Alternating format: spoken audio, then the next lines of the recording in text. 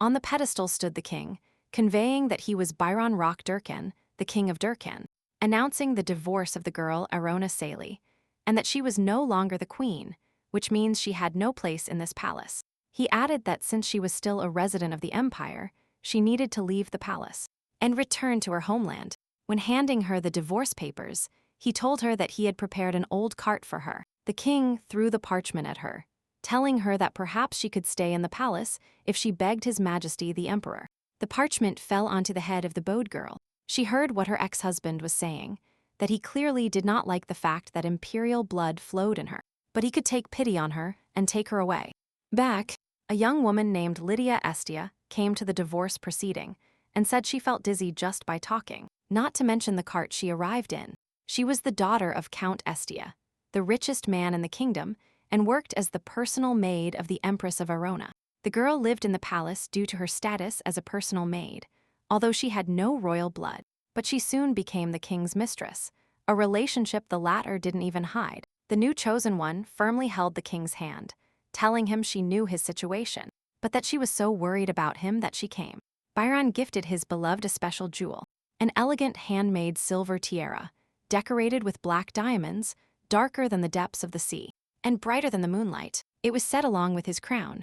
The jewels used for the decoration were the dowry of the former queen. No one expected such an act from the king.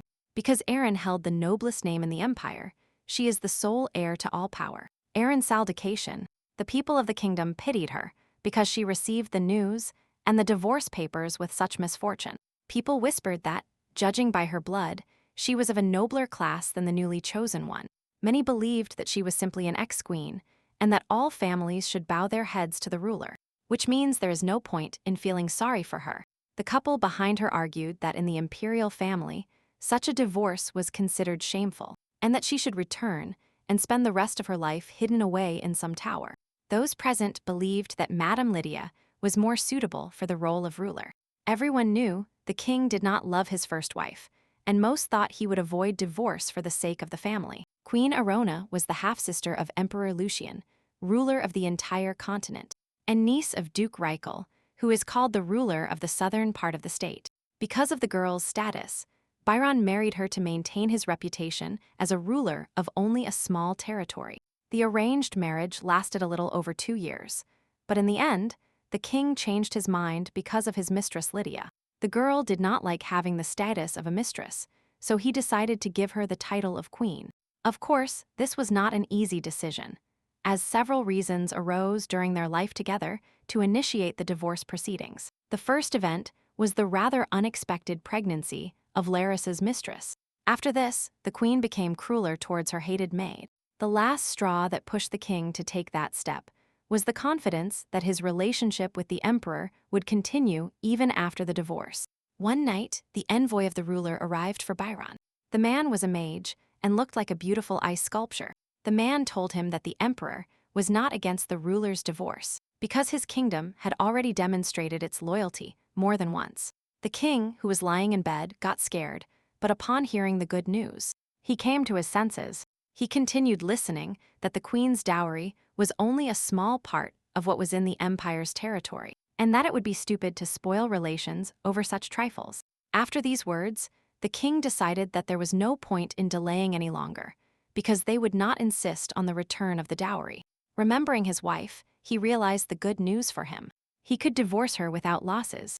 Now Byron was with his new chosen one, rising above his ex-wife. He said cheerfully that it was time to end this, but initially he didn't have that desire. The king added that if she had been a little smarter, it wouldn't have come to this.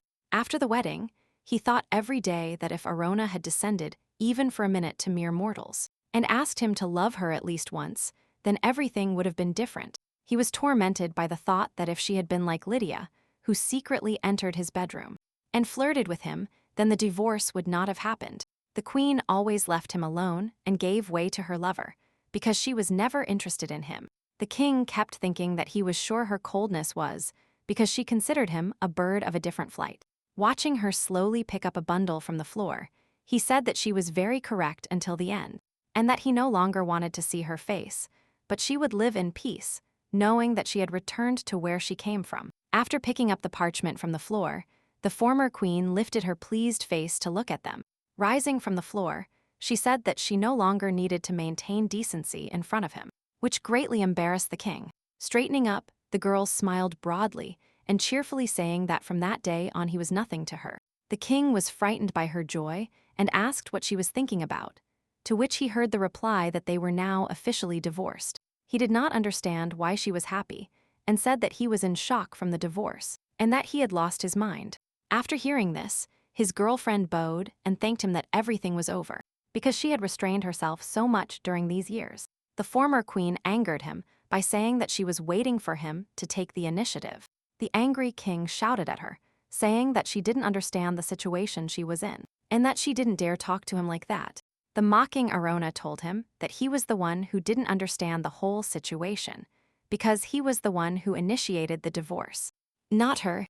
Noticing his frightened face, she thought that in all these years she had never seen such an expression on his face. The king continued to stand firm and said that she was in great shock and that he had a feeling she hadn't understood him. The girl turned to the crowd and called Bella, asking her to come out and convey the emperor's words to the king. The guards guarding the ceremony hall stood up and thought the girl had gone mad from shock. But suddenly, a strong wind arose in the hall. Everyone in the room was frightened by the unexpected appearance of the young man. The guy had skin as white as snow, hair as black as a wolf's mouth, and silver eyes that absorbed everything around him. A perfect face created by the gods. The king quickly realized, as soon as the smoke dissipated, what kind of person had appeared so unexpectedly. It was the king's messenger, who visited him one night with good news. Out of fear, the king shouted why the emperor's envoy had come to them at that moment, to which he heard the reply that they were ordered to appear. The guy added that he himself did not know the envoy or the emperor's assistant, and he asked if they hadn't heard the empress call him.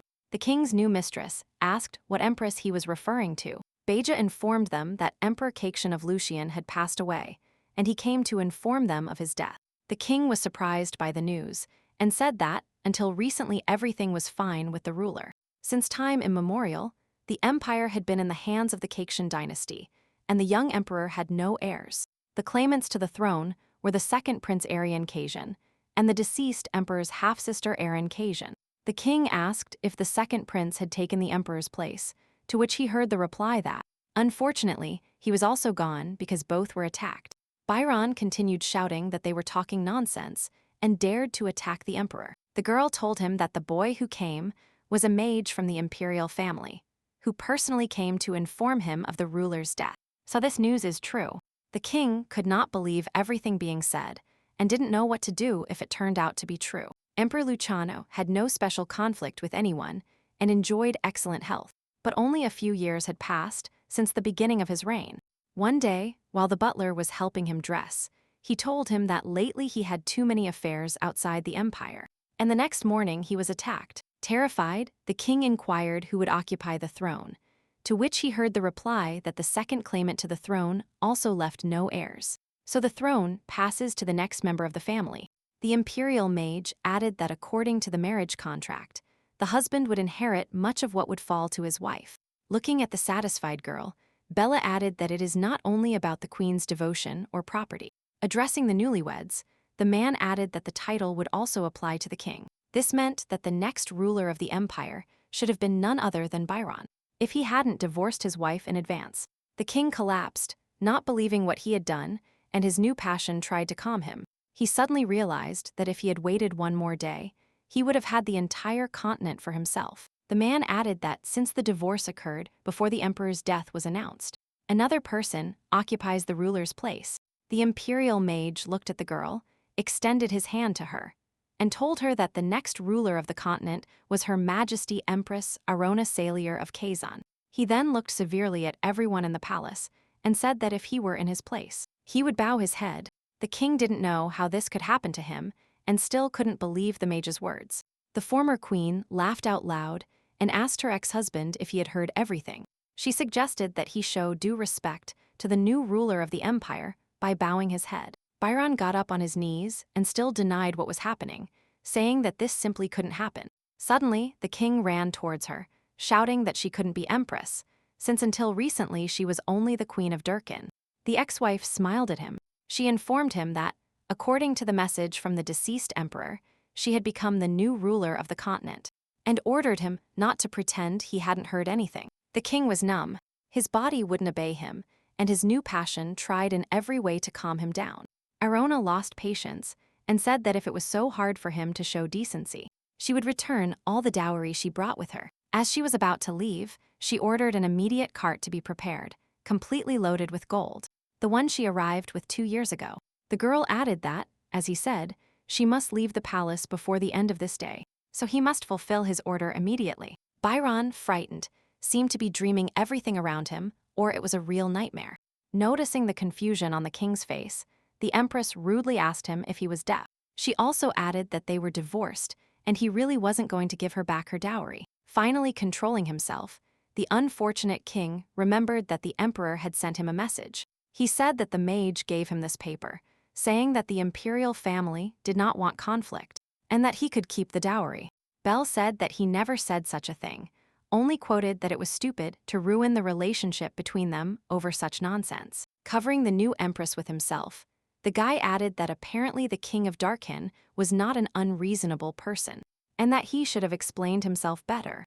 Looking severely at Byron, he said that if he wanted to keep his head on his shoulders, after the divorce, he must give back the dowry. The king was speechless again and opened his mouth wide, unable to find words to reply. He fell to the floor again, losing his last strength, which greatly frightened his pregnant lover. Now Arona stood above these fools, ordering that in 1 hour in front of her, there should be a cart filled to the brim with gold. And if they didn't have enough treasure, then the jewels from the walls and royal ceilings would have to shine. And if this wasn't enough, then they would melt down all the jewels and swords of his guards. The king tried to stop her, but the new empress added that even if there was still empty space, after his throne and crowns were in the cart, they would have to cut Lydia's hair, and her hair to fill the void.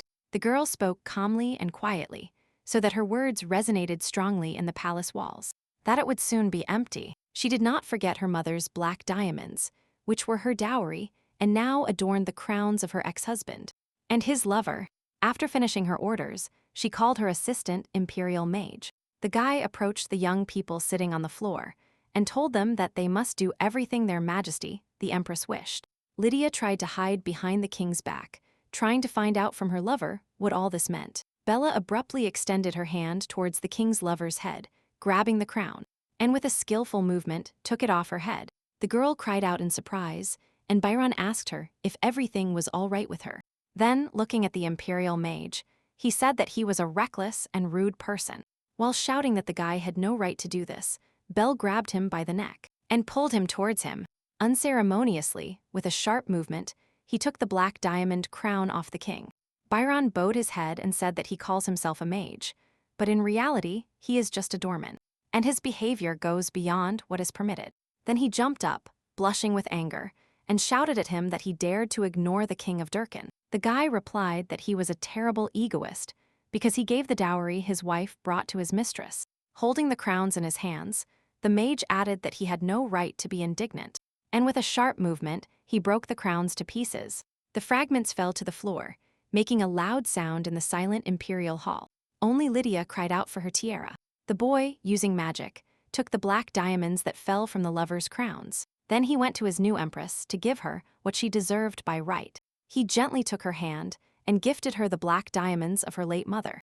With a sparkle in his eyes, the imperial mage asked her if he had completed his task well. The girl touched his face and told him he had done a good job and suggested he leave the palace, saying that she didn't want to see those stupid faces anymore. Leaving the palace hall, she said she couldn't wait to see what she had inherited. Arona remembered how one night she looked out the window overlooking the imperial palace. Lucian held her hand tightly and told her that this was her palace and her empire. He then added that, as ruler of the entire continent, her life also belonged to him, and told her to forget everything she dreamed of and not even count on the throne. Looking angrily at his half-sister, he reminded her that she was a helpless creature over whom he had power. After the death of the previous emperor, her half-brother Lucian locked her up in a small tower of the palace, and upon reaching adulthood, the girl was supposed to marry the king of Durin. Their union was just an advantageous marriage, where there was no room for love, because her new husband was happier about her dowry than about her. The most important thing was that thanks to the engagement, she managed to leave that small tower and gain at least some kind of freedom, so she turned a blind eye to Byron's changes, because it seemed to her that she could endure such humiliation, seeing his face only once every few days.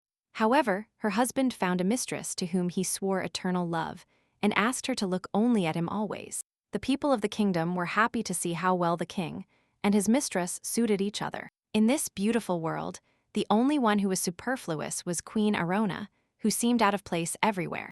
Holding the glasses in her hand, she heard Lydia's mocking voice saying that the king had told the queen to wait and hold his glasses. Clinging to him, the mistress said that he had promised her the first dance with him. Byron, mocking his wife, recalled the promised dance with his new passion. He added that his wife should hold his wine glasses and wait a little. Smiling maliciously, the king said that he didn't even think she would actually have them in her hands, because normally you can't force her to do something like that. The mistress pointed out that most likely the queen doesn't know that His Majesty hates hot drinks since childhood, and that she will have to cool them down. Lydia was the queen's personal maid, the king's first love, and his mistress. And to keep this girl close to him, he appointed her maid immediately after the wedding. After giving the glass to the one in harmony, Arona said she felt unwell and would go rest because of it. Her husband's new passion said that the queen shouldn't think they disliked her company, but that if she wished so, she could leave. After these words, Lydia ran to the throne's seats and sat directly in the queen's place. The king added that there were no more seats and that the true queen would have to remain standing, which must be incredibly difficult. Returning to her chambers, the girl couldn't believe she was married to such a fool. Walking quickly through the hallway, she couldn't understand at what point everything had deteriorated so much. Arona started remembering how on their wedding night, the king left in search of Lydia's company. The next day, he made up stories about their wedding night and said he saw nothing special in his wife. Smiling satisfied, he told the guards that in his opinion, she was the worst of all. Hearing his words, the queen became furious. She didn't understand how he could say such a thing. The next day, he said he had entrusted Lydia with the management of the castle's domestic affairs, and that if Arona needed anything, it was necessary to obtain the approval of her lover. A week later, the queen accidentally stepped on her new passion's skirt, after which the king pushed her, yelling that his chosen one might fall. Upon reaching the room, the girl tried to get rid of her memories, realizing that he was a fool from the start, and will be until the end of his days. But she was willing to endure all the mockery and insults, just not to return to that small tower. Her half-brother hated her since birth, because her mother was Empress Annabelle, and for some time, she lived in Reichel's duchy. Her father had a weak body and died shortly after her birth, so she was supposed to live peacefully with her mother's relatives. As soon as the elder brother took the emperor's place, he immediately locked the girl in the tower. That's why she tolerated all of Byron's antics. No matter how stupid he was, everything was better than living locked up. Her mother received black diamonds as a gift from the emperor when she was a teenager. These stones were very famous in secular society and became part of the dowry she brought to Durkan. As soon as the girl saw them in the tiara of her husband's mistress, she felt overwhelmed by overwhelming anger. Over time, anger gave way to fear, because Count Sti, who saw his daughter in a tiara next to the king, decided that his little one could become queen. They began to attempt Arona's life. There was often poison in the food, and assassins suddenly attacked, sneaking into her room through the window at night. She was truly scared. That's why she couldn't stay calm in her room. And over time, this castle ceased to be different from a small tower. Taking a deep breath, the queen knew she couldn't stand it anymore, but she didn't know what else she could do. Opening her room door, the girl saw a snow-white leopard lying on the carpet of her room. Arona was dumbfounded, trying to figure out what the animal was doing in her room, and if it was an attempt on her life. The snow-white leopard quickly moved its ears when it heard the girl's approaching footsteps. She looked at him with admiration, noting to herself that it was the first time she had seen such an enormous animal. And beautiful. Standing at the door, she silently admired the beauty of the animal that had appeared out of nowhere. The leopard growled in its sleep, and the girl realized that it was still dangerous, and decided that her head ached due to fatigue. Arona decided to go out into the hallway to ask someone for help, but suddenly the leopard opened its eyes. The queen only had time to think for a second that her life would be cut short so quickly. The cute animal threw her onto the floor, and once on top, growled right in front of her face. Closing her eyes, the girl tried not to think about the fact that sudden death would overtake her. A few seconds later, it was no longer a leopard rising above her, but a beautiful young man. Lying on the floor, she looked the stranger up and down, trying to figure out who he was. She realized that the mysterious stranger was a high-ranking mage, capable of transforming into a divine being. The guy severely asked her if she was Arnoa Saldakaisian or not. Moving away from her, he put his hand in his jacket and pulled a small package from his pocket, saying that the conversation would be quick. It turned out to be a letter from her friend, saying that if she wanted to leave the kingdom, he would gladly find a reason to curse him. The mysterious sender turned out to be the mage Anakin, who did everything possible to help his friend in a difficult situation. The dark-haired man said that they met at the academy and suggested she read the letter to the end. The note said that the emperor and his heir had been brutally murdered, and that her friend had sent her a gift in the hope that she could take advantage of it. At the end of the letter, he sincerely wished her good luck and told her that he was waiting for her at the imperial castle. The girl's hands trembled when she learned that both her half-siblings were dead, which meant that her stupid husband could take the emperor's throne. Sitting in a chair, the girl couldn't believe that both heirs died so unexpectedly for the entire empire. Of the imperial family members in the direct line, only she remained, to whom the empire was supposed to pass. 2 years ago, she married King Durin and swore that everything she had, and all the titles belonging to her, would pass to her husband. At that time, the emperor had an heir, and she could not think that the title would pass to her. Imagining that her idiot husband could become emperor gave her a headache. The mage who had been watching her the whole time asked her if she was close to her brother, because she seemed more angry than upset by the news. The girl apologized to him and told him that she had too many thoughts in her head right now. Upon understanding what was written in the letter, it remained a mystery to her what gift her friend had prepared for her. Not finding an answer, she decided to ask the messenger what kind of gift Anakin's note referred to. The guy was also perplexed because he had to buy something before going to her. Sitting across from her, he asked her if a gift would really console her, to which he received the answer that it was written in the letter. Radiant with dissatisfaction, the mage said that he hadn't been given any gift to deliver. Reflecting on the situation, she thought that her friend could not send such a meaningless message. And a powerful mage, looking at the stranger, she asked him why he had come to the kingdom, to which she heard the answer that good people fulfill the requests of their friends. The queen was stunned by such a phrase as good people, because if you believe Anna Keen's words, then there were no mages in the academy who could call themselves good. To get something as a mage, you have to pay an exorbitant price. The mage began to say that he had his own reasons, to which she guessed that he had made a bet. She hit the nail on the head, because his face was sweating from not understanding how she saw through him so quickly. Arona continued looking at the boy sitting across from her, recalling all the stories about mages she had heard from her friend. The girl remembered that if someone calls the mage by his full name and offers him a bet, he must accept. This was an unbreakable rule of mages. But of course, a bet cannot be an easy matter, even if the names of the mages are long and confusing. But even if a person overcomes this difficulty and makes a bet, most people lose the bet, as a consequence of which they die or are deprived of something. Her friend was not one of those who could easily take someone's life and make an impossible bet. Thinking about the letter, the queen asked why her friend made a bet with the mage. The guy replied that he had no idea and asked her what she thought about it. Anakin's letter announced the emperor's death, because this was the responsibility of the owner of the Mage Tower. His thoughts left no words like gift and good luck, because there was nothing good in it. Finally, the girl realized that the stranger sitting across from her was the owner of the Mage Tower. The guy added that their mutual friend was not lying when he said that the emperor's half-sister was very smart. He then said that, since the emperor was dead, he should notify the next heir, and asked her where he could find Byron. She realized that Anakin had made a bet that the main mage would meet her first. The girl asked him if he could help her, to which he replied that calling the mage by his full name was not enough. The queen invited him to make a bet, to which the stranger asked her how she knew the name of the owner of the Mage Tower. Unexpectedly for him, she loudly said that his name was Belkariana's Diane Asgal Rupaleshan Furchin Nerdy. The mage was surprised to know his full and complex name, and to be able to pronounce it correctly the first time. But the smiling girl repeated his name, saying that his name had been shortened to Bell. The guy quickly realized that his mutual friend had written his full name in the letter. And the queen didn't stop and offered to make a bet with him. Getting up from the table, she said that she didn't want her husband to inherit the imperial throne. Smiling predatorily, she added that she wanted the victory to be hers alone.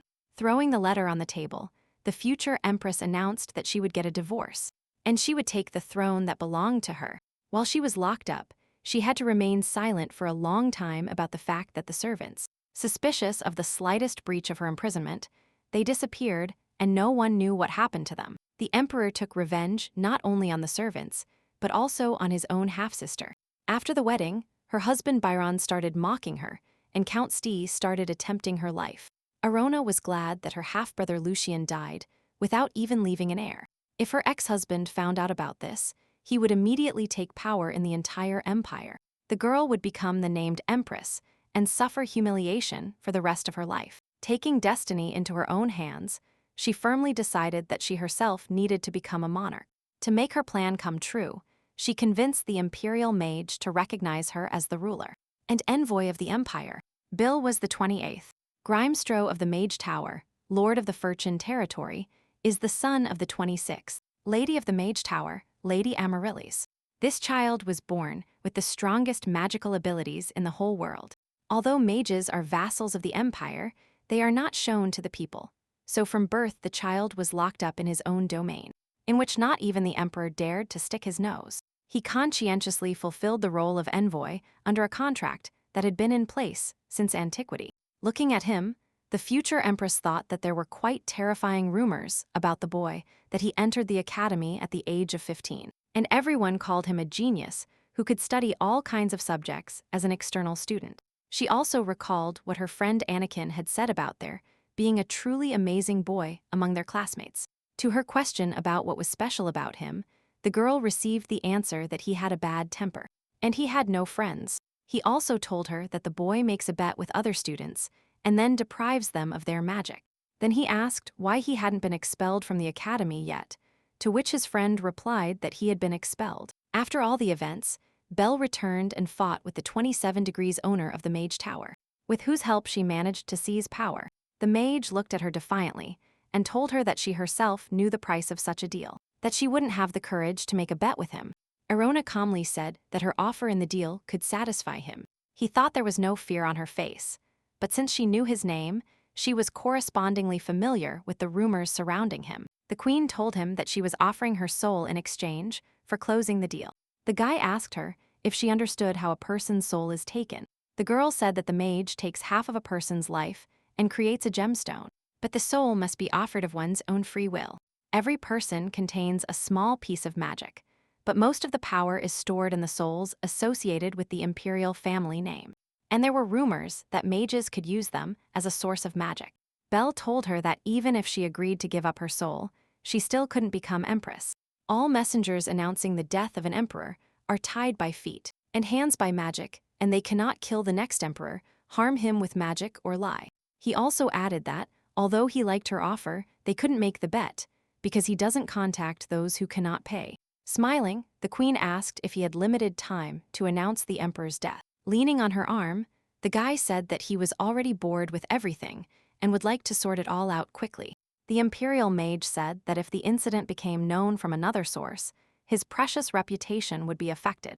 Arona asked him to give her only a month, but during this period, he should never inform Byron about the emperor's death. After asking him what he was doing, Belle received the answer that he was going to divorce her during this time. Then the girl added that if she divorced the king, she could gain rights to the throne. Otherwise, she could give him half of her life for the gem. The future empress said that if she wins, the imperial mage will become her envoy, and he will have to follow her instructions. The guy, dissatisfied with this option, asked what the point of the bet was, and, since she was making a bet with the owner of the tower himself, he would like to receive something in return. She replied that for her, it would be enough that no one saw how her pride was broken. In summary, the queen said that if they made a bet, he would have to postpone the announcement of the emperor's death. The girl also calmly added that if he wants to take her soul, he must help her survive. Imagining how coldly she would mock her husband's mistress, she allowed him to do all sorts of madness. The guy obviously liked this proposal, because a spark of interest lit up in his eyes. Sitting across from her at the table, Belle said that she managed to interest him. The future empress was satisfied with herself, because now she had the opportunity to escape from imprisonment in the castle. She once visited a theater, on whose stage a serious battle unfolded between two girls. The blonde pulled the redhead's hair, shouting that only she could be with the king. Crying in pain, the redhead informed her rival that she was pregnant with the king. And at that moment, the culprit of the dispute himself ran onto the stage and tried to chase away his mistress. Seeing the whole performance, Arona thought that the future of Durkan's art world was quite dark, because they performed a play in which they mocked her. Byron and Lydia thoroughly enjoyed the performance, applauding the actors on stage. Looking back, she saw Count Estia, and thought that he was furious because of his desire to make his daughter the sole queen. The theater owner who appeared on stage said that all coincidences with people and real events were an accident. Seeing how everyone in the hall was discussing the play, the girl remembered that some illegitimate son of Count Estia was responsible for all the plays. The film editor came onto the stage, bowed to the audience, and the queen realized that it was him. The king got up from his seat, walked up to the stage, and asked the actors to come closer. He thanked them for their work and added that he liked the sparkle in their eyes. Looking back, the king expected to see his wife's angry face there, but instead saw calm. He decided to mock her and asked her which scene she liked the most. Then Byron proposed an even more absurd idea. To play the role of his wife in the play, the poor girl wanted to sink into the floor, just to never see him again. Everyone in the hall watched how the king mocked his wife. The girl decided it was useless to argue and asked the actor, who was also the editor of the play, for help. The guy good-naturedly agreed to help her, and her husband said that she hadn't taken the initiative in a long time. He turned to the actor, whose name was Rick, and told him to come closer to her. When he was already very close to her, he began to feel very embarrassed, which did not escape the girl's sight. The queen, with a cold smile on her face, told him to come even closer to her, and she held out her hand to him. She touched the young actor's chest with her hand and began to play her role. Flirting with him, Arona said that he was the main handsome man of Durkan, and this is how the one she had imagined in her dreams for so long was. Confused, Rick thanked her in a trembling voice and tried to step back a little. All the ladies in the hall started whispering among themselves and looked at their queen with fear. Even the king's mistress looked fear in the eyes as her rival acted in the play. The king was indignant at her words, that the actor looked like a true nobleman, and that everyone present should bow their heads to him. After a long pause, the queen stepped on Rick's foot, reminding him that it was his turn. He told her that purple belongs only to kings, and that there is no one more worthy than the one married to a crown. After which, the girl took off the ring with the violet stone. She put her ring on the actor and said it suited him much better than anyone else in the audience. Looking at him cheerfully, Arona informed him that he could consider this a sign of sympathy. After which the girl mysteriously said that in the play her name was Irina. She apologized for her slip, bowed to everyone present, and announced the end of the play. All the theater guests decided that the queen had gone mad, and the king looked angrily at his wife. The girl told the actor that the sapphire ring was a gift for him and thanked him for the wonderful performance. Looking at the gift, Rick shuddered, because purple was the color that symbolized the royal family, and no one, except the ruling dynasty, dared to wear it. Silent whispers ran down the hall that the queen had gone mad, and that she had decided the actor was her lover. Hearing the words everyone around her said, the guy asked her to give him back the ring. Lydia tried to intervene, saying that the actor didn't put on these jewels of his own free will. Byron pushed his lover's hands away and said he didn't want to hear anything. Pointing his finger at Rick, he shrieked and ordered the guards to take him away right at that moment. The frightened actor shouted to the king to have mercy on him because he was not guilty, and he asked for forgiveness. Arona noticed that the king was looking at her angrily, and his face was red with rage. The girl thought it made no sense to look at her like that because no one would dare to touch the queen. Seeing the calmness on her face, Byron quickly left the theater, completely forgetting about his mistress.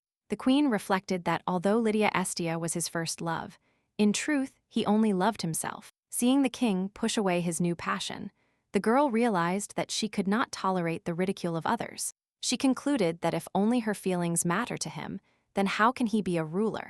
Holding her head high while leaving the hall under the gaze of the audience, the future empress thought about how much her pride was hurt. But she also decided that she would not divorce him because of this. With her head held high, she left the hall, proud of herself for being able to anger her own husband. During lunch, Byron read a newspaper that stated the actor was the main attraction of Durkin, and that the purple color suited him well. The angry king threw the newspaper away and shouted loudly that it contained complete nonsense. After poking the meat with a fork, the queen realized that he himself had invited her to play the role of queen in the play. Covering her face with her hand, she said that since she called herself his wife, she should act appropriately. He added that she doesn't know what it is to be a queen, even though she grew up in the imperial palace. Arona smiled and kindly commented that she could not forget these things and that she always remembers them. In a stern and cold voice, she added that she needed to go crazy, like in the play, and attack Lydia. The king and his mistress did not expect such a sudden outburst from his wife at all. Hearing this, the king jumped up, slammed the table, and said that she had no right to insult his new passion, to which Lydia tried to calm him down, saying that the queen was a little more emotional today, and that he should not pay attention to her. Sue. Then the girl took a fork with meat, said that it was her favorite dish, and invited her lover to try it. Seeing his first love, the guy said that she was a beautiful angel in person. Taking the fork, the king offered to feed her, to which the mistress closed her eyes and opened her mouth wide. After receiving a tasty piece of meat, Lydia said the dish was excellent, after which she looked with an arrogant smile at her rival, who had been watching them this whole time. Noticing that they were being watched, the queen smiled wickedly but said nothing. The girl calmly got up from the table and quietly said that she needed to say goodbye urgently. Leaving the dining room, Arona thought that the dish must be very tasty because she added contraceptive medicine to it. One day, the girl remembered how once, when she was still a child, she went to her mother, who told her that she needed at all costs to find a devoted person to whom she could transfer all her worries. Then her mother asked her if she was old enough, but Arona told her the answer was no. The woman continued to ask if she had a lot of money like her uncle and father, to which she also received a negative answer. Bringing her finger to her lips, she told the girl to listen to her carefully, that whatever she decided, and wherever she went, she first needed to find someone who thought she could help her if necessary. The girl asked her mother if she needed someone alone, to which she heard an affirmative answer, and advice that the person should be smart. The woman patted her daughter on the head and told her that she could pass all matters on to him, but that she first had to make sure that he would never betray her. She added that only in this way can a weak girl survive in this world. Now, sitting across from the imperial mage, the girl realized that her mother was right. The guy asked her if, by this logic, she had chosen Dr. Rude's. The queen said that to survive in a difficult kingdom, where many dangers awaited her, she had to find someone to trust, and her choice fell on the man who had saved her from poisoning more than once, and had taken care of her health. Remembering her doctor, she sincerely thanked him for helping her contain the attack of her enemies. Dr. Rude's was very lucky to be in the right place at the right time, because thanks to her, the queen was still alive. The girl came from a rather large, poor family that needed her work and income. The mage asked if the royal doctor really needed anything, to which he received the answer that she was only an apprentice of the royal doctor. Moreover, Rude supported his mother with a terminal illness and his younger brother and sister. The queen paid him quite generous rewards for saving her life more than once. Arona thanked him once, but the contraceptive for Lydia that she made him. The doctor was surprised that his mistress was no longer worried about her pregnancy. The queen said that if she had any indication of pregnancy, that she could fully believe she would worry. She asked Dr. Rude's to diagnose her new love with a pregnancy in 3 weeks. The imperial doctor's apprentice said that she would prepare a medicine that would make her mistress think she was pregnant. And my memories were interrupted by Belle, who told me that she turned out to be much smarter than he expected. The girl was pleased with the compliment and said that he had told her she was a genius. The guy was interested to know how the girl was still alive, because more than once there were attempts to poison her. The mage pointed his finger at her and said that not only the doctor did a good job here, but also herself. Pointing her index finger at herself, the queen asked if he really meant her. Arona shouted loudly so that he wouldn't exaggerate her merits, but deep down in her soul, she was pleased with such gratitude. The imperial mage got up from the table and said that it was already quite late, and it was time to leave. Walking up to the window, he sat on the windowsill, to which the future empress shouted where he was going. The guy, without thinking for long, jumped from the window to the floor, which greatly scared the queen. But when she saw that he was fine, she thought that he came and went as he pleased, and that not even stray cats did that. Once in the forest, Belle sternly spoke to the raccoon about how slow he was. The animal listened, fascinated to the instructions the man gave it to move faster. After which, instead of a raccoon, a red-haired boy with bright blue eyes stood in front of the imperial mage. The young man who appeared said that it was already offensive because it had been so long since they had seen each other, and his friend greeted him with these words. Belle sternly noted that only a couple of days had passed, to which he heard the answer that these were the longest 2 days in the red-haired boy's life. Sternly looking at his friend, he ordered him to report the information he had brought. The former raccoon told him that he had brought a message from Furchin, where a boy from the Rupin family had developed symptoms. Imperial Max reported that he knew this information and asked if there was any other news. The red-haired boy delivered the news about Queen Erin, who during his absence managed to destroy an entire theater troupe. Belle could not believe his words, so he asked several times if he had really heard that he had heard an entire troupe of actors in 2 days, to which he received an affirmative nod. The informant added that, in his opinion, the girl is much more dangerous than she first appears. Having heard all the news, the imperial mage asked the boy if he had brought the artifact, and he began to watch him trying to pull it out of his pocket. The red-haired boy gave Abel a compass and told him that Anakin gets good artifacts as soon as they appear. Taking the thing in his hands, the mage activated it and saw what happened to the theater company. Upon learning the whole situation, he smiled satisfied, clearly pleased that the girl was so cunning. The red-haired boy was delighted with the artifact, talking about how incredible it was. It turned out that, in the form of a raccoon, he was able to sneak into the theater and see everything happening with his own eyes. The boy added that this was not just an accident, but a well-thought-out plan, for which the imperial mage noted that the girl was quite capable. Bella thought that Arona was much more suited for the role of empress than the stupid Lucian. The red-haired boy heard strange sounds coming from the royal castle. He asked Lord Belcarianas if everything was all right, because 4 mercenaries broke in through the open window. The imperial mage quickly realized that we were talking about the future empress's window.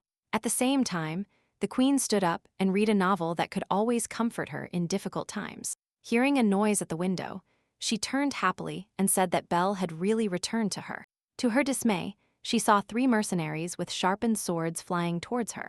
The future empress, frightened, dropped the book from her hands, which immediately got stained with blood. Suddenly, all the mercenaries were suspended in the air and could not move because they were enveloped by Belle's magic. The imperial mage said that it seemed the royal guards were not doing their job well.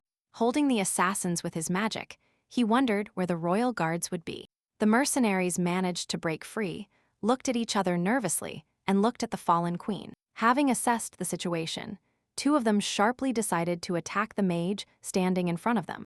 Belle started casting a spell again, but he was already putting them in an ice block. Thinking at the same time that there was no need for questions, everything was extremely clear. Seeing how the intruders were gradually freezing, the guy decided that they were the guards, because their swords betrayed them and they were happy, and easily broke into the room on the 3rd floor through the window. He finally added that the guards had abandoned their posts that night to attack the queen. After dealing with the mercenaries, Belle noticed that the future empress was trembling like a leaf. He approached her, asked if she was injured, and thought what kind of queen she was. Taking her hand, the guy heard that Dr. Rudes would help her, but ordered her not to move, and healed her with healing magic. Getting up from the floor, the imperial mage asked if Count Estia was involved in this. Because for his selfish desire to put his daughter on the throne, he was willing to do anything. Without waiting for an answer, Bella said that it would be much easier to get rid of the king. He leaned towards her and added that if you kill him the same way as his 2 half-siblings, then everything will be resolved much more easily.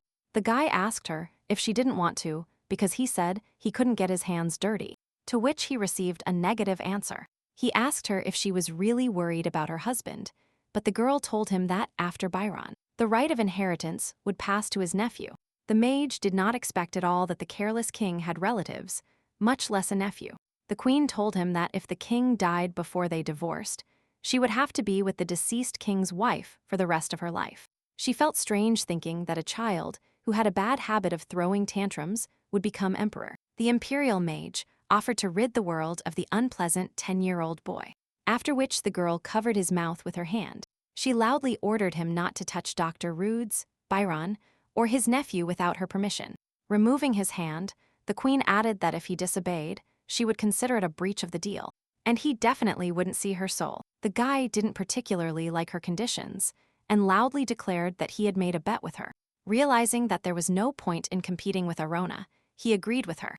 But he offered her a condition. Belle pulled a necklace out of his pocket and handed it to her, to which the girl noticed that there was a cat's eye set in it. She asked him why he was giving her such an object, to which she heard the answer that it was a paired artifact that contained magic. While one part is in one of them, the other can see and feel everything that happens to the first. Then, the imperial mage put the pendant on the future empress, ordering her not to take it off under any circumstances. Taking Cat's Eye's hand, she shyly thanked him for such a strange gift. A noise was heard behind the doors, and after a while they heard the guards rushing into the room. Getting up from the floor, Belle noticed that they regained consciousness after quite a long time. Fearing that they might see the boy, he told him to turn into something and hide. A second later, several guards burst into the queen's room and asked if everything was all right with Her Majesty. The queen looked coldly at the newcomers. Her gaze said that she condemned them with her whole soul. The guards clearly did not expect that their mistress could survive such an attack. But trying to look calm, they said that they had found traces of an assault on her window. Arona glared at them and said sternly that she was fine. But for some reason, she felt that they were completely incapable of coping with their responsibilities. Suddenly, everyone heard a strange sound, and the guards quickly began to unsheathe their swords. The queen tried to stop them, shouting that they were nothing more than birds on the balcony. Everyone in the room turned at the mysterious sound and were pleasantly surprised by who was making these sounds. In front of them, on the carpet sat a small furry kitten, whose color was like that of a snow leopard. In another part of the empire, a castle was being taken, in which the girl Roxana participated. Her fiancé was taken hostage, and he tried to force her to abandon the besieged fortress. The knight's demands were simple. If she didn't want them to kill her fiancé, that is, the terms of the peace treaty were worth considering. The redhead girl thoughtfully looked at everything happening around her. With a cold expression, she pulled the string of her bow and aimed directly at her boyfriend. The guy who was being held hostage asked her to think carefully and save him. The arrow she shot flew straight to his neck, causing her fiancé to die immediately. During all this time, the knights holding the boy decided that she was completely insane if she could kill her lover so easily. Roxana sternly looked at everyone and ordered her knights to finish everyone in this castle. Upon returning to the castle, Roxana immediately went to her father, Duke Isilier, who told her that they would not accept the proposal for a peace treaty. Sitting across from him, the girl replied that these fools understand nothing and drank wine. Bringing the glass to her lips, she asked her father to find her a better boyfriend than that idiot. He assured Silier that she had nothing to worry about and that he would do everything in the best possible way. She asked how the attack on Emperor Luciano went and when her brother would ascend the throne. The father put down his glass and said he only wanted to talk to her about it because everything had gone wrong. He said that the brat, Arian, also lay down. They didn't count on the fact that he would be stupid enough to swallow poisoned food. Roxanne squeezed her glass even tighter and said that this simply couldn't happen, to which she heard her father reply that everything was exactly so. Jumping off the sofa, she shouted loudly that they had planned everything carefully and how dare he die in such a ridiculous manner. Isilier asked her to be quiet and told her that this was just a small misunderstanding and that they just needed to adjust the plan a bit because one fool on the throne would be replaced by another, and she had nothing to worry about. Once under control, his daughter realized that the rights to the throne would now pass to King Durkin. Her father agreed with her and said that Emperor Aaron's daughter gave up all privileges 2 years ago, but now she will have to become empress. He added that she could never compare to his daughter because she was just a weak girl and delicate. Looking at herself in the mirror, Roxana thought about who the late emperor's daughter was. She didn't believe she was so weak. Approaching his daughter, Isilier told her to remember that she was his daughter and that his blood flowed in her. Looking at her in the mirror, he said she was the most excellent girl on the entire continent and worthy of becoming the future empress. In a low voice, the man said that direct kinship is not necessary for inheritance because his Isilier family was originally much nobler than the imperial one. Her father imagined that the throne, which he couldn't get, would definitely go to his daughter. The redhead girl reasoned that the tower owner must have conveyed a message, and King of Durkan would soon learn the news. The man confirmed that Byron most likely already knows everything, but he can't even imagine how hard it is to sit on the throne. Touching his reflection in the mirror, Roxana said that she needed to make the fool Durin understand the difference between the king and the emperor, and in whose hands the real power lies. Elsewhere in the empire, in the kingdom of Durin, 3 maids were commenting on an incident that happened in the theater. One of them suggested that the queen had inflamed feelings for Rick Tabian. The second girl said that no one knew what emotions were hidden behind her arrogant face. Lydia listened to them attentively, and at the end of the conversation added that these were just vile rumors. She said that the queen still didn't understand how to behave in her kingdom, and that they, as maids, should teach her to behave correctly. The greenhouse doors opened. The mistress turned at the sound, thinking about who dared to enter her greenhouse. Arona approached them and told them how they could enjoy the tea ceremony in her absence. Everyone except Lydia got up from their seats to greet the queen when she entered. The new passion said that Her Majesty still decided to join them. She also added that the queen could have warned them and asked them why she opened the door with her own hands. Arona replied that she had received an invitation, but the door was locked, and she had to open it herself, to which she received the answer that, in that case, she should call the servants. The future empress ordered her to take care of those servants who brazenly wiped their skirts in the greenhouse. Sitting on a chair, the queen thought that her lover was clearly her father's daughter, because she repeated the same thing over and over again. The attempts of these two to humiliate or kill her were always the same. The daughter often invited her to a tea ceremony. Supposedly, she wanted to treat her with strange food or point out her flaws. Sometimes she gave her a dress that was out of fashion. To mock her, Lydia now asked her mistress if she went out anywhere in the outfits she gave her, because she put a lot of effort into finding something suitable for her. The queen rudely replied that she did not want to go out in them, to which she heard the maids shout about whether she was really saying she had no taste. Arona confirmed her guesses, saying that she would never develop taste and that she regretted that the poor thing never achieved it. She added that her mistress could understand it for herself if she only had to look at her country dress.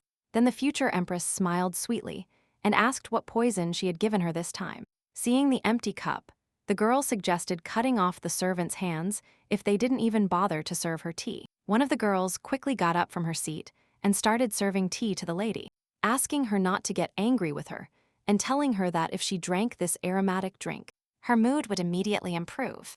Arona brought the cup to her face and realized that they had stained something in the cup. Because the color of the tea had changed dramatically, 2 satisfied maids watched their queen drink her tea and said it left a sweet aftertaste. Taking the cup away, the girl said that if they liked this terrible drink, then apparently she had problems with her taste buds. Lydia smiled satisfied, brought her a cup of tea, and said that she was worried that the queen had become less perceptive. She then caustically added that Her Highness only loves girls who are smart enough. Arona abruptly got up from her chair, holding a cup of spicy tea, saying that her dear servant was taking care of her, and that she should pay her for her kindness. The girl grabbed her husband's lover by the chin, trying to open her mouth as wide as possible. She brought a cup of tea to her face and ordered her to drink its contents to the bottom, because this is how she expresses her gratitude for such a loyal servant. As she opened her mouth, the future empress slowly began to pour spicy tea into her. When the liquid ran out, the queen moved away from her, while Lydia choked and tried to wipe the residue from her face. She didn't immediately realize that a burning pain pierced her tongue because the tea was incredibly spicy. While the 3 girls tried to figure out how to alleviate the suffering of their pregnant mistress, Arona poured herself some tea. Realizing this, the new passion quickly snatched the cup from her hands and began to eagerly absorb the drink. After finishing it to the end, she realized that it was still the same tea from the same teapot. Observing everything that was happening, the queen noticed that apparently the tea was to Lydia's liking. The king's mistress's mother burst into the greenhouse shouting about what was going on there. Seeing her daughter, she quickly ran to her, trying to calm her down and find out all the details. Looking at the woman who entered, Arona thought that her mother, Countess Estia, had arrived. Hugging her daughter, the woman loudly asked who had brought her to this, to which she heard that it was her queen. The wicked countess sharply turned towards Arona and asked what she allowed herself to do. The girl replied that he simply invited her to delicious tea and that this was the reward her daughter deserved. The mother was uneasy and kept shouting that she was not only lying to her, but also to herself because she was forcing her to drink tea. Why did she approach her and tell her that a member of the imperial family should be ashamed to behave like this, and that, since she made such a mistake, she should be punished? The queen held out her palms to the countess to receive her punishment because she had already made her move.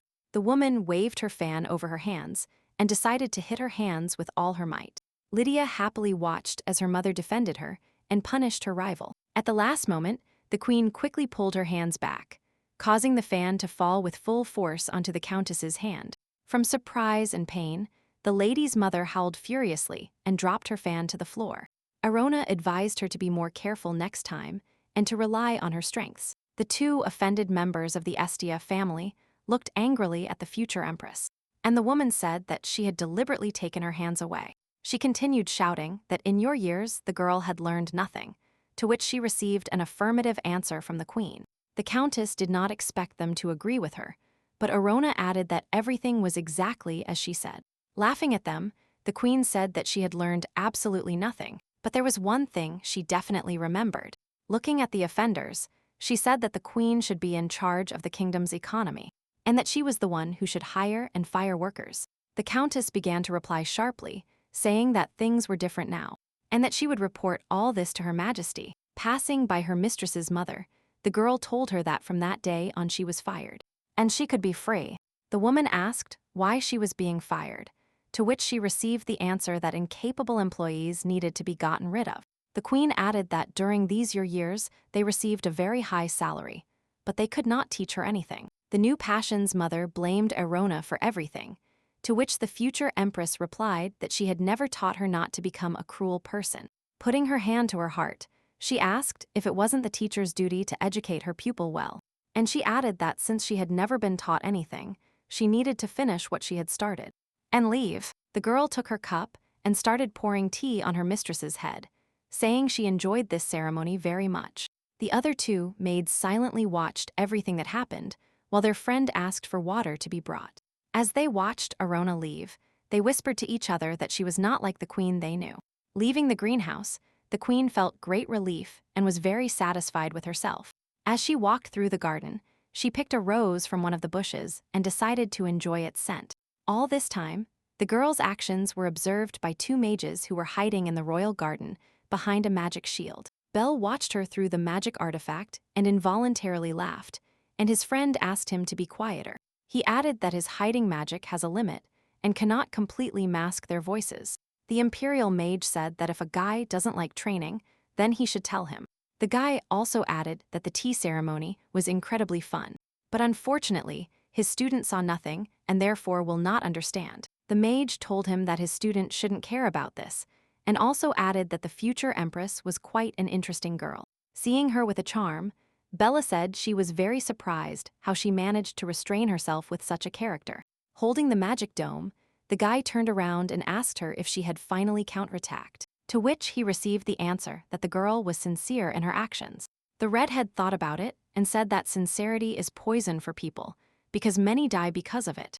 The imperial mage said that the queen definitely has some kind of hidden plan. His student asked what benefit there was for them, which surprised his teacher. He then added that he really didn't want to win the bet and get her soul. The accomplice asked Abel if he and the future empress really made a bet, and if she divorced, the mage would receive her soul.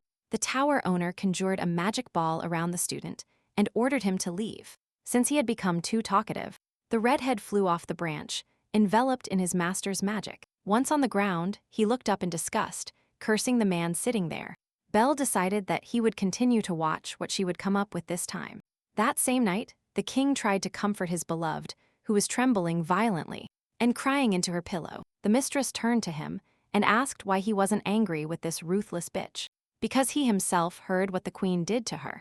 Byron, enraged, declared that he would do everything possible to punish his wife.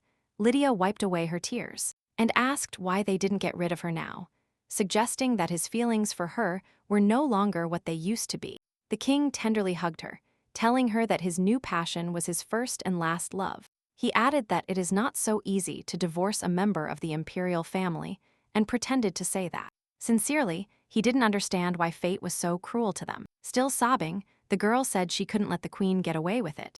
Touching her face, Byron said he wouldn't let her be like that because she made her cry. He assured her that at the next spirit festival, his wife would understand the grave mistake she made in hurting her beloved.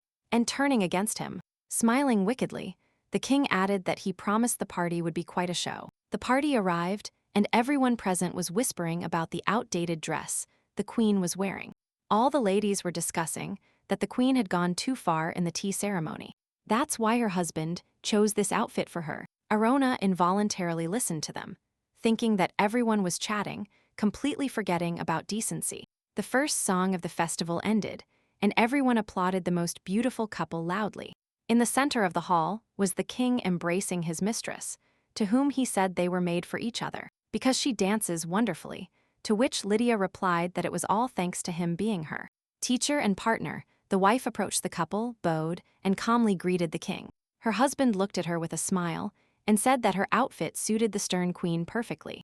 He told her that it seemed to him that Arona felt quite uncomfortable with him, and that she looked exactly like her late and strict grandmother. The queen took the pendant hanging from her neck in her hand, thinking to herself that she wanted the tower owner to observe this situation. Before the banquet, the girl was trying on a dress her husband gave her when a kitten approached her. She turned around, examined the animal more closely, and asked if it was the imperial mage who had come to her. A young man immediately appeared before her and reminded her that she had asked him not to take off the necklace. The queen was about to put on the jewelry and heard that if she wanted him to protect her until the end of their bet, she should wear them. Putting on the pendant, she, irritated, asked him if he had really come just for this, because she had to take off all her jewelry for a while to change clothes in front of the mirror. The mage pointed at the dress and asked if she would wear it for the spirit festival. While doing her hair, Arona said that Byron himself chose her dress and told her to dress like her grandmother, who died 100 years ago. Bella asked if she had to go in this one, to which she heard the answer that something normal wouldn't suit the crazy queen, and that this dress was the ideal choice. Suddenly, the tower owner, embarrassed, told her that she was far from crazy, and he didn't understand why she said that. The girl explained to him that it could be called madness, that the king had a mistress, and she told the handsome actor that he was nice. She also thought it was crazy to have punished a maid who insulted her and, as queen, to have fired a teacher who did not perform her duties. The guy told her that this is the norm when people experience feelings of injustice, and asked her not to call herself crazy in front of him. She looked at him hopefully, thinking that she had always considered mages to be insensitive. Moving away from him, the queen promised that she would no longer call herself that because she was truly not crazy. Belle asked about the banquet and about the invitations sent to aristocrats of certain influence. The mage realized that there was no point in trying to get an invitation, so he pointed to the rose in the vase and asked her to give it to him. The queen said that if he needed a flower, he could pick it somewhere else. He said with all seriousness that he wanted her rose, to which she noticed he was behaving like a child. Taking the flower in his hands, the guy told her that it was more beautiful than any other flower in the garden. He remembered all this while at a banquet in front of young lovers. The king told her it was already quite late, and that, moreover, he had chosen a partner to spend the evening with. The queen tried to say she didn't care, but without listening to her, her husband told her to find someone herself. At that very moment, Byron's distant relative, Marquis Rupert Dane, approached her. The women behind her immediately started, discussing the fact that this man was famous for his debauchery, and he was willing to do anything to achieve what he wanted. The boy bowed to her and told her it was an honor for him to become her partner, to which she expressed that she was not welcome in his company.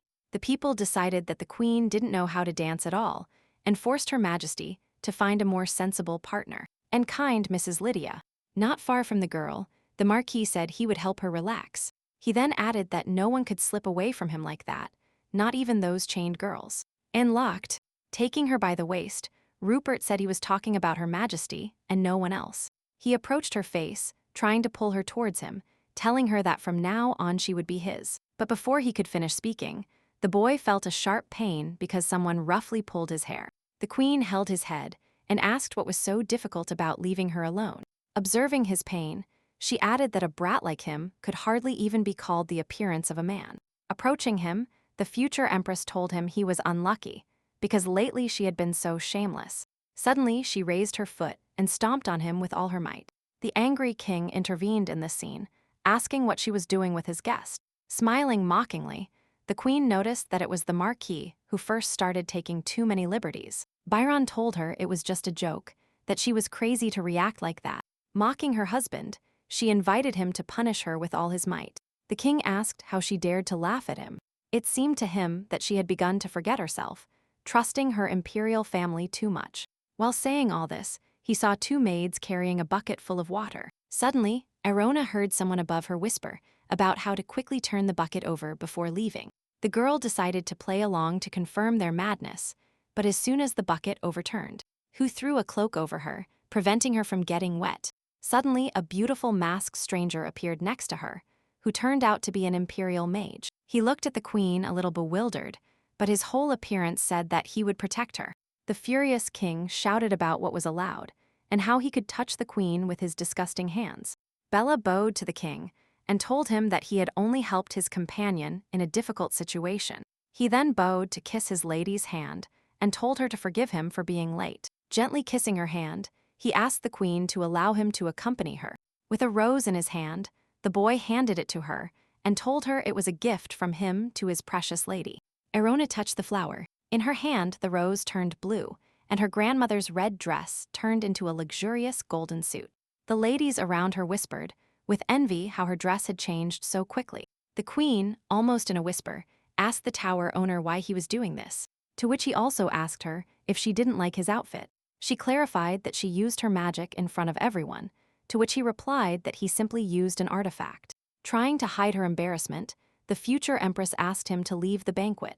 Belle looked at her sternly, grabbed her by the waist, pulled her towards him, and told her he would accompany her. Arona was very embarrassed and surprised that the imperial mage helped her in such a difficult situation. After leaving the banquet, she asked him why he decided to help her in front of everyone. Taking off the mask, which immediately disappeared, the boy replied that she herself had asked him to protect her. The girl turned to him and asked how this promise related to the fact that they would simply splash her with water. The queen looked at him sternly and told him that she might seem even crazier. She asked him confusedly if he really helped so that her husband wouldn't divorce her. The boy smiled mysteriously and said that if she wanted to think so, he wouldn't convince her otherwise.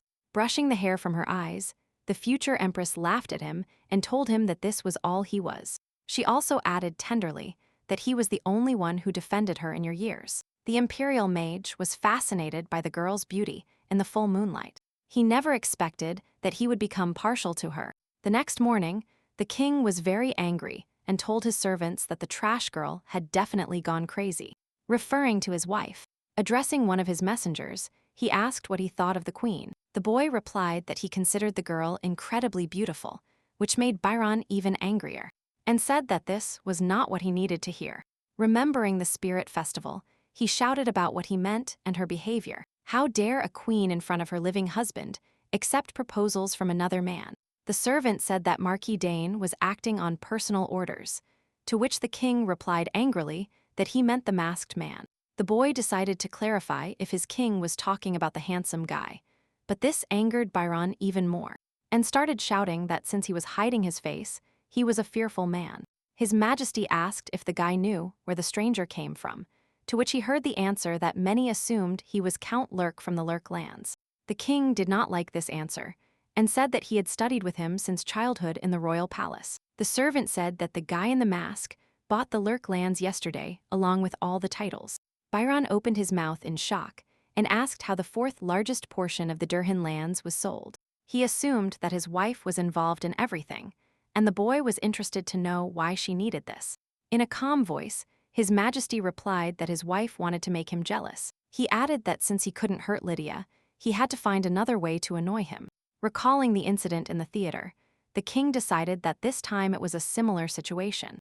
The servant felt uncomfortable because they were criticizing the queen right in front of him. The butler burst into the room and announced that a carrier pigeon from Kesman had arrived. He added that the Empire is at war with Kesman, and they must send their soldiers there.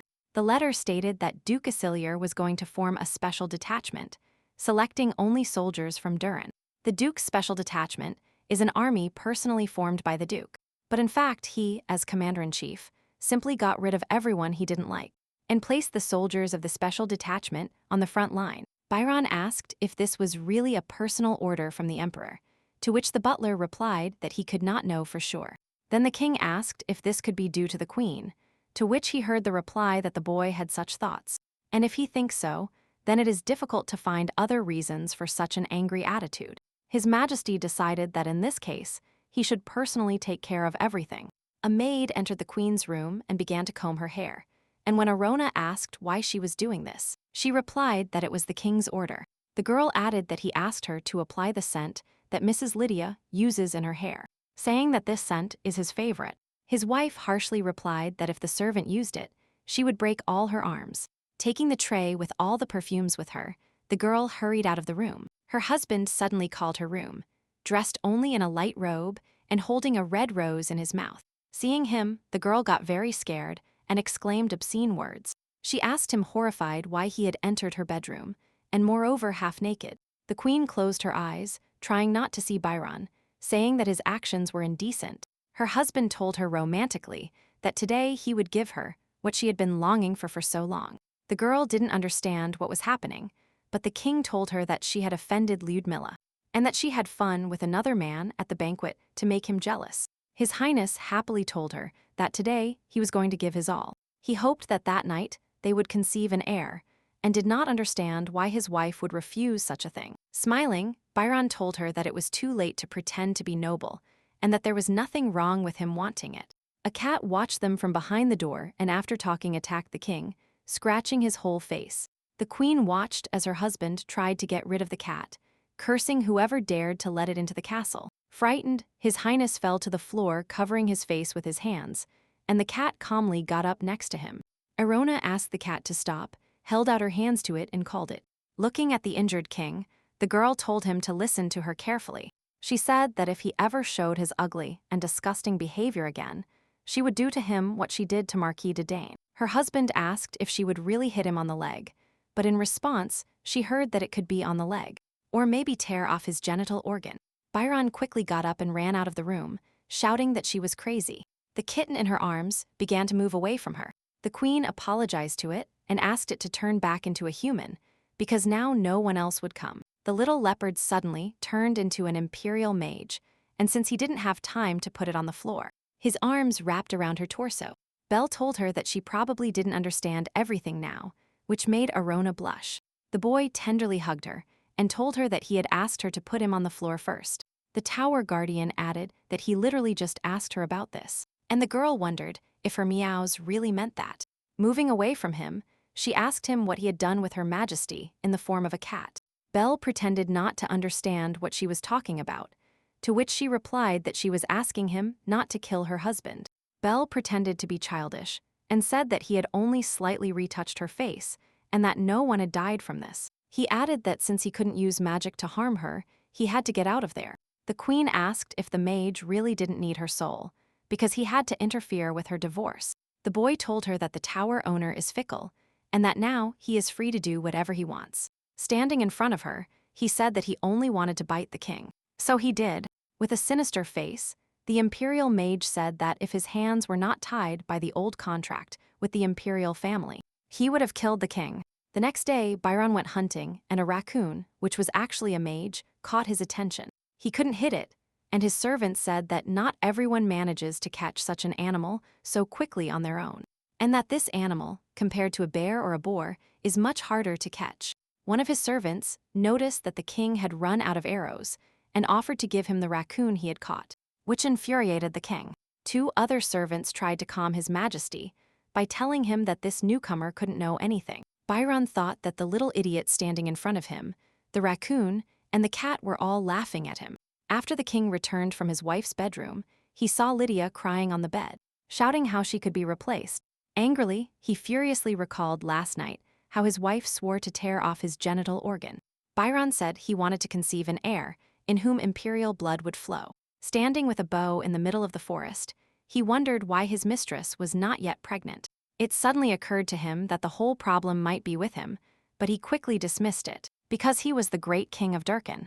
While standing motionless in the forest, a raccoon reached into his bag and pulled out his water bottle. The king couldn't believe what he saw, that an animal could steal his object so quickly. The queen observed them the whole time, standing near the royal tents, where her husband's new passion approached her. The girl told her that she would try to guess that Arona was the first to go hunting. She then added that she herself used to spend time with Her Majesty this way. The queen replied that she hunted quite often, both at the fortress and in the duchy. Lydia asked her if she knew how to use a bow to hunt wild animals. Putting her hand on her chest, the girl noticed that King Durkan himself was teaching her. Looking at her with an indifferent gaze, Arona thought about how idiotic her rival was, because she didn't understand that she didn't care at all how close her lover was to her husband. She also decided that the new passion was trying to bite harder after the news that the king was in her bedroom. But the queen was not going to tolerate such behavior. The girl said that, since Lydia had no other teacher, now she would show her that she hadn't studied with him. To which her mistress replied that Her Majesty was the best in the kingdom. The queen reported that the so-called best couldn't even catch a raccoon. And it seems to her that things are going badly for the kingdom. The new flame jumped up, saying that if the queen said so, then her skills must be more outstanding. And then she offered to compete with her. The mistress said that she even won against the royal guard, to which she received a positive answer. Seeing how satisfied she was with herself, Arona explained that they had no goals. And how could they compete then? The confident new flame said that since they were hunting, they would judge by the number of animals they killed during the day. She then added that everyone would leave soon, and if the queen didn't start soon, she wouldn't be able to win, because she had already walked with the guards and caught a rabbit while her rival was resting peacefully in the tent. Arona moved very close to her, saying that she didn't know that catching prey in someone else's trap also counts. And she also heard that Lydia couldn't catch the prey personally, and asked the guard to do everything. The girl got very scared, backed away, and shouted that now the main goal was to catch the beast.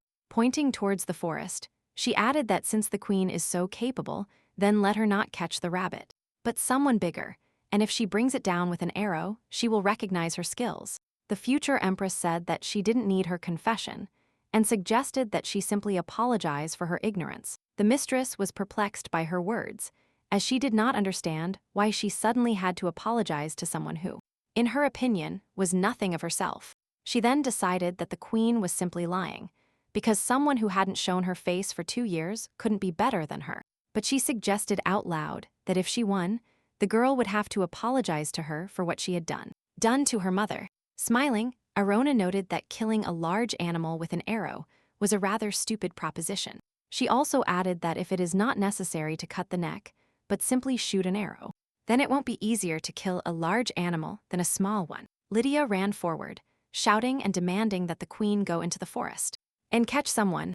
The guard tried to convince the girls that it would get dark soon, to which he received a response from the king's new passion that the queen was very brave, so she would go into the forest alone. She also added that if she wanted to give up, she could do it now, saying that it wouldn't be the first time she lost to her. The future empress started pulling an arrow, and calmly said that it was not necessary to go deep into the thicket. Pulling the bowstring back, the queen said that in front of her eyes there was quite a large game, and that it would be rude to stop others. The lady shouted loudly and asked what the queen was going to do now. Arona smiled satisfied and replied cheerfully that she was hunting big game. Her rivals shouted that the king wouldn't let her get away with it if she somehow hurt her. The queen replied as if she didn't know this, thanks to which she fooled her new passion. She then added that she really hoped this idiot wouldn't let her act so easily. Seeing a girl with a bow heading towards her, Lydia fell to the ground and heard words that the queen was neither a warrior nor a knight, and she couldn't go hunting alone in the forest. Smiling widely, the future empress said that since she couldn't catch the beast in the thicket, it would be worth shooting the closest one. The mistresses decided that her lover's wife was suffering from the same fit of madness as during the tea ceremony. Several guards asked their lady to calm down and stop making jokes like that. The queen looked at them coldly and loudly and strictly ordered everyone to be silent. She pulled the bowstring back again and told them that no one would bother her while she was shooting at her target.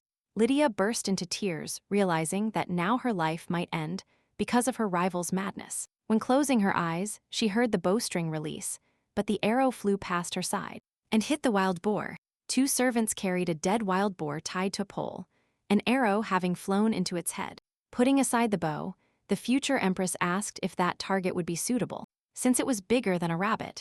The mistresses were screaming about what she had done here, because it was dangerous. Putting aside her words, Arona declared that she had won their unexpected competition.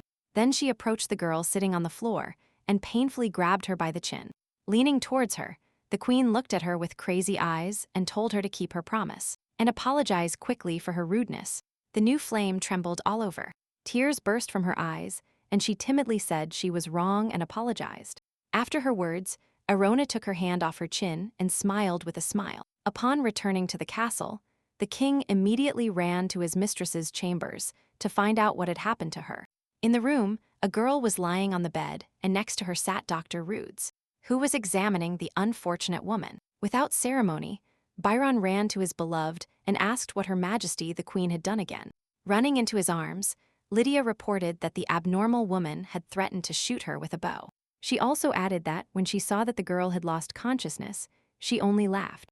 But the king was worried why his wife, who had been quiet as water all this time, began to behave like this.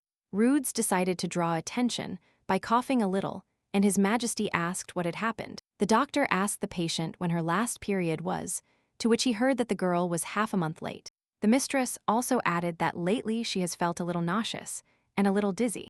The doctor began to congratulate His Majesty and said that Mrs. Lydia was pregnant. The two lovers rejoiced together at this event and could not believe what she was saying. The doctor warned that the girl needed absolute peace, and the new passion shouted how happy she was to have an heir to the kingdom of Durhan. Byron suddenly remembered that that same afternoon he had doubted himself. From an excess of feelings, his beloved burst into tears and said she was simply very happy. But she cried even harder, remembering how she almost lost her baby because of the queen's joke. Thinking of her, he didn't understand how she dared to insult him, calling him a vile pervert, a positioning game to deprive him of his virility. Byron decided that since she arrived concerning his heir, he now cannot forgive her. After shouting, he and the guards went in search of Her Majesty. Upon reaching her, the king pointed his finger at her and said that he knew all her atrocities, and his patience had run out. He then ordered the girl to be locked in a room and never let out. 2 guards seized the queen, and Byron added that, while his order was in effect, no one dared to visit her. In a crazed voice, he added that no one should give her food or water, and decided that when she was on the verge of starvation, she would simply have to beg him for mercy. The future empress was thrown onto the floor of her room, and the door closed with a loud bang. After making sure his wife was locked in her chambers, he ordered that if the queen said anything, they should inform him immediately. The king thought he would see the body emaciated to the bone and hear her pleas for release. Hearing the noise outside the door, the girl convinced herself that everyone had finally left. Aruna quickly decided that she would not sit around and tolerate his antics. Taking the amulet in her hand, she was able to quickly summon the imperial mage to her bedroom. That night, the queen dined on delicious bread and butter and a wonderful meal. Seeing how Belle prepared a whole feast for her, she wondered why he was doing it.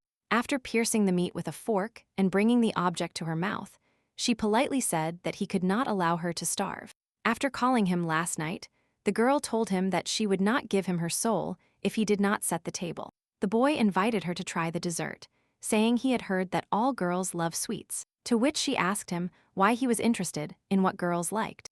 The imperial mage smiled satisfied and said that recently he had been interested in this. Satisfied with the delicious food, Arona said that if anyone saw her, they would think she was pregnant, because even Lydia was not treated so well. The tower owner said that the king's beloved had a false pregnancy. The queen confirmed, saying that the talented Dr. Roods could even do this. Thinking about the unhappy pregnant woman, the future empress remembered how easily she could imitate the symptoms: cycle problems, minor ailments, fatigue, and nausea. Bill didn't even suspect that she would be capable of thinking about everything in such detail and create a very good reason for divorce. Moving away from her, the boy asked her if he had correctly understood that the room would be locked for a long time. Going out onto the balcony, he announced loudly that there was no need to worry about being noticed. The imperial mage said that someone should come. Then the girl asked him how he would get in if the door was locked. He explained that his friend was good at climbing walls, and at that very moment, an animal appeared on the balcony. A small furry raccoon appeared before the queen's eyes, smiling at her with satisfaction. Getting up from the table, she remembered that it was this animal that her husband could not catch. Approaching the animal, the girl knelt down and began to stroke the cute creature, asking the mage if he was her student. Belle, in a stern voice, ordered the raccoon to stop and report the information received. After a moment, the small furry animal turned into a red-haired boy who greeted the queen.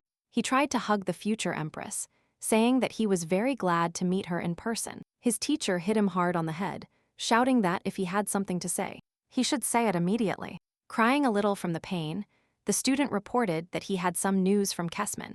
The queen asked if he meant the duchy located in the far north of the continent, where the Asilier family started a war. Looking at Belle, the girl asked why the imperial mage was being informed about Kesman. Lying on the bed, the boy said that last time she herself asked why the attack was being planned. Since there was a war, approaching the red-haired boy sitting on the floor, she asked if the end was in sight. He replied that no, and that there wasn't an ounce of peace, because Kesman didn't have that power. Arona said that Duke Asilier deliberately started a war that nobody needed. The young man asked her how she guessed it, to which she received the reply that while the war was going on, the imperial palace continued to sponsor the duke. In short, the girl stated that the imperial palace was in much bigger trouble than the kingdom of Durhan. She thought the previous emperor gave the duke everything he asked for, but Asilier still got rid of Lucien. The mage asked his student if he knew anything else, to which he received the reply that the commander-in-chief of the imperial army had recently created a special detachment. Hearing this, the queen thought that this special detachment looked more like a suicide squad. Because the duke decided to punish everyone he didn't like with this. Looking at the boy sitting on the floor, the future empress asked who was in this detachment, to which she received the reply that everyone had different statuses, but none crossed the duke's path. Finishing his story, he said that the 20 people were soldiers from the kingdom of Darren. Arona immediately realized that the duke had learned about the death of her 2 older brothers. She thought that the evil duke planned to kill only one brother, leaving Arian alive. It became known that the second one also died, so he wants to completely break the spirit of the next successor to the empire. King Durkan, the red-haired boy calmly, added that the order to gather troops arrived 7 days ago. Upon learning this, the girl assumed that the special detachment had died long ago, and her speculation was confirmed by the student raccoon, who said that a few days ago a special detachment participated in a dangerous operation, and all the soldiers died. Many said that they were left in Kesman and publicly executed. The imperial mage asked why they complicated everything so much, because it was much easier to solve it personally, to which he heard the reply that if Duke Asilier had simply killed Byron, he would have had to take responsibility. Belle said that it is possible that this information will not even reach the king, because he still does not know that he is the heir to the throne. Smiling, Arona happily said that this outcome would be even better for her. The mage lying on the bed hugged the pillow and was also glad that the future empress was smiling. A servant approached the king and reported that his wife was in perfect health, which greatly angered Byron.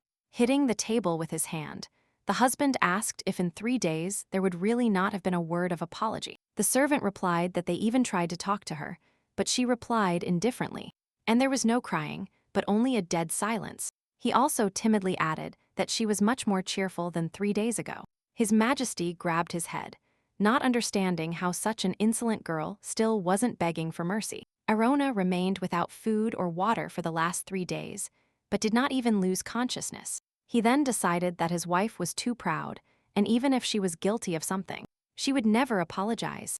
The king decided to starve the poor girl longer, but over time realized that he could die because of this.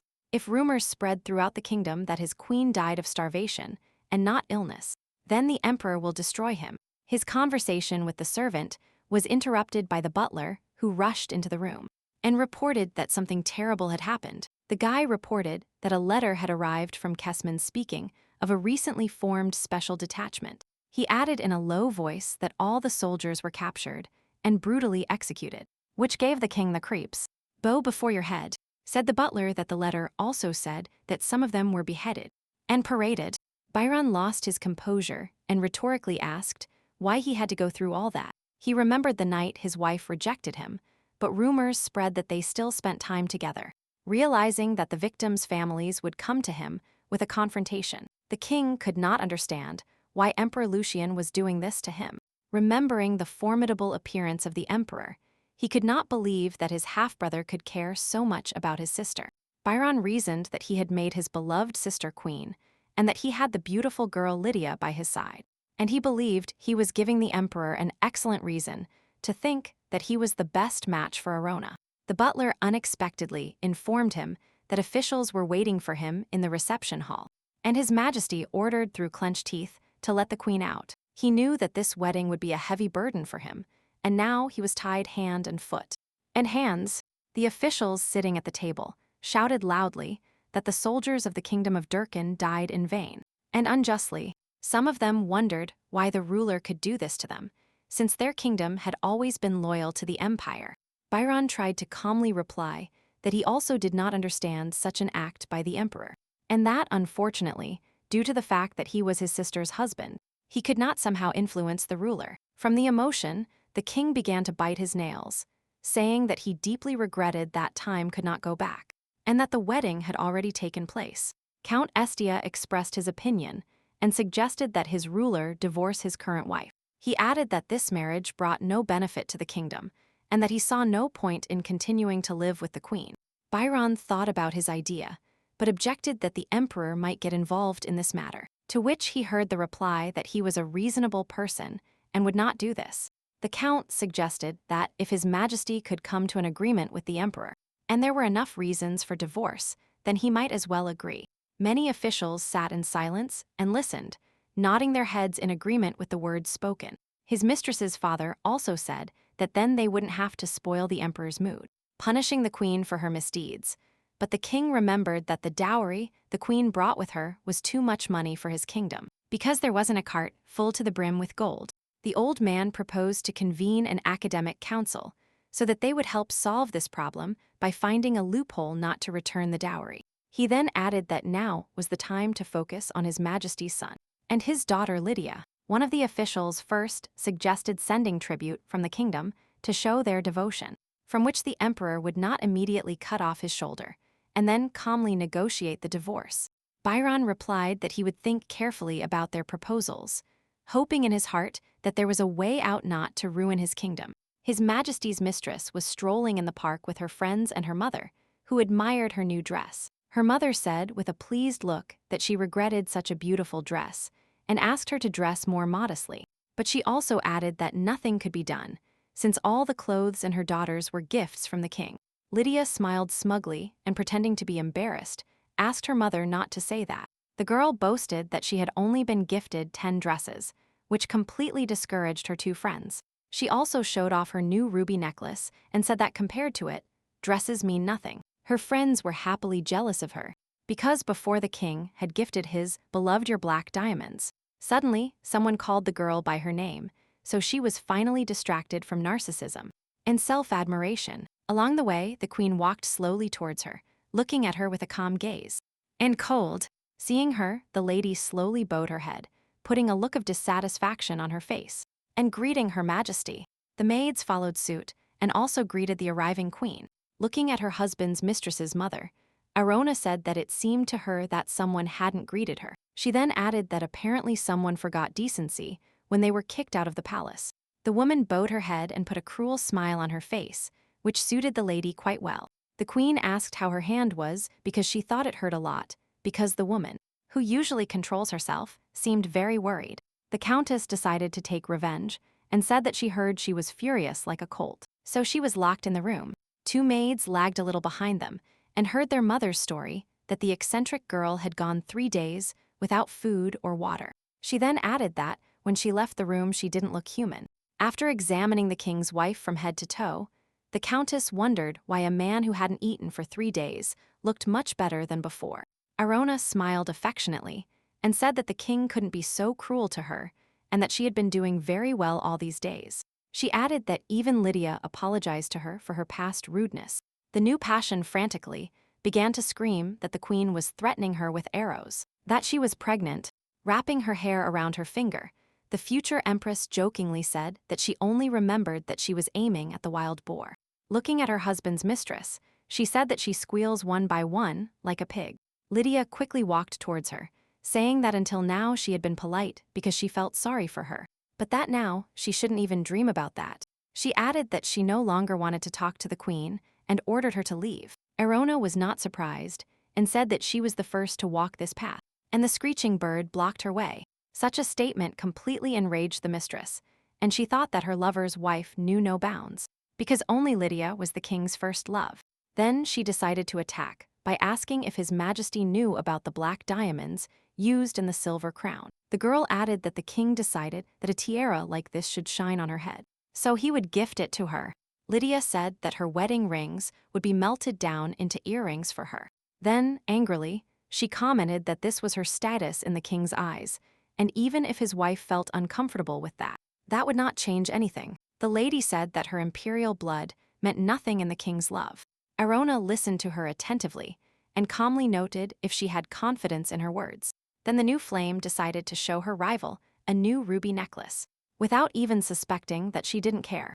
Then she added that she could take whatever she wanted from the queen, and decided that a girl who couldn't win the king's love could have nothing. The future empress carefully touched her pendant with a cat's eye and noticed that Lydia was seeing it for the first time. The new flame shouted, asking where her rival had stolen such a beautiful pendant. Arona replied that there were things in the world she couldn't wish for, and if she didn't want to keep seeing her rudeness, then she would have to act accordingly and go away. The mistress shouted that apparently the girl had been hiding the jewelry somewhere in the closet for these 2 years. Then she reached out and said that if the queen gave her the pendant, she would clear the way for her.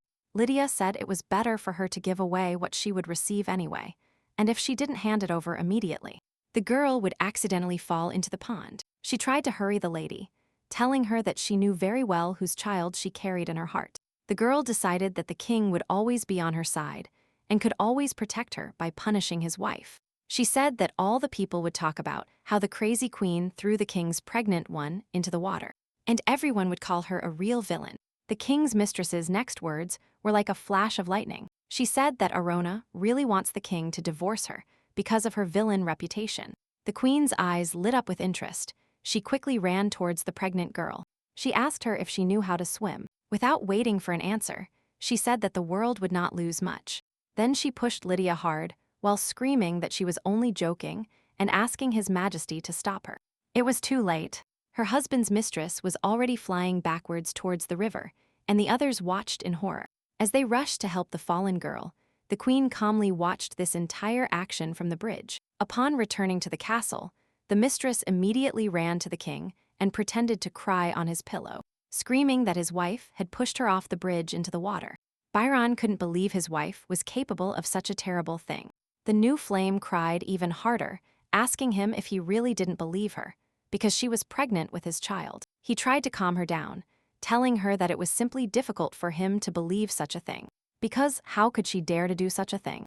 Then he hugged her, telling her that his dear Lydia had gone through such terrible things. A servant interrupted their idol, saying that the pond was not deep enough for a person to drown in it. He added that if she had been a little calmer, Tony would have swallowed so much water. Byron, angry, threw a crumpled piece of paper at him and ordered the servant to leave the room, trying to regain his composure. His Majesty said that, if he hadn't been busy with matters concerning Kesman, he would not have sent such an idiot to help her.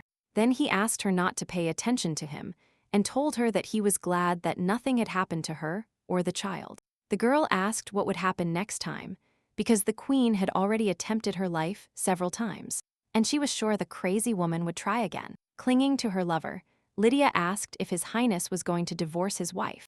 She clarified that the mere fact that a lunatic was trying to kill her was not a good reason for divorce. The king severely commented that he had enough reasons to leave his wife divorced. He said he had gathered all the priests to see if he could do this, keeping the dowry for himself. But there was no way. The gold cart was used for new columns for the palace, for the garden, and for clothes and ornaments for Lydia. The mistress asked if there was another way. Then there would be no problems with the divorce. Looking at her lover, the girl mischievously said that if someone who could no longer tolerate the queen could harm her. In the queen's bedroom was the imperial mage, holding the corpse of an assassin in one hand. The guy noticed that Estias had increased the number of mercenaries 5 times, and he could not understand what this man was thinking. Looking at the future empress sitting in a robe on the bed, Belle thought about why the divorce had not yet been announced. Arona thought that she had brought too little dowry because then she decided nothing. Everything was as Lucian wanted. All the property given by his empress to Nabal was sent as a dowry. But the only thing the girl wanted was simply to leave everything to Byron and divorce him.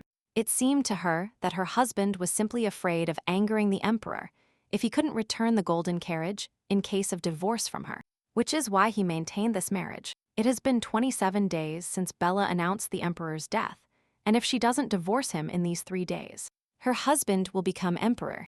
Arona quietly said that she could congratulate him on winning because she didn't have enough time to carry out her plan. Lying on the bed, she added that she would thoroughly clean her soul to give it to him. The future empress closed her eyes and thought that if she had more time, she wouldn't know what to do, because the king might find out about all the news from others, so he would consider giving up his soul a consolation. Because he wouldn't do it, having to live to old age. Opening her eyes, she looked at the mage and asked why he wasn't happy, because she had finally won the bet. The boy was with his back to her and said in a low voice that he was not happy at all. When she asked him why, he replied that his desires change quite often. She was illuminated by the moonlight. She asked him what he wanted right now, at this very moment. The imperial mage replied that he wanted to see her exercise her right and ascend the throne. He then added that for the master of the mage tower, being the envoy of someone stupider than the previous emperor is too shameful. Belle said that the soul of the Kaisian family was certainly noble, but the game was not worth it. Blushing, she said that even when making deals with mages, she was only interested in who would win the kings. Sitting on the bed, Arona asked him if he wanted to help her, to which she received an affirmative answer. Touching her chin with his hands, the mage lifted her face, looked into her eyes, and reminded her that she could not use magic, take her own life, or lie to the king until a new emperor was determined. Cheerfully smiling, the girl said that this would be enough for her. The boy looked at her happily, glad to be able to make his plans come true. Then he went to the king's chambers while he was asleep and climbed through the window into his bedroom, startling him greatly. The king, not yet fully awake, shouted loudly and asked if it was a mercenary. The moonlight illuminated the uninvited guest, who told Byron that he was an envoy from the empire. Arona's husband was very scared and asked what the man had left in his room. With a feigned smile, the king asked if the emperor had really sent him to sort out the situation with his half-sister. He added that if His Majesty was worried about a divorce, even though the queen's behavior was sometimes unbearable, Durkan would remain loyal to the imperial family. The guy said that the queen would not become an abandoned woman and that he would not send her back to the imperial palace. The imperial mage became angry, veins appeared on his face, and he thought that he wanted to break the contract that tied him hand and foot, and hands, and then tear this insolent man apart. The queen sent him there to convince her husband that he would not take the devoted one away. Having controlled himself, Belle said that he had come to inform him that the emperor was not against his divorce from the queen. Byron was pleasantly surprised that they sent a special person to receive such news. The mage also said that his actions over the years have demonstrated his loyalty to the empire. The king closed his eyes and quickly said that under the current circumstances, Durkan had no way to return the entire dowry. Belle said that the dowry brought by the queen is only an insignificant part of what the imperial family possesses, and that it would be stupid to spoil relations over such trifles. After all, the stranger quickly disappeared in a cloud of magic from His Majesty's room. Her husband was very glad to know that he could divorce without losses. The next day, Dr. Roods told Lydia that his diagnosis was incorrect, and that she was not pregnant. He also added that the news was quite serious, and decided to inform the king.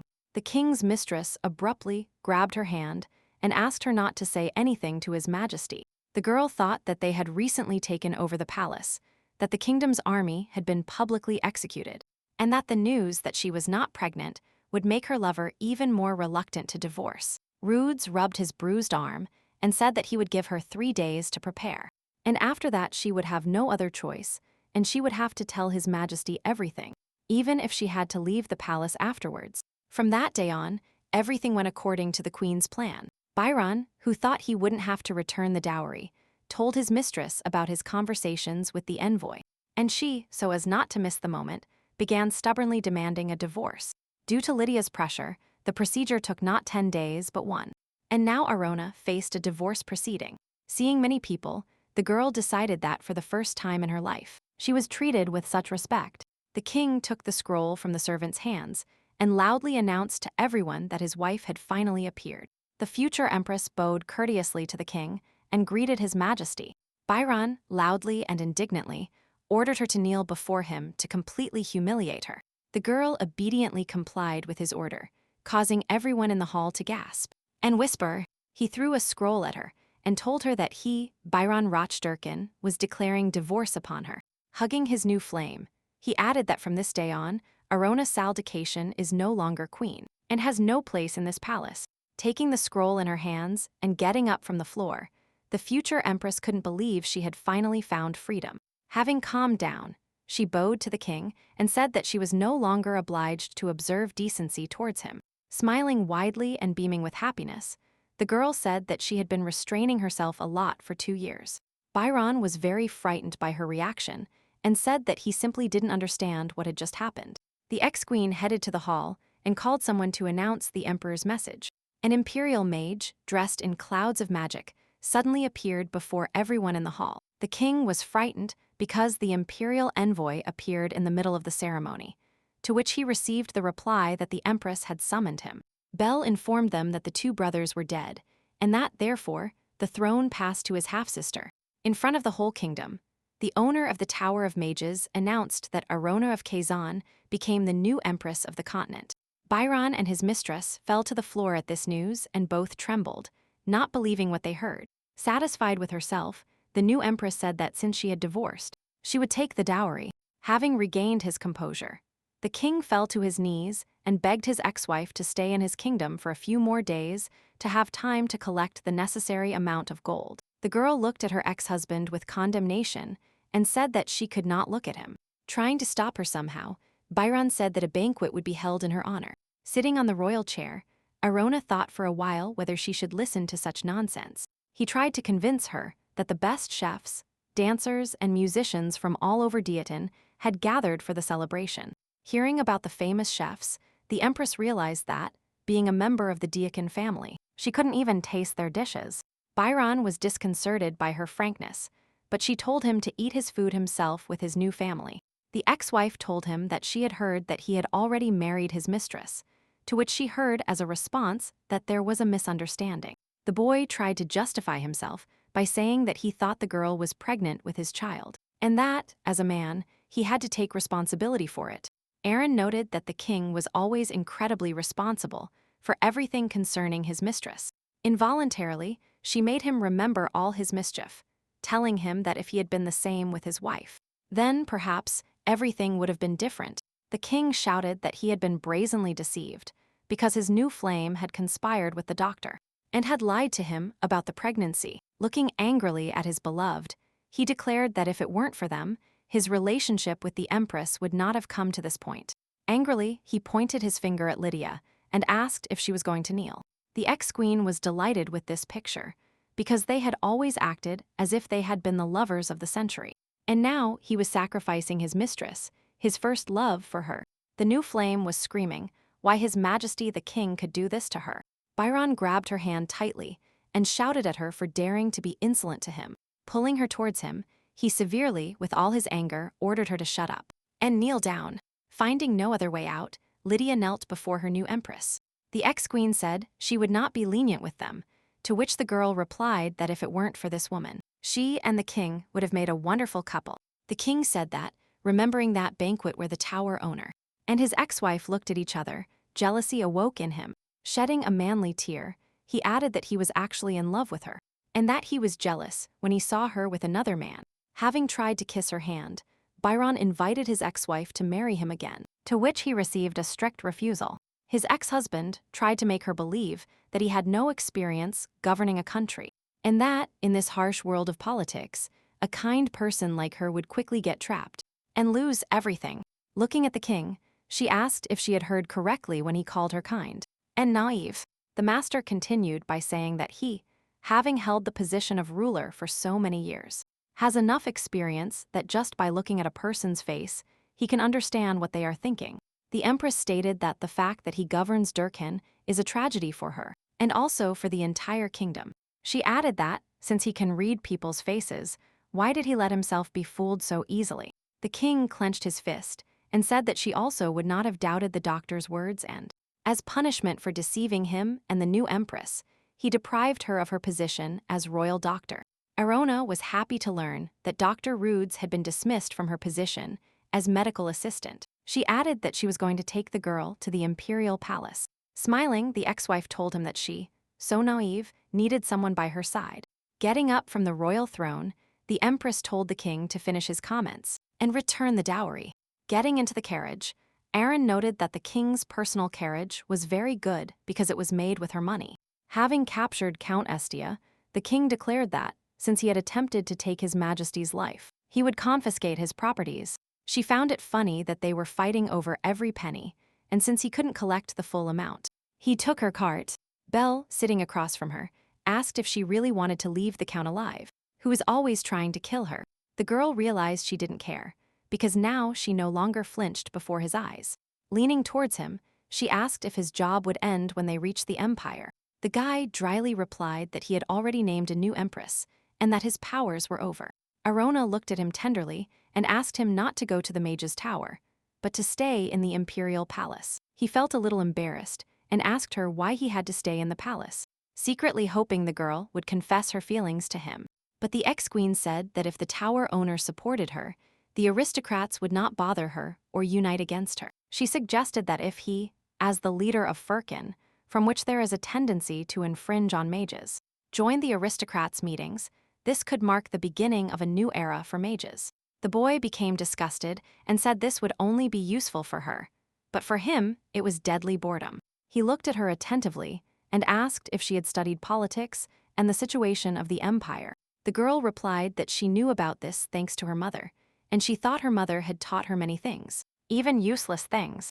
Mother told her about the duties of the empress, but Arona did not know she would have to face Lucien. Belle closed her eyes and severely said that she couldn't live in the palace forever, and that sooner or later she would have to leave. The empress cryptically asked if she would have to leave if something happened on her lands. From these words, veins appeared on the imperial mage's face with extreme anger. The girl remembered how, when she was a child, her mother told her that not even the emperor could interfere in matters that happened in the territory of the mages, and that the tower owners were known for their bad temper. Although her mother warned her, the empress completely forgot because she spent a lot of time with Belle. Trying to retract her words, she covered her mouth with her hand, and the boy asked her if she had asked too frightening a question. Then suddenly, the boy approached her and asked if she was scared now. Passing over her, he smiled and said that when she first met him, she was scared too. She smiled sweetly and said she accidentally remembered his cat image. Very embarrassed, he told her he would like her to call him Bars in private. To her question about whether all mages should have such cute, immortal bodies, the mage replied that his mother was a dragon. Belle said that initially the tower owners were so strong that no one could approach them. The empress thought that the great Amaryllis wanted a cat to be her son's immortal body. Smiling playfully, she said that the cat was much cuter than the terrifying dragon. The girl added that when you hug a kitten, your soul gets very warm. The boy looked at her severely, and after a moment a small kitten appeared in his place. Arona was slightly bewildered by such speed of transformation and said that he was actually not a cat, but a human. With a kitten in her hands, she complained that I liked being kind to him, although she had heard about the need to be careful with the owner of the magic tower. There was no advice on not falling under the spell of soft fur. Riots began between barons and dukes in the imperial castle. Baron Bent asked why the new ruler was still unknown, even though several weeks had passed since the emperor's death. Duke Rakiel calmly wondered if there was any news from Durkan, and Baron Tubert, sitting next to him, panicked and said that all this was very strange. He added that Anakin sent an envoy a month ago, and that it was somehow strange that there was no news. Baron Bent leaned on the table and asked if anyone had sent a person with news to the Durhan kingdom. The old Countess Herman raised her hand and said that she had sent or was about to send. Bent asked her what she meant, to which he received the answer that she could not check whether her person had reached the place or not. Then the Baron again asked what kind of message she was referring to which Baron Tubert suggested that she meant a portrait of her niece. He said that the old woman was incredible, as she was trying to slip the emperor, who hadn't even arrived yet, a mistress in the form of her niece, to which she replied that she needed to firmly grab the young emperor by the crazy one. when he didn't know anything yet. Baron Bent said that if the new emperor falls for this, he will return to his lands. And Baron Tubert pointed out that an emperor who knows nothing cannot help but fall for it. He also added that he had prepared a mountain of jewelry to be presented to his majesty, and he had even decorated everything with Durkan colors. Looking angrily at Countess Hermann, the Baron said he wasn't sure if she would manage to deal with her lover, and she replied that her niece would take care of the wealth that would become her lover. The smiling Baron pointed his finger at the old woman and said that she knew nothing. He said that the new emperor already has a mistress, and everyone in Durkan knows it. After thinking for a moment, the Countess decided that she would simply kill her lover to promote her niece. She added that if the child she was carrying were born, things would get much more complicated.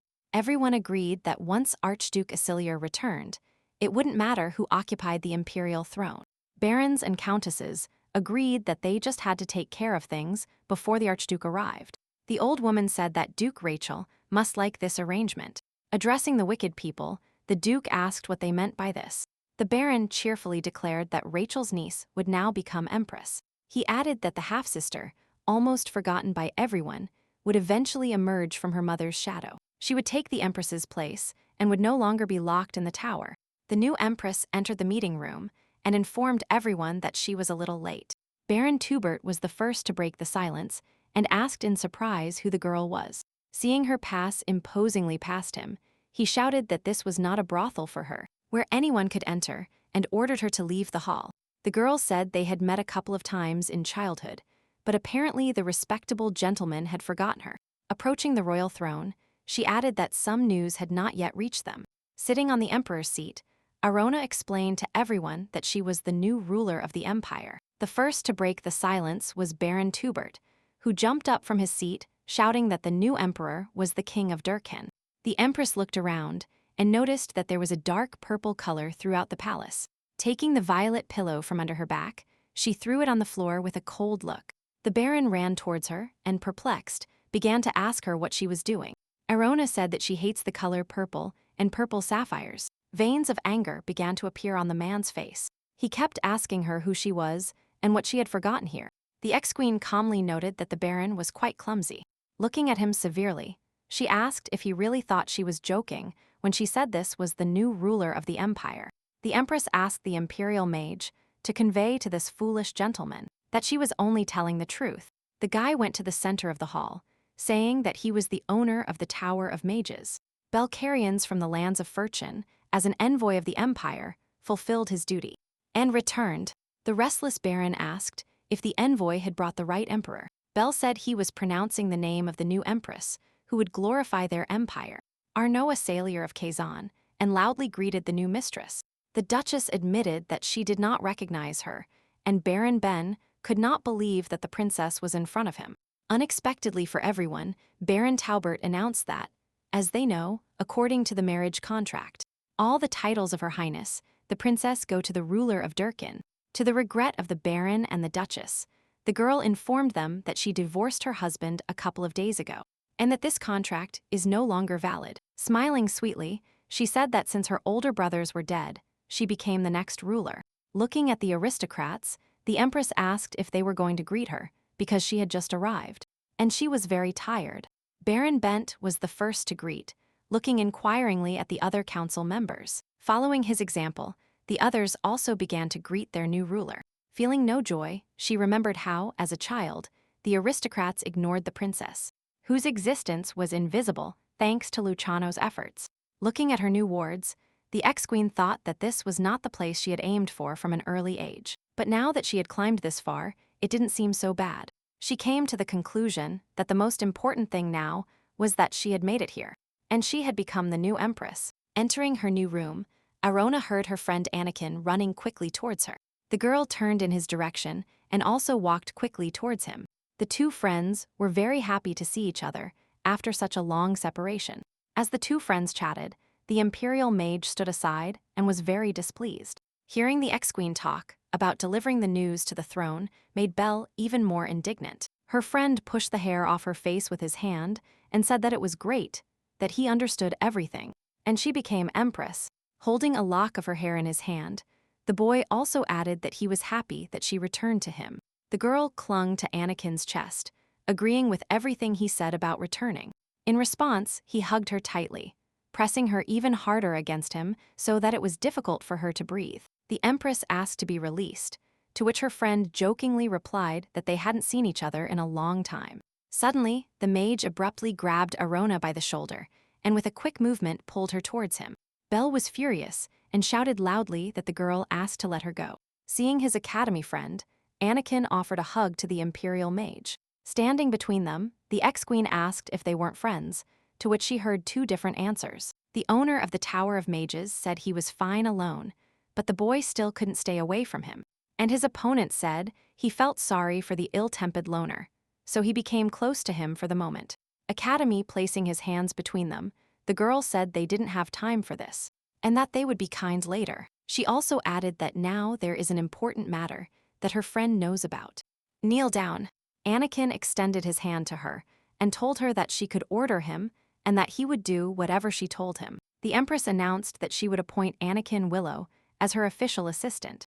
The Imperial mage asked her how she could trust him and make such important decisions so quickly. Arona stated that there were no longer people like her friend in the Empire, to which she heard the reply that there was no empress like her in the whole world. Touching her hand with his lips, he announced that he swore allegiance to Her Majesty the Empress. Belle still looked at his academy friend with disapproval, telling him to be careful. Because his academy friend had tricked many, Anakin stated that the fact that he beat the Imperial mage in the game could not be considered cheating. But the tower owner did not stop and spoke loudly about how he used everyone indiscriminately and engaged in usury, to which they replied that Belle collected souls in the academy and sucked magic out of everyone. The girl tried to stop them, saying that she understood that they had a lot of hardships during their school years. She then asked the Imperial mage to give her a moment alone with her friend. The tower owner lay down resentfully on a nearby sofa and turned his back on them, pretending he wasn't there. Exhaling calmly, Arona asked Anakin how things were going in the palace, to which she received the reply that it was a complete mess. While the last emperor was sick and spent all his time in his chambers, royal power passed into the hands of the aristocrats, so they did not think about obeying the new emperor. The boy then added that the greatest power now belongs to Archduke Aciliar and his daughter, Princess Roxana Aciliar, whom they aimed for as the new empress. Recalling her childhood, the girl remembered an incident where she blocked her horse from a man with a sword coming towards them. Trying to save the poor horse, the rider said that second place was also an honor. Roxanne pushed her, telling her to get out of the way and not interfere with her, because she didn't need the horse he brought everywhere. With a strong sword stroke, the girl cut the neck of her horse, but it continued to slowly kick on the ground until it died. Shaking the blood from his sword, he ordered Arona to watch the unfortunate animal suffer. Then, looking angrily at her rival, Roxana said it was the girl's fault for blocking her path to victory. Roxane Azalier, for obtaining second place in the races, brutally stabbed her horse. She was a girl whose aura did not match that of a child at all. The girl was an exact copy of her father, who killed soldiers who did not win in battle. Anakin said that their family still kills people and that they still hate losing. Then the Empress asked what the reason was that they did not return and stayed in Kesman, because they had won long ago. Her friend said that there is no easier way to extract money from the treasury than war.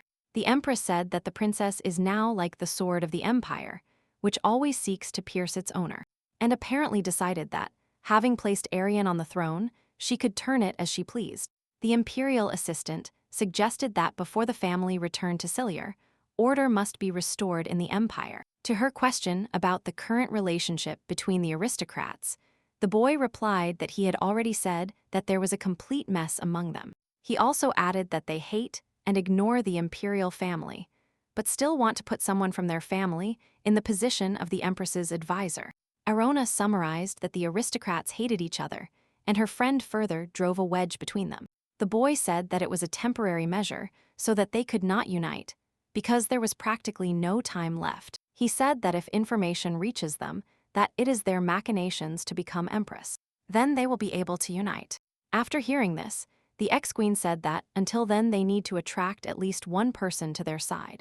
The empress ordered her assistant to tell her which of the aristocrats she could attract so that she could resist the archduke. Anakin calmly replied that there was only one family for this, and she knew it very well. The girl was not at all happy with the outcome of the situation and asked if there were other options, to which she heard a negative answer. He began to list that whoever could resist the Northern Archduke was clearly not the defeated Duke Rachel of the South. Arona suggested that perhaps Baron Ben would take her side, but her friend replied that although he is strong and loyal, he is not from a large family and would not even think of dividing his family for the sake of loyalty to the crown. Guessing Countess Hermann, she heard in response that the old woman did not like to suffer losses, and that she wouldn't even listen to her if it wasn't beneficial for her. After thinking for a moment, the girl did not know if Duke Rickwell would take her side. When she was locked in the tower, 2 guards took her away, and when she turned around, the girl saw her uncle watching this. Duke Rickwell was her uncle and didn't even try to help her despite her pitifully begging him. However, Arona decided and asked her assistant to notify the Duke that she would meet him alone. Anakin looked at the mage lying on the sofa and told him that if he had finished his work, he could return to the tower. When her friend left, Belle said they had talked about uniting the aristocrats in the carriage, and asked him if he could defeat the Duke. She replied that since he didn't want to help her, then she had no other choice, to which she heard from the Imperial Mage the question of whether she could. She would choose Abel. Leaning over him, the girl tucked her hair behind her ear and asked if he would have said that. He would have stayed with her. The Imperial Mage was a little embarrassed, but he did not enjoy the persistence of the new Empress. Getting up from the sofa, he answered her negatively and added that, according to Anakin, he should leave since his job was over. Touching a lock of her hair, the boy said he would come back to her very soon. Smiling sweetly, she said the palace turned out to be much more interesting than she expected. Duke Rickwell was having dinner in his chambers when he was informed that the Empress would visit him, after which Arona entered the room, causing him to get up and quickly greet the son of the Empire. The girl allowed him to sit down, saying that they hadn't seen him in a long time. Sitting at the table, the Duke and his niece remained in an awkward silence for a long time. The ex-queen didn't know where to start the conversation. Then she broke the silence, beginning by saying that she would forgive him for everything that happened in the past. In response, he promised her to forget everything. Realizing what he said, the Duke began to shout that his family had done nothing wrong to her. The Empress raised her voice, reminding him that as soon as Luciano asked, they immediately handed over the girl. She added that 3 years ago, as soon as her older brother ascended the throne, an order was given to interrogate her on suspicion of rebellion, and they immediately handed her over. Although her last name was not Rickwell, she was the only daughter of her dear sister. The girl commented aloud that there are few people in this world who would send their niece to such a dangerous place. The man jumped from his seat, saying that it wasn't him who locked her in the tower, but the late emperor, and he added that he did everything in his power. This statement surprised Arona. She asked if she had really heard that her uncle had done everything he could. He replied that he really tried to do everything while His Majesty was in his house, so that she wouldn't feel uncomfortable. The Empress remembered that, until her mother died and her older brother captured her, she lived with Duke Rickwell like a pathetic parasite. In that noble place, deprived of all kindness, she lived like a mouse, fearing everything. The Duke was not cruel to her. He never hurt her, but she always hoped for something more. Having decided for himself that she had already gotten enough revenge on him, and that it wasn't his fault, even though he was the ruler of the southern territories, he could not disobey the emperor. The girl kept thinking that they were looking for her on suspicion of treason, and if he had helped her, then his duchy would also have been suspicious. But she couldn't shake the idea that he could interfere in what was happening. She said that since he said that was all he could do, he could at least tell her where they would send her. The man humbly reported that the previous emperor had interfered with him, and that he could do nothing. He then decided to clarify why exactly he should apologize to him. The Duke said that, knowing that the Will family was a servant of the Reichel family, he appointed his son as imperial advisor. Veins stood out on his face as he spoke about how much he had helped his family. If it weren't for her, Anakin would have become his assistant. He added that his family values qualified employees above all else. The man said he couldn't let her get away with it so easily, because she was taking away the best geniuses in the empire. The girl still remembered her mother's order that wherever she went, she needed to find someone who could help her. As her mother taught her, the Empress did everything possible to create her environment. It was now clear to her why Duke Rickwell was so angry with her. Her thoughts were interrupted by the voice of her uncle, who said that in the end, his family would not be able to completely take over the boy. so he would just forget about it. The ex-queen told her interlocutor that she had a proposal for him. At the same time, in the kingdom of Kesman, 2 guards heard the indignation of their leader, and they whispered that she was furious because the order had come to stop the battle due to the start of agricultural work. Films. Roxanne was hitting the stone wall with all her might with her sword, on which traces of her blows remained. Her father tried to calm her down, to which he heard the reply that he couldn't calm down because an eccentric woman had ascended the throne. The girl sharply threw down the sword, saying that the worst thing was that it was Empress Arona. The Duke asked if her anger would change her, to which he received a counter-question, if he really thought she was angry about trifles, and Roxana said that a month had already passed since the death of the previous emperor. Angrily, she asked him if he thought it was normal that her family, who were the true owners of this world, only now found out about it. She was worried about how it happened that her half-sister ascended the throne and divorced in the last minutes. Her father assured her that it wasn't her fault because it turned out that the king of Durkan was still a fool. He told her that because of his mistress, this idiot divorced the empress, not knowing that she could become the ruler of the continent.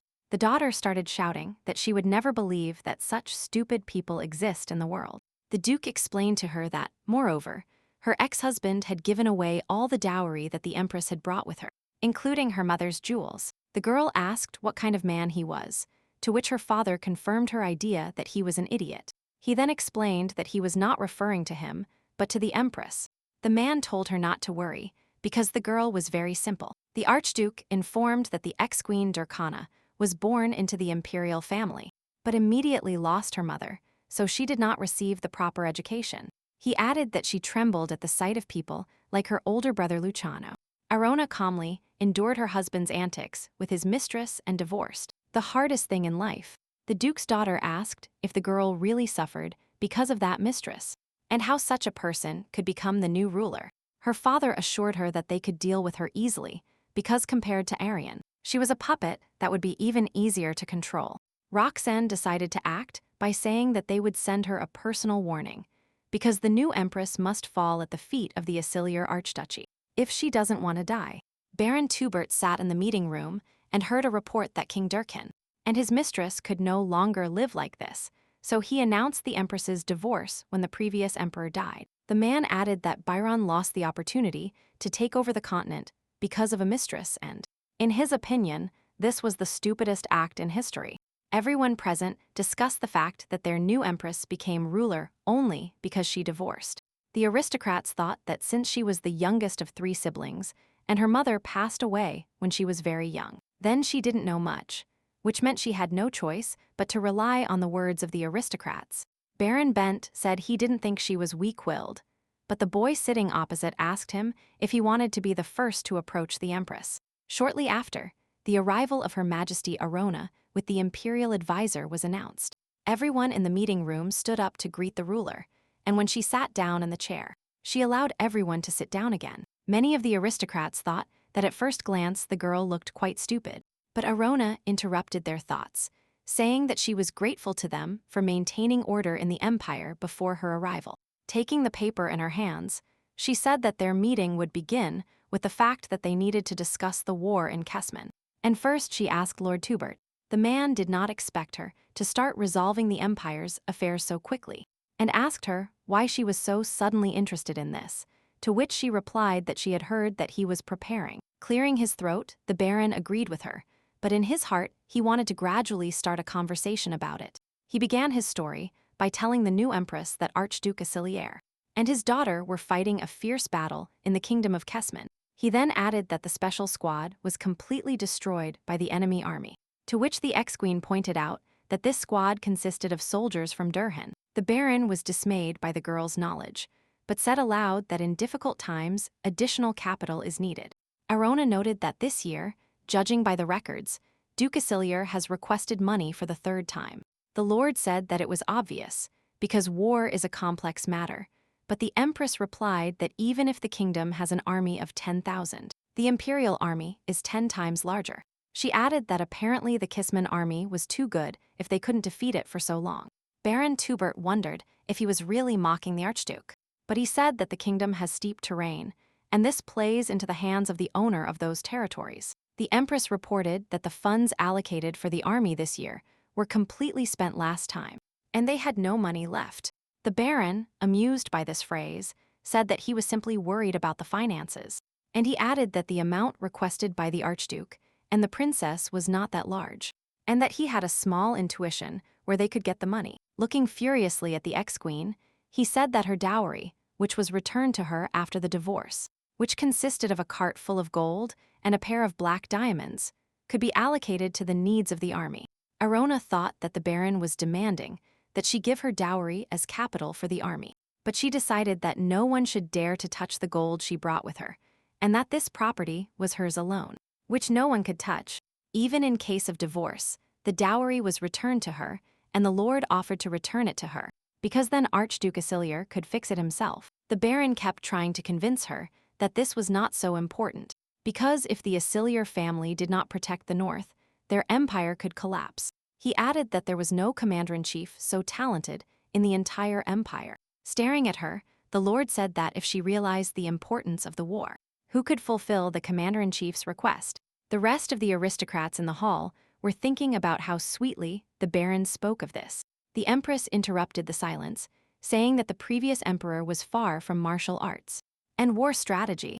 Baron Tuber happily agreed with her and added that the archduke would thank her for sending personal goods to pay the army's expenses. Arona asked the aristocrats if there was anyone among them who was against this idea, which greatly embarrassed the speaker.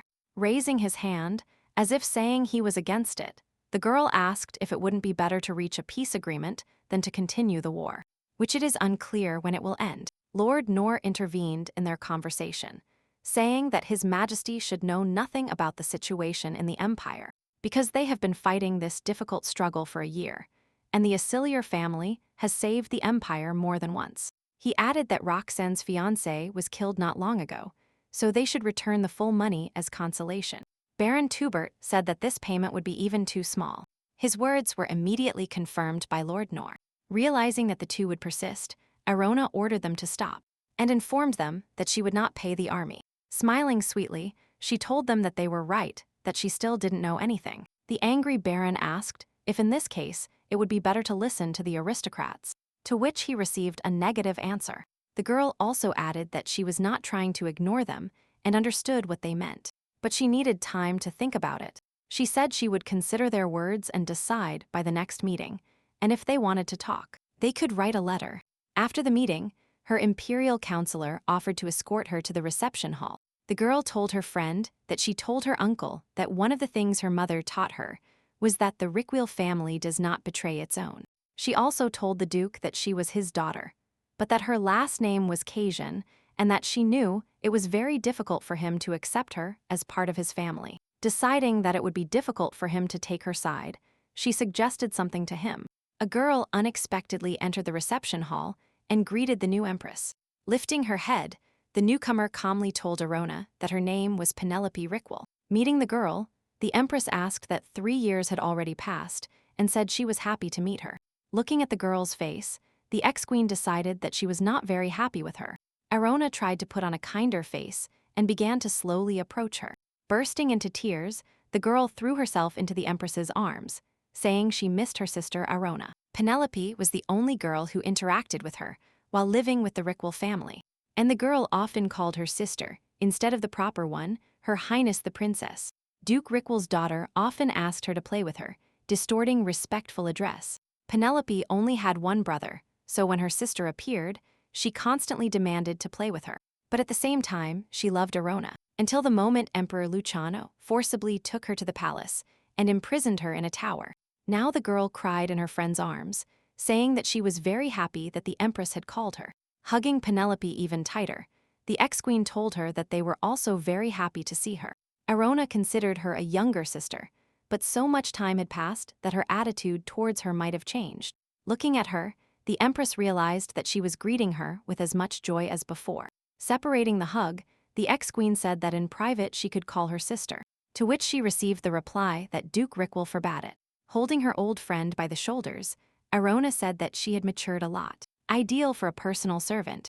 Noticing a flicker of confusion on her face, she clarified that if she was forced to come here, then she could return, to which she received the reply that she was very happy to become her personal servant.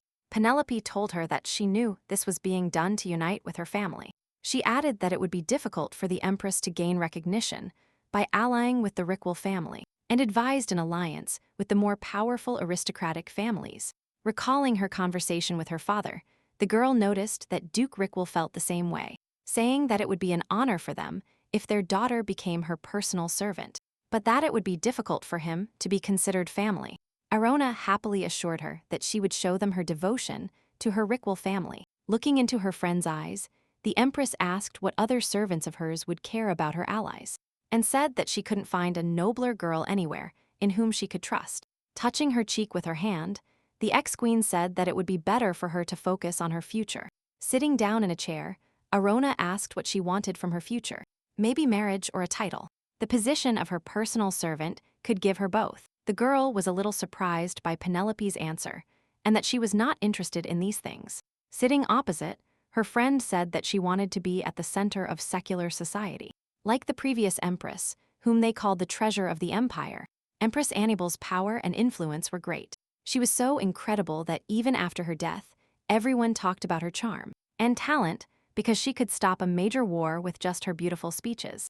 The Duke's daughter concluded that she wanted to be like her, to which she heard the reply that there was a good way. The Empress approached her and told her that she would organize a very luxurious ceremony for her in the imperial palace. After a while, the banquet was prepared, and her friend could make a wonderful society debut. The imperial counselor stood next to his mistress and wondered why the Empress's first banquet was not in honor of her accession to the post. The girl replied that she just needed to gather people, to which she heard a counter-question about who would really benefit from the holiday.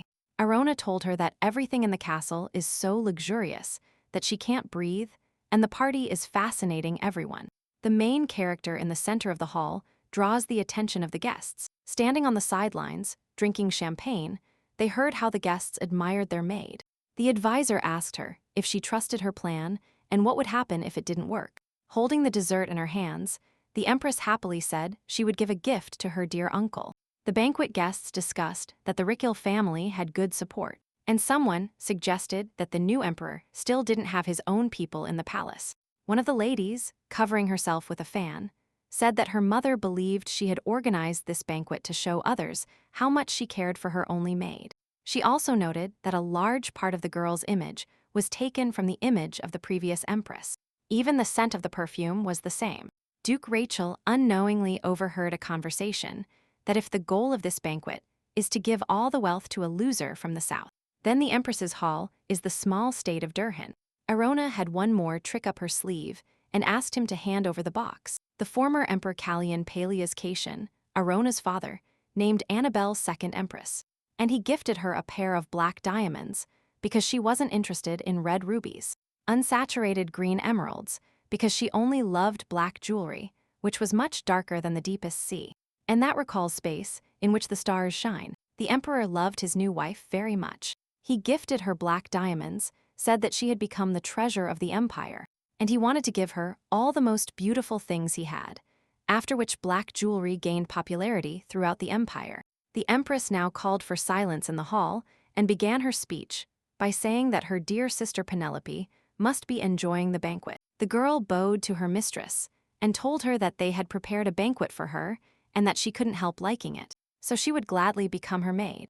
Arona asked her to lift her head, saying she wasn't doing it as an empress, but as her sister. She added that she wanted to see her happy, so that today the girl could forget the duties of a maid. Penelope was incredibly grateful to the new empress for the celebration. The ex-queen ordered the box to be brought to her, saying she had prepared a gift to bless her. In the box was a beautiful necklace with a black diamond inside, which she handed to the hero of the occasion, telling her that this would be the one who would become the treasure of the empire. The ladies who were in the hall whispered about what the empress had just said. Many of them realized that the stone belonged to her mother. Duke Rickwell was dismayed by his niece's gratitude towards his daughter. The countess next to him whispered that those jewels were too much even for her own sister, let alone her cousin.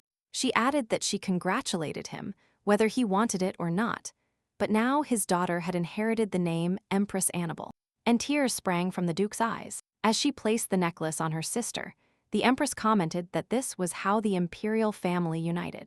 And the Reichel Duchy, the title of treasure of the empire, which was the symbol of the deceased Annabelle, now passed to Penelope. And there were none left who believed that the imperial family and the Reichel family were separate. Countess Hermann thought that few people would be happy, but she never thought that the empress, who was ignored even in a small kingdom, would take such a step. Penelope's father couldn't believe how much his niece resembled his sister. Not believing her luck, the younger sister said she was very happy and grateful to her, thinking that Penelope would thus become the second Annabelle Rickwell. The empress decided that she could become the pinnacle of society because she could attract exactly as much attention as necessary. Arona invited her sister to dance with the imperial counselor, Anakin. The girl explained to them that many men in the hall were looking at each other hoping to get a chance to dance with her. So it was better for the object of adoration to dance with the counselor. Her friend quickly approached her lover and told him that when he returned, she would definitely dance with him.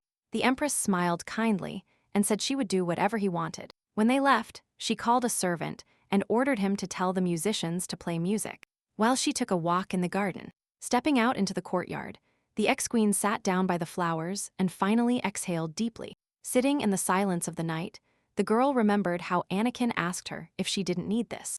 The empress didn't understand what he was talking about. He then explained that she couldn't become a debutante, and no one congratulated her. Looking at her reflection in the fountain, Arona decided for herself that it was too late to regret anything, and that it was pointless.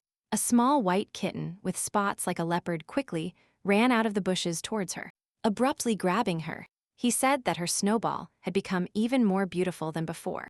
Code quickly turned into an imperial mage, who shouted that she was touching him too openly. Looking at the embarrassed Belle, the empress asked him why he wasn't in the Tower of Mages. The blushing boy told her that he had said he would soon return to her. He leaned slightly and held out his hand to her, as if inviting her to dance. Surprised by his gesture, the girl didn't understand and asked him what he was doing.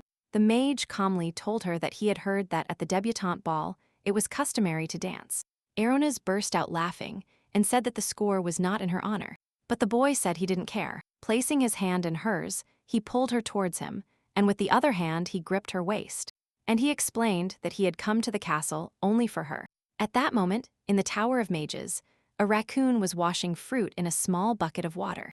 A blue portal opened behind him, from which the owner of the Tower of Mages emerged. Starting to eat the peach, Rob, as they called his assistant, said that the portal closed at 12, so he told him to come early, but he was still a little worried. Sitting in a chair, Belle changed into a loose robe and said that fruits grown with the help of magic do not need washing.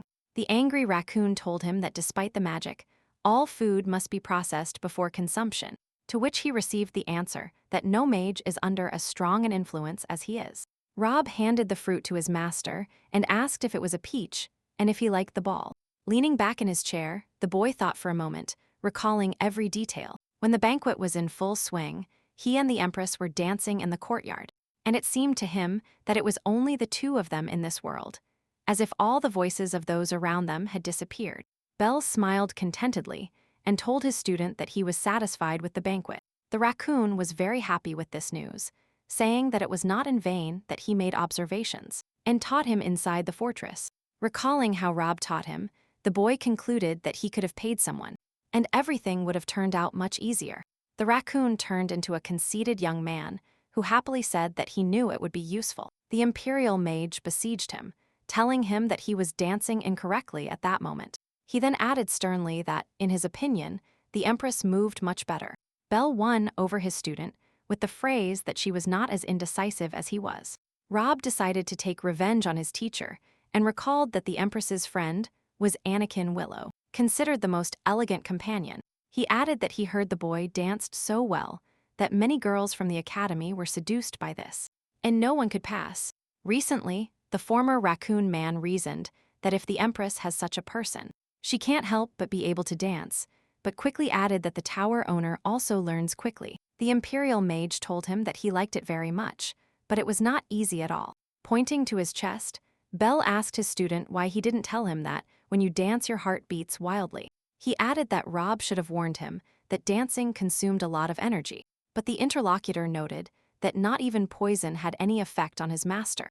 But a lot of energy was consumed here. Hugging his tail, the boy asked the owner of the Tower of Mages if the body-strengthening magic that the she-devil cast had already dissipated, to which he heard the reply that there was none of that and a request to stop. Calling his mother a she-devil, the confused student asked what he should call her, since many people called her that, and suggested the word ogress, whereupon he was ordered to shut up. Rob's face changed, and he said he wanted to talk about it at the right time. But the Layton family showed symptoms of the attack again. The Imperial Mage began to listen to him very attentively, saying that this had already happened 5 times. The student standing next to the chair asked what his mentor would do, to which he heard as an answer that there was no adequate treatment, so he would do the same as last time. The boy reminded him that there was a way to heal, using the spirit stone of the Imperial family. Rob added that for now, the person he could approach is the Empress. Concluding his speech, he said that since she put her soul as payment, she didn't have much desire to live. So if he can make her give up life again, he will save an innocent life.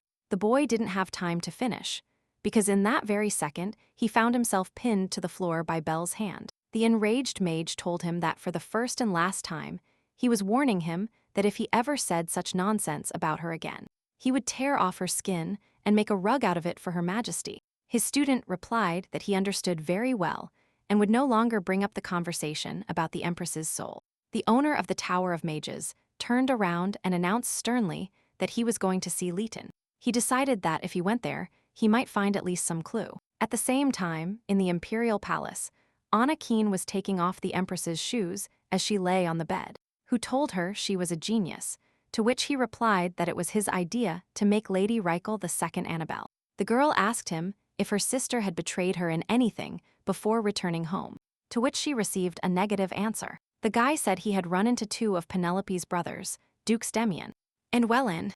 He added that the boys were confused. It was clear to them that they were proud of their sister, and after the ball, they conveyed their wishes of health and well-being to the Empress. Satisfied with herself, Arona decided that her Duke should have reacted well in the same way, because she did everything that was asked of her. Her friend suddenly stood in front of her and told her that she had not fulfilled his request to dance with him. The Empress apologized, saying she had completely forgotten while stepping out into the garden, to which he replied that he had been waiting for Her Majesty, while she vigorously danced with Lady Reichel up to 3 times. He noticed that she was dancing with the Imperial Mage, and not with him, to which the girl replied that it was quite strange. Recalling Abel, she said that he comes when you don't call him and leaves when you ask him to stay. Anakin suggested that his old friend is like a cat, because his divine essence is a leopard. The boy advised her not to get too fond of the tower owner, because he is someone you cannot guess. He added that the topic of conversation could be someone who would harm her by clouding her mind. The Empress understood why her friend asked her to be careful, because she had seen more than once how the mage treated people without batting an eye. But all of this was to protect her. Getting out of bed, the ex-queen said she needed to prepare for tomorrow's meeting. Smiling sweetly at her charge, she suggested thinking about how to shut Baron Tuber's mouth. Anakin stared at her and said he had been waiting for this moment for a long time. The next day, at the meeting, the Baron again spoke of the need for more funding for the war in Kessman. He added that His Majesty had selected the most valuable things from the dowry. It would be necessary to put something else in its place. Bronn offered to put the ring with the opal of King Rothman II, but the Empress ignored his offer. She asked if anyone had any other suggestions, but many of the aristocrats sat in silence. Only Baron Bert raised his hand. He calmly stated that for the well-being of the Empire, this war must end as soon as possible. After asking him what his proposals would be, she heard that the answer was to leave everything as it was, and actively try to achieve peace, instead of constantly increasing the size of the army. The Baron lowered his hand and added that he considered this a much more reasonable solution. The Empress thought that the Baron who agreed with her was very similar to a man who was one with the Archduke, but she disagreed with both Baron Tubert and the Archduke's actions. Baron Tubert began to complain aloud that the soldiers of Kessman were so uncultured and rude that, even if they tried, it would be useless. He added that those who defend the North without sleeping and resting have dedicated their lives to this. But if they are told that help will not arrive, it will be a fraud. The Baron decided to quote the Archduke's words that the enemy army was very powerful. but if they didn't pressure them and push them back now, they could reach the imperial palace. Arona deliberately ignored the aristocrats' words, saying that they didn't send an army there just to avoid this. Looking at the papers, she said that the last emperor could have built imperial palaces with the money that wasn't sent to the war, to which Baron Tubert began to say in surprise that she couldn't know this, because she had only recently ascended the throne, and war always requires a lot of finances. He tried to convince her that to end the war quickly, she needed to listen to the Archduke. He asked her what would happen if someone else invaded their territory while the war in Kessman dragged on. Who would come out and protect the palace? This was the card with which the Archduke and the Baron pressured the palace and the aristocrats. They constantly insisted on their own, so brazenly, that many aristocrats could not resist this. Because, if you don't count the Archduke and Duke Rickwell, it would be difficult for others to lead a huge army.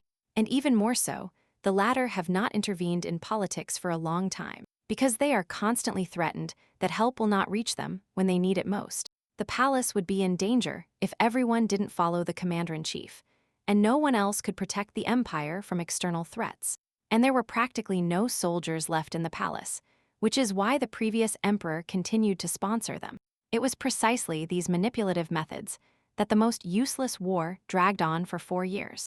Baron Tubert said that even the past emperor almost never contradicted the Archduke's opinion, because he believed that she would eventually agree anyway. Taking a deep breath, the Empress said that she knew perfectly well what had happened before her, and looking severely at her opponent, she asked if she wasn't the one ruling now. She noted that, according to him, the entire army that should defend the palace was in the north at that very moment. So if they attacked suddenly, they would be outnumbered. Arona said that if Kessman was so strong, they should have been prepared to reach the palace, and they should have demanded that their army be strengthened somehow.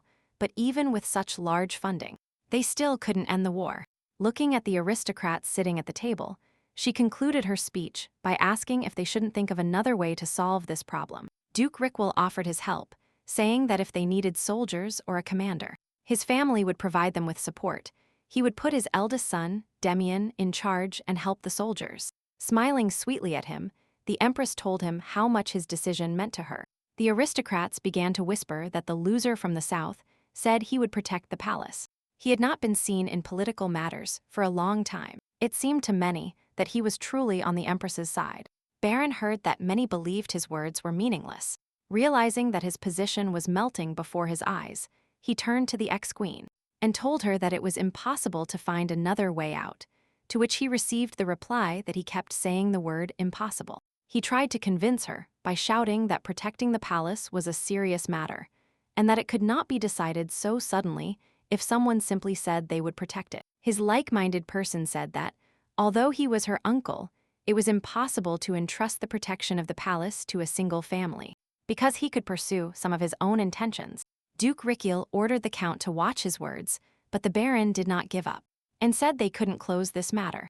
A plan formed in her mind, and she suggested someone else who could restrain the Rickwell family. The girl quickly realized that it simply wasn't profitable for him, that no one said a word about the Acilier family who protected the palace. So now he was stubborn. She had foreseen this, so someone knocked loudly on the door. The Empress said it would be better to postpone this matter. A beautiful leopard appeared on the table, slowly heading towards Arona. Countess Hermann was the first to scream why there was a predator in the palace.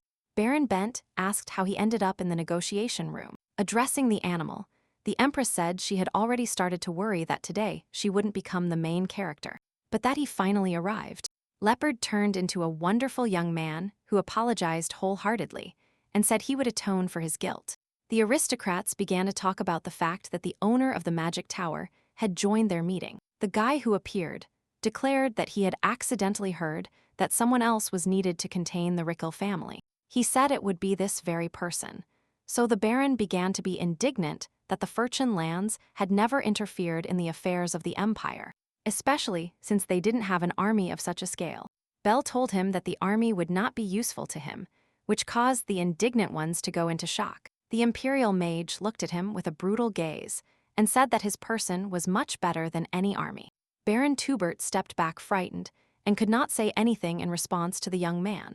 The boy said that if the Empress called him, he would immediately appear at the castle. to which she replied that since the powerful head of the Tower of Mages was with them, it couldn't be better.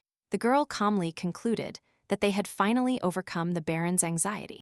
She added that this is why she rejects the request of the Archduke and his princess. His family has already done enough, so he is thinking of sending a representative to Kessman instead to negotiate. After all his words, Arona announced that she would entrust the negotiations to Baron Bent. The angry Baron Tuber shouted loudly that she was replacing the person in charge, because who was Baron Bent?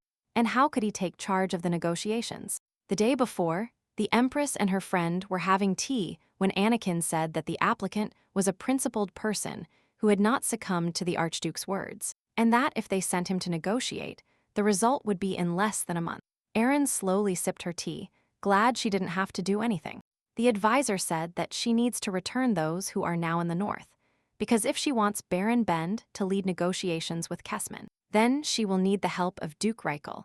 Only he has a power comparable to the influence of the Assiliaire family. He also added that over the past 10 years, the Duke had barely involved himself in politics, and the Archduke's followers took advantage of it.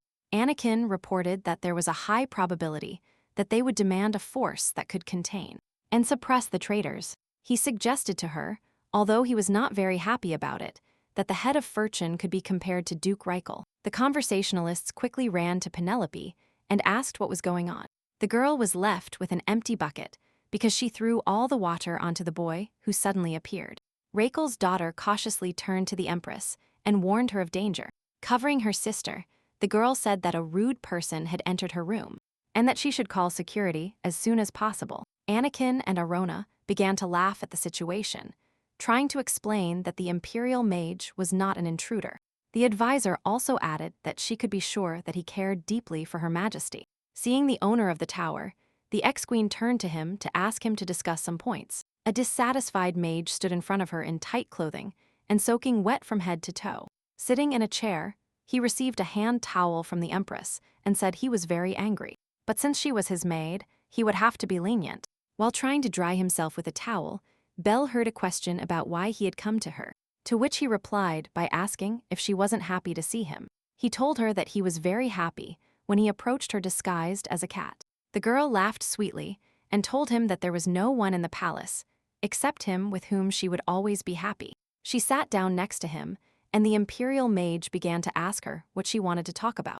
The Empress held out her hand to him and asked him to join tomorrow's meeting of aristocrats and offer his power as head of Furchen on par with Duke Reichel. Arona added that this was not an order, but her request, and that if he didn't want to, then she would not insist. Belle took her hand, pulled her towards him, and told her that he liked these conditions. He leaned as close as possible to her face and said that he also wanted to offer her something.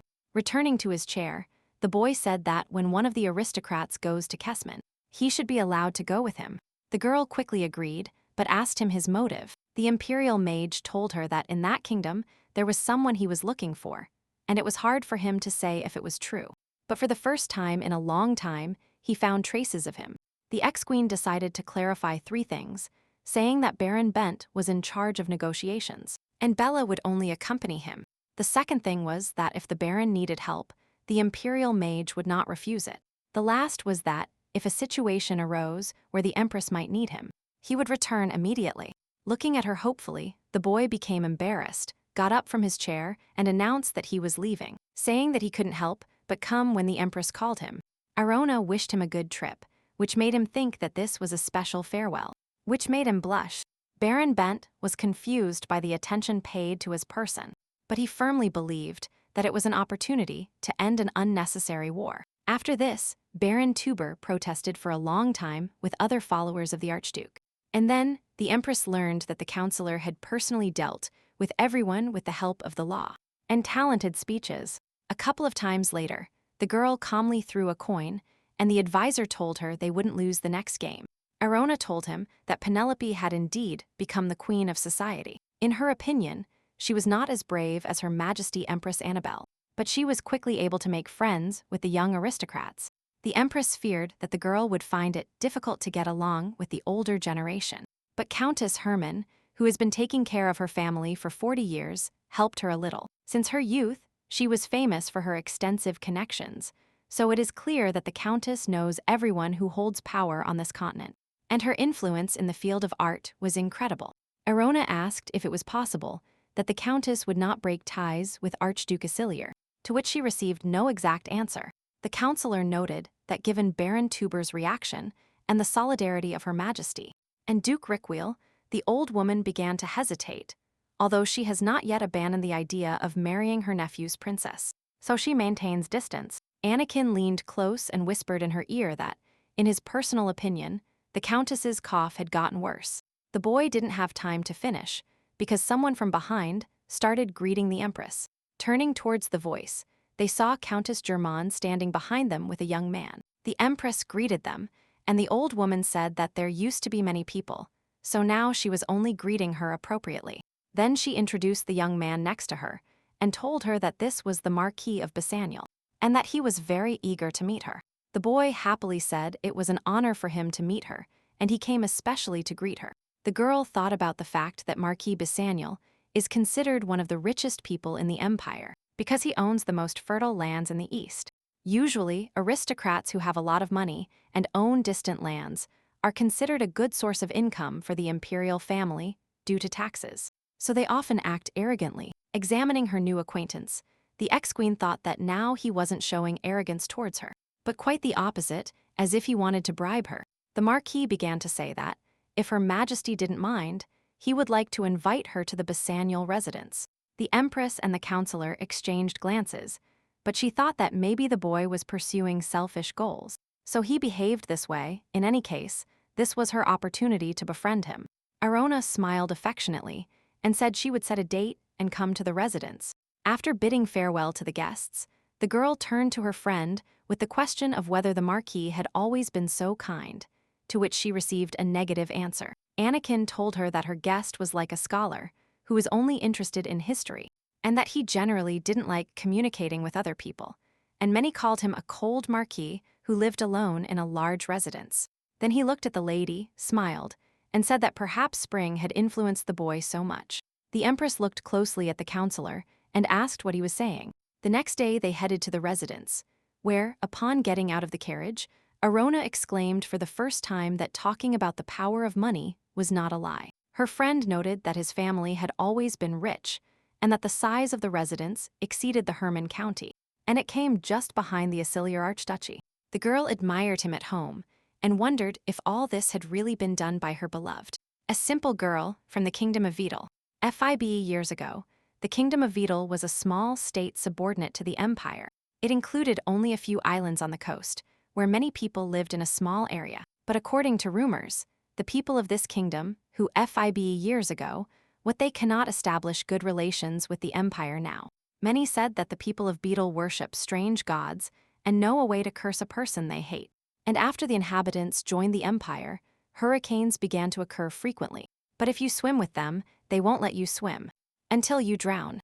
Although these were only rumors that no one verified, the inhabitants of their kingdom had blue hair and pale skin, just like the descendants of the sea god in the legend, so their unusual appearance only reinforced the rumors. Their appearance, which could not be hidden, as well as the unusual customs of life on the coast, went against the way of life of the Empire, so they could not be accepted, especially by the powerful aristocrats. Her thoughts were interrupted by the unexpectedly loud voice of a man running towards her. It was the Marquis, who tried to greet the new Empress from afar.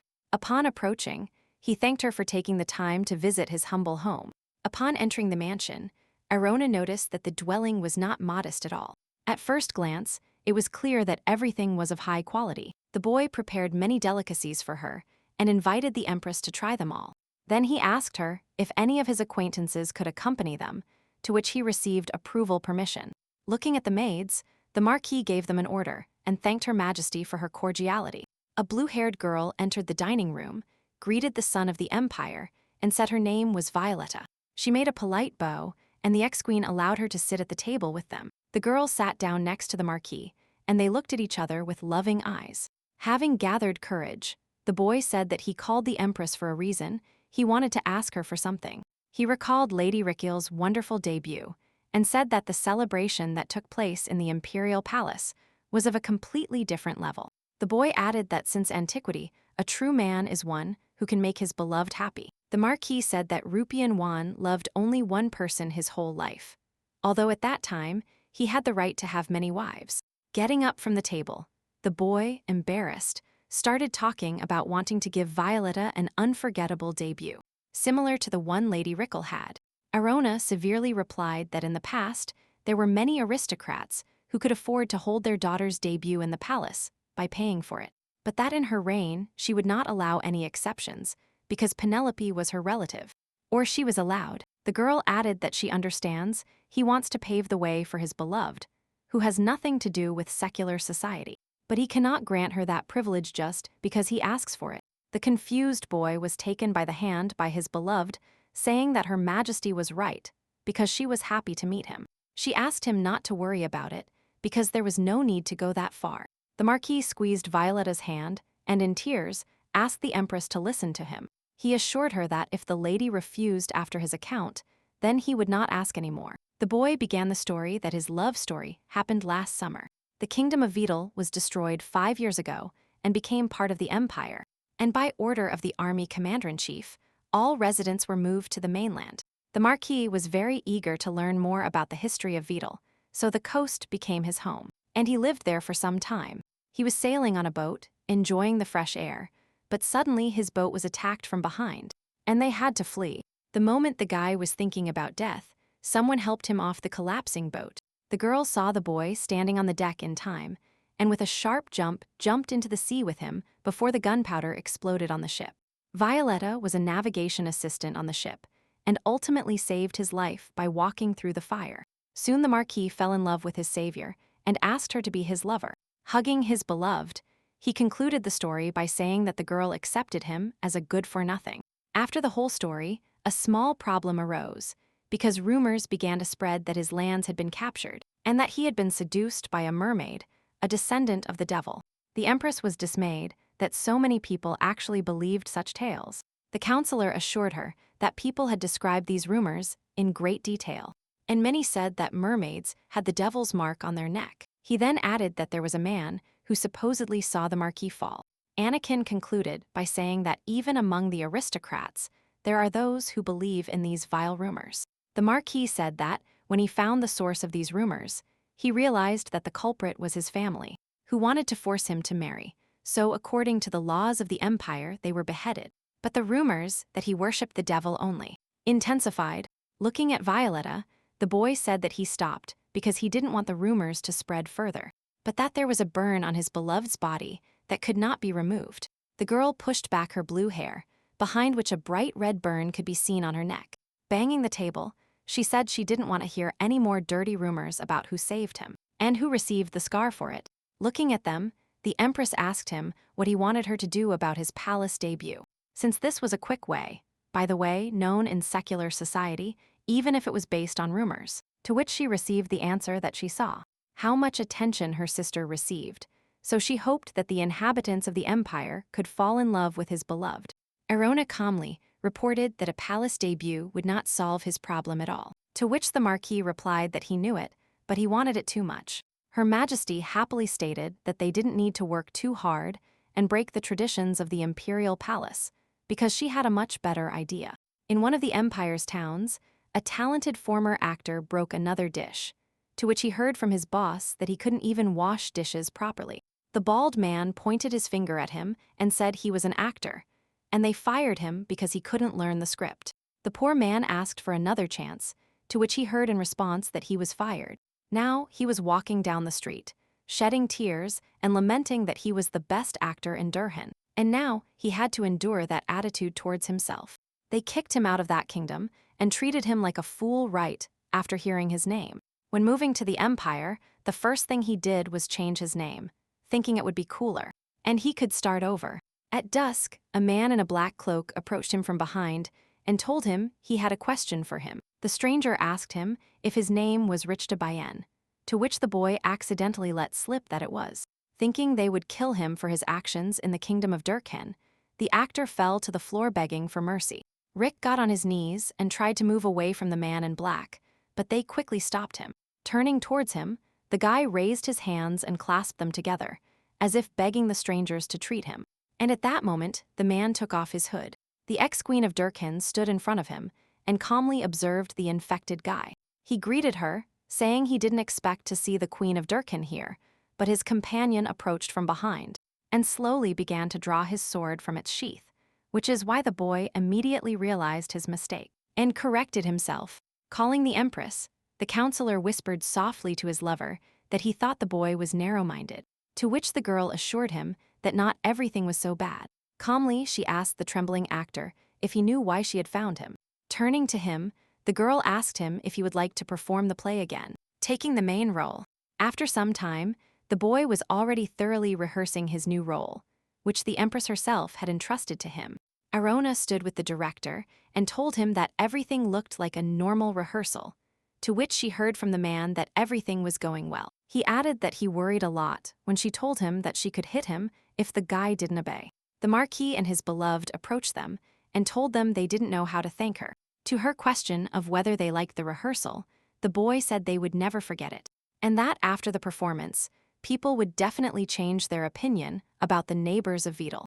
The empress said there were less than 15 days until the show, to which Violetta commented that everything looked great, even without the stage decoration. The girl said that the main protagonist, Lola, is her friend from a long time ago, and that she was looking forward to seeing her act again. The Marquis said he knows they helped them for the good of all the inhabitants of Vidal, but everything he does for them is for Violetta's sake, because she is a beloved person to him. He added that he wished they could stop these terrible rumors so that the inhabitants could live in peace in the empire. The boy placed his hand on his chest and proudly assured that this is the only thing he truly wants to do. The empress listened as he proposed taking over all matters that the archduke was in charge of, along with whomever she designated. She replied that the archduke was responsible for many things, but there was no need to gain his favor because of it. Arona thought that she was actually going to befriend him, but the boy somehow crossed over to her side too easily. The Marquis told her that he was a simple man and that he was willing to do anything for Violetta's sake. The ex-queen noted with some concern that the damage for him would be great. The boy hugged his beloved and asked how anything related to Violetta could harm him. Being alone, the empress thought that she had probably heard about his relationship with the Aciliaire family through Countess Herman. But in any case, the support of the Marquis of Bait-Neal could yield good results. The director of the play approached her and thanked her, saying words of gratitude for giving him the opportunity to perform a play with such an interesting plot. And if he had known this story earlier, he would have paid for all the expenses. Himself, the leader of the Scenic Wolves, is known for his impressive castings, which attract everyone, from criminals to sons of aristocrats. Aruna asked surprised if the selected actors suited him. The boy said the main actor was great and asked if she meant the actress from the Kingdom of Vidal. Having received a positive answer, he invited Her Highness to show something. They approached the stage where the protagonist was performing her role, asking what the protagonist was looking for in his C. Rick told the girl that her voice shouldn't become more expensive at this moment, and then he added that he didn't mean that she was wrong. He also had difficulty with emotions in this scene. The actress told him that he could calmly tell her to rehearse this scene again because he was her teacher. The girls watching them shouted mockingly at the actor that he was again putting the actress in an awkward position. The director pointed at the two girls and said that they had been protecting Lola since day one. He also added that she became very friendly with others, mocking such things. The boy told the empress that normally, if someone mocks someone, they cannot be friends for long, but this time everything was different. Making a mischievous face, he said that the girl would be very surprised when she saw the scene, to which he received a counter-question about whether he had said it was very difficult to direct the production due to the large number of scenes at sea. The director said that a sponsor anonymously allocated a large amount of money to them. The empress thought that using conventional technology would not be a good backdrop for the stage. She suggested they were using some kind of artifact, to which the boy did not reply that it wasn't just an artifact, not even a shining pearl or a simple accessory. He added that it is such a luxurious artifact that he doesn't even know how to use it properly. Only one person came to mind, the Imperial Mage, but he wondered when she knew that the girl was preparing a performance. In the castle, the maids were discussing the upcoming performance. Penelope said there would be a production at the Feriadane Central Theater, and that she had already booked her tickets for the best seats. The boy next to her said he was still thinking, because nothing had been said about the plot of the production, and he wasn't sure if the performance was of interest to him.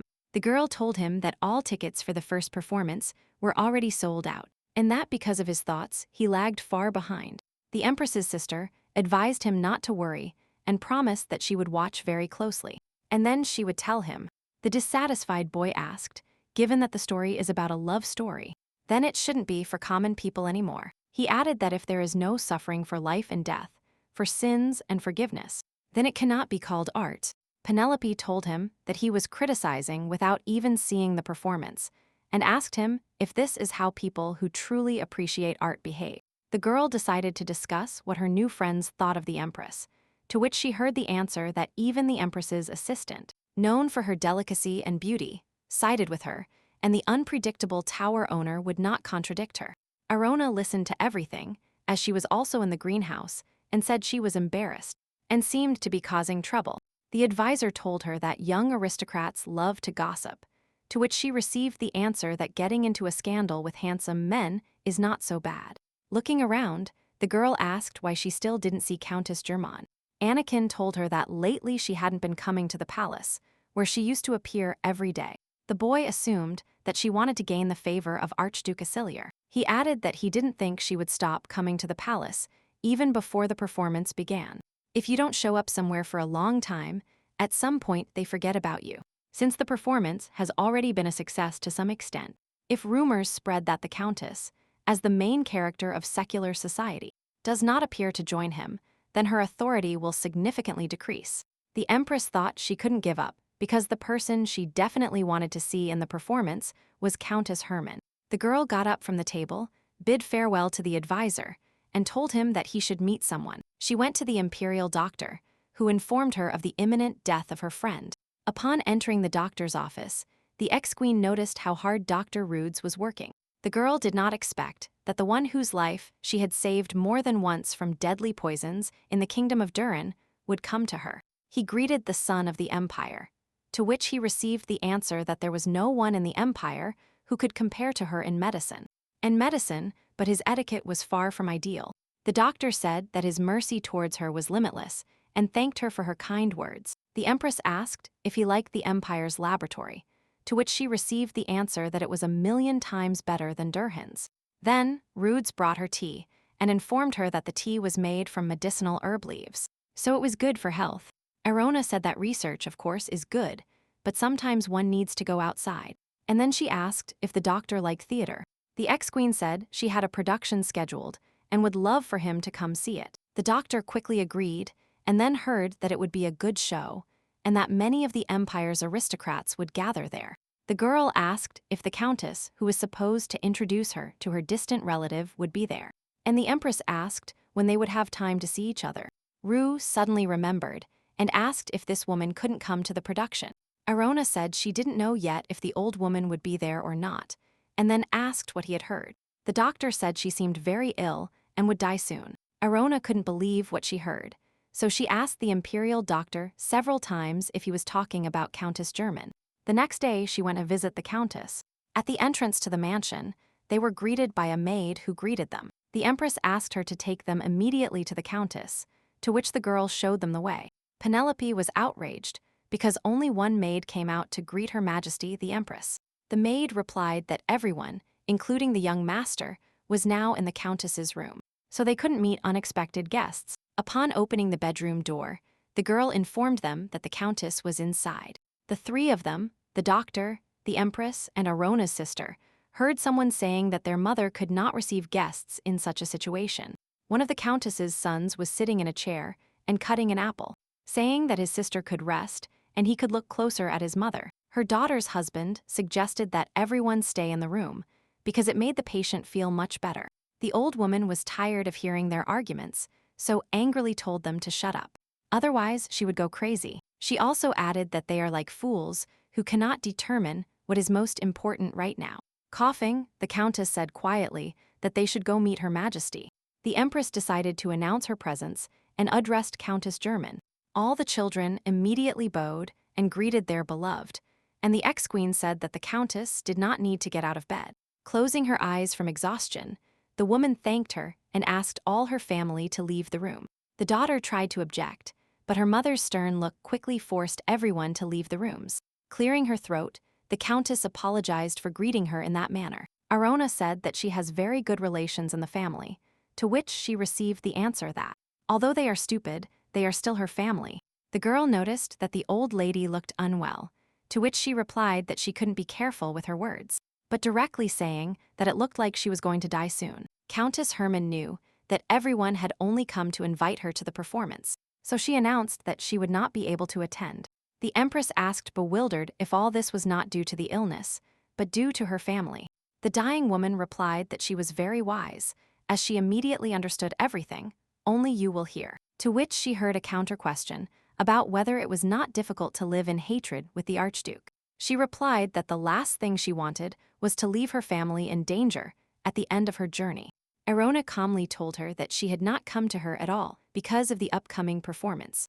The girl told her that she had come because she was very worried about her health. Then, smiling sweetly, the ex-queen asked if she wouldn't die if she could attend the performance. The countess was bewildered by such words and asked in a trembling voice if this was not an illness that no doctor in the empire could cure.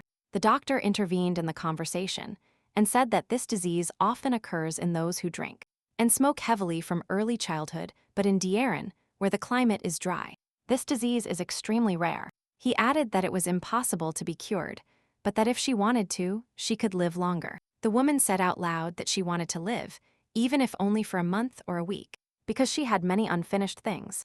The girl told her that the disease is called gyseric, from which her mother died. Observing the patient, she reported that, being in this condition, she lived another 10 years. The doctor explained that if you avoid the mistakes the girl noticed while caring for her mother, you can live even longer. The most important thing is to never drink or smoke again. And the countess promised she would do whatever she wanted and asked him. Her Majesty would allow the doctor to stay with her. The Empress explained that she had come precisely for this, and said that the countess must come to the performance, because this way they would attract the attention of all secular society. The old woman didn't believe what was happening, but having controlled herself, she said that the Empress was very wise, and she should have sent more pictures of her nephew. The day of the long-awaited performance arrived, and many young people gathered. The two ladies commented that Marquis Basaniel was at such a place, who came here with a mermaid. One of them said that the girl was still a commoner from Vedel, and that, as it seemed to him, truly important people never came. He added that if it was a really good performance, then the countess couldn't come. Baron Tuber specifically listened to the young men talking about the upcoming performance. Smiling wickedly, he muttered to himself that this would be a good show. Then, turning to the young men, the man said that he knows Countess Hermann well, and how obsessed she is with quality performances, so if there is something she doesn't like, she doesn't waste time on it. He stated that there was only one reason why the content of the production and the list of actors were kept secret. The Baron didn't have time to finish speaking when Countess Hermann appeared in front of him, talking about how long it had been since they last saw each other. Turning to her, the man thought that the old woman had previously been on the side of the Asiliers. The performance began. Two guys dragged several meters of blue fabric behind them, on which the glow of the lanterns was reflected to create the effect of waves.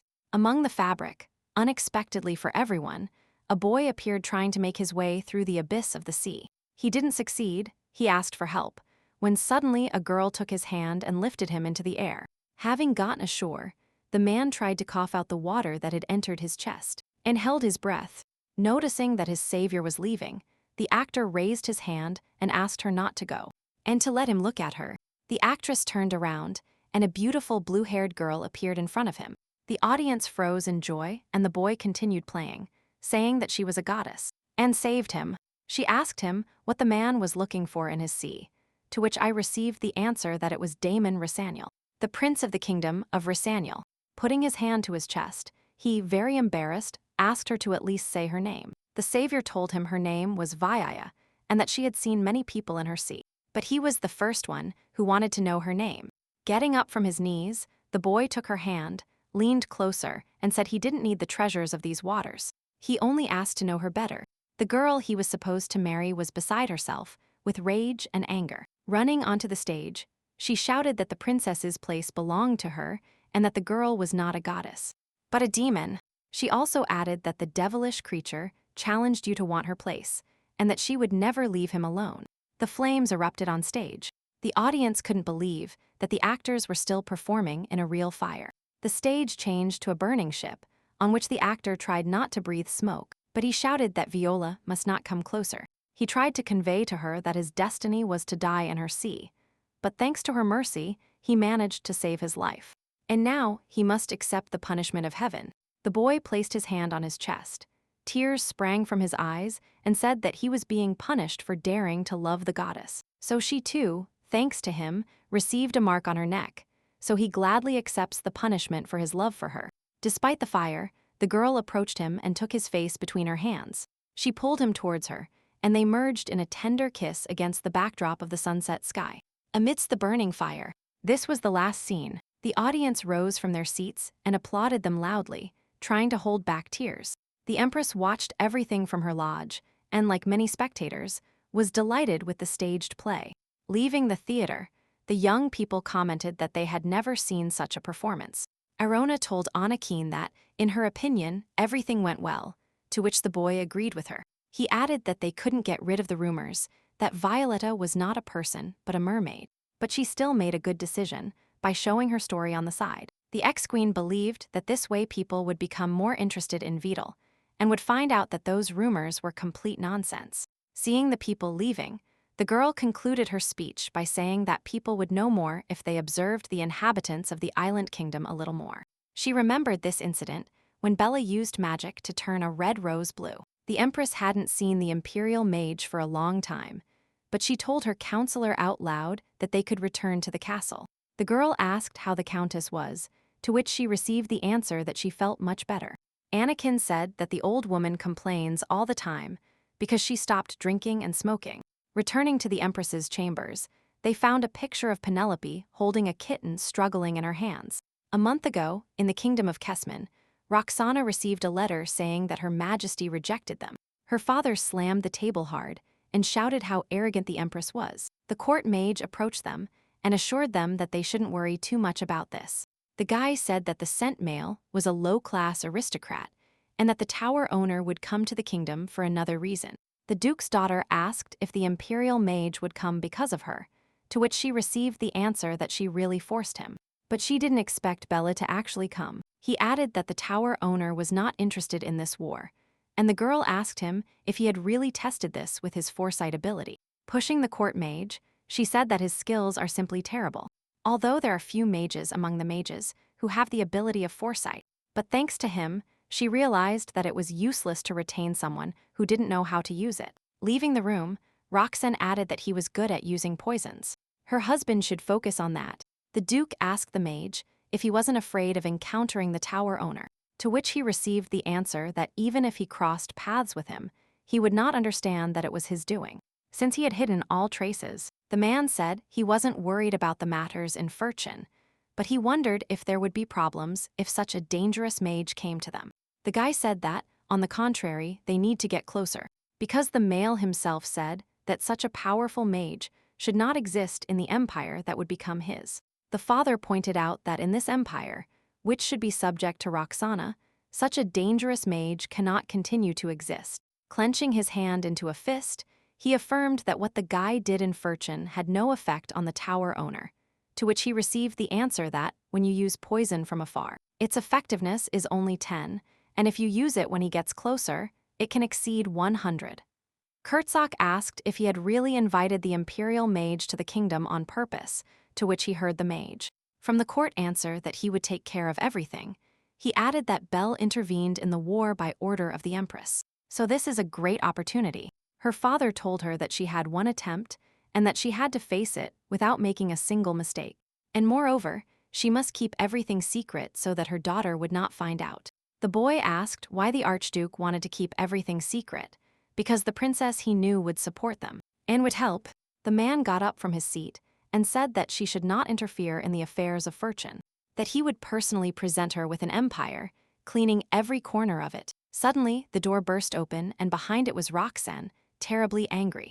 The girl said that Ramon, as the court mage was called, said that mail bent, and the tower owner would arrive in a few days. The boy replied that, According to his calculations, the journey would take them at least 3 days.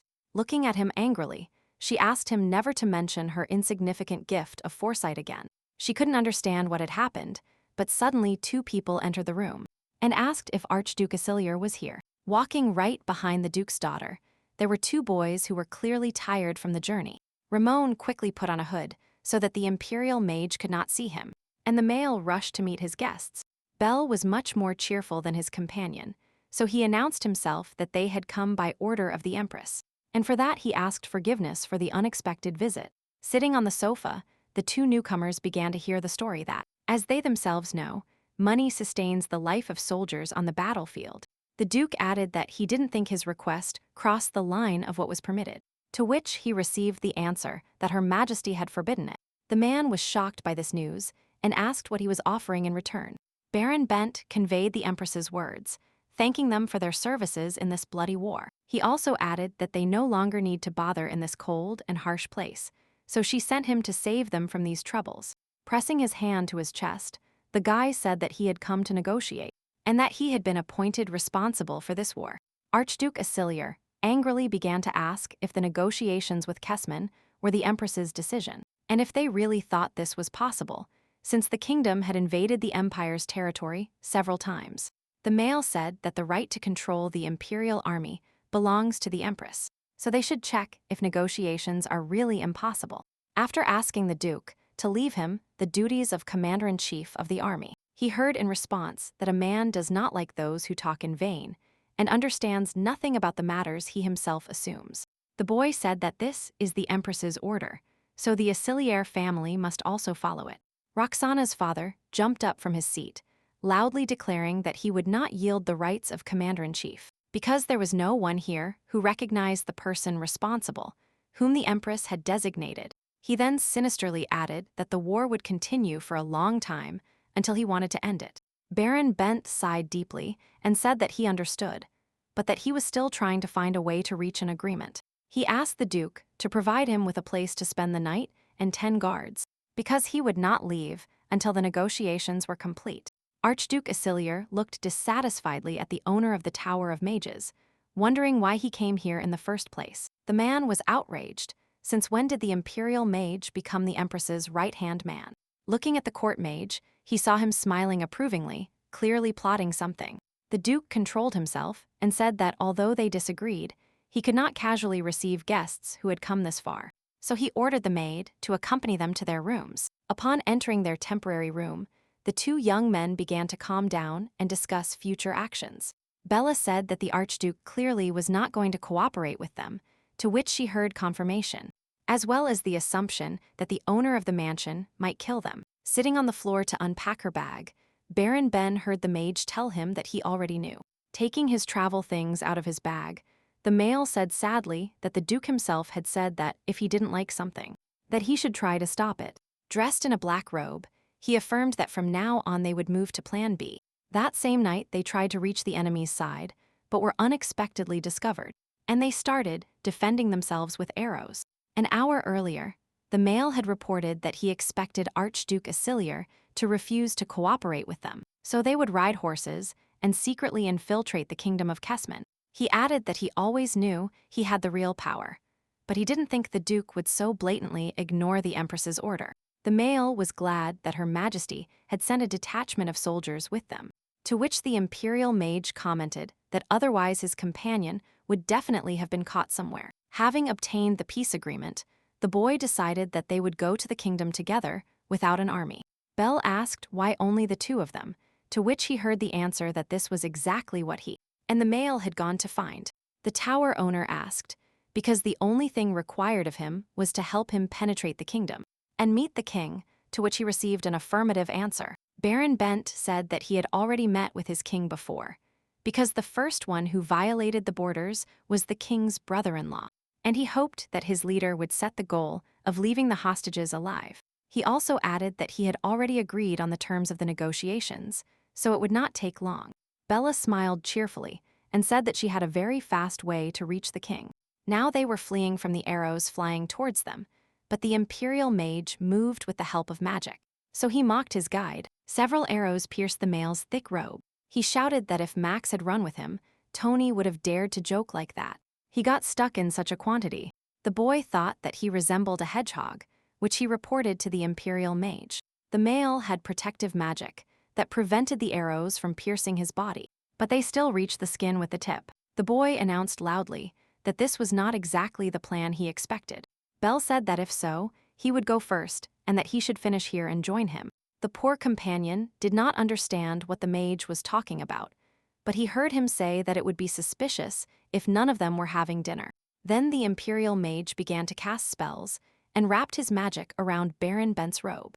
Enjoying his screams asking to be freed, the mage had his own plans for this, so he sent him to the very heart of the kingdom, telling him that he had cast a strengthening spell on him, so everything would be fine. After making sure the flight was a success, Belle was very pleased with himself. Using magic, he quickly returned to the Acilier family mansion to appear during dinner. A servant entered his room informing him that dinner was ready, and everyone was waiting only for them. 3 people were sitting at a long table, eating slowly, with guards, and servants behind them on both sides. Roxana was the first to break the silence, telling her father that if he had no one to drink with, it would be better to choose one of the soldiers.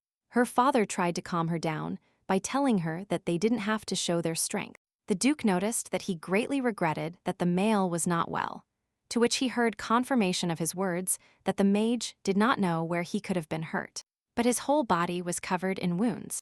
The girl, angry, said that he must be suffering incredible pain because he ran away to negotiate with Kessman. She added that the male should have learned something, that whoever goes alone to the enemy camp cannot return that day.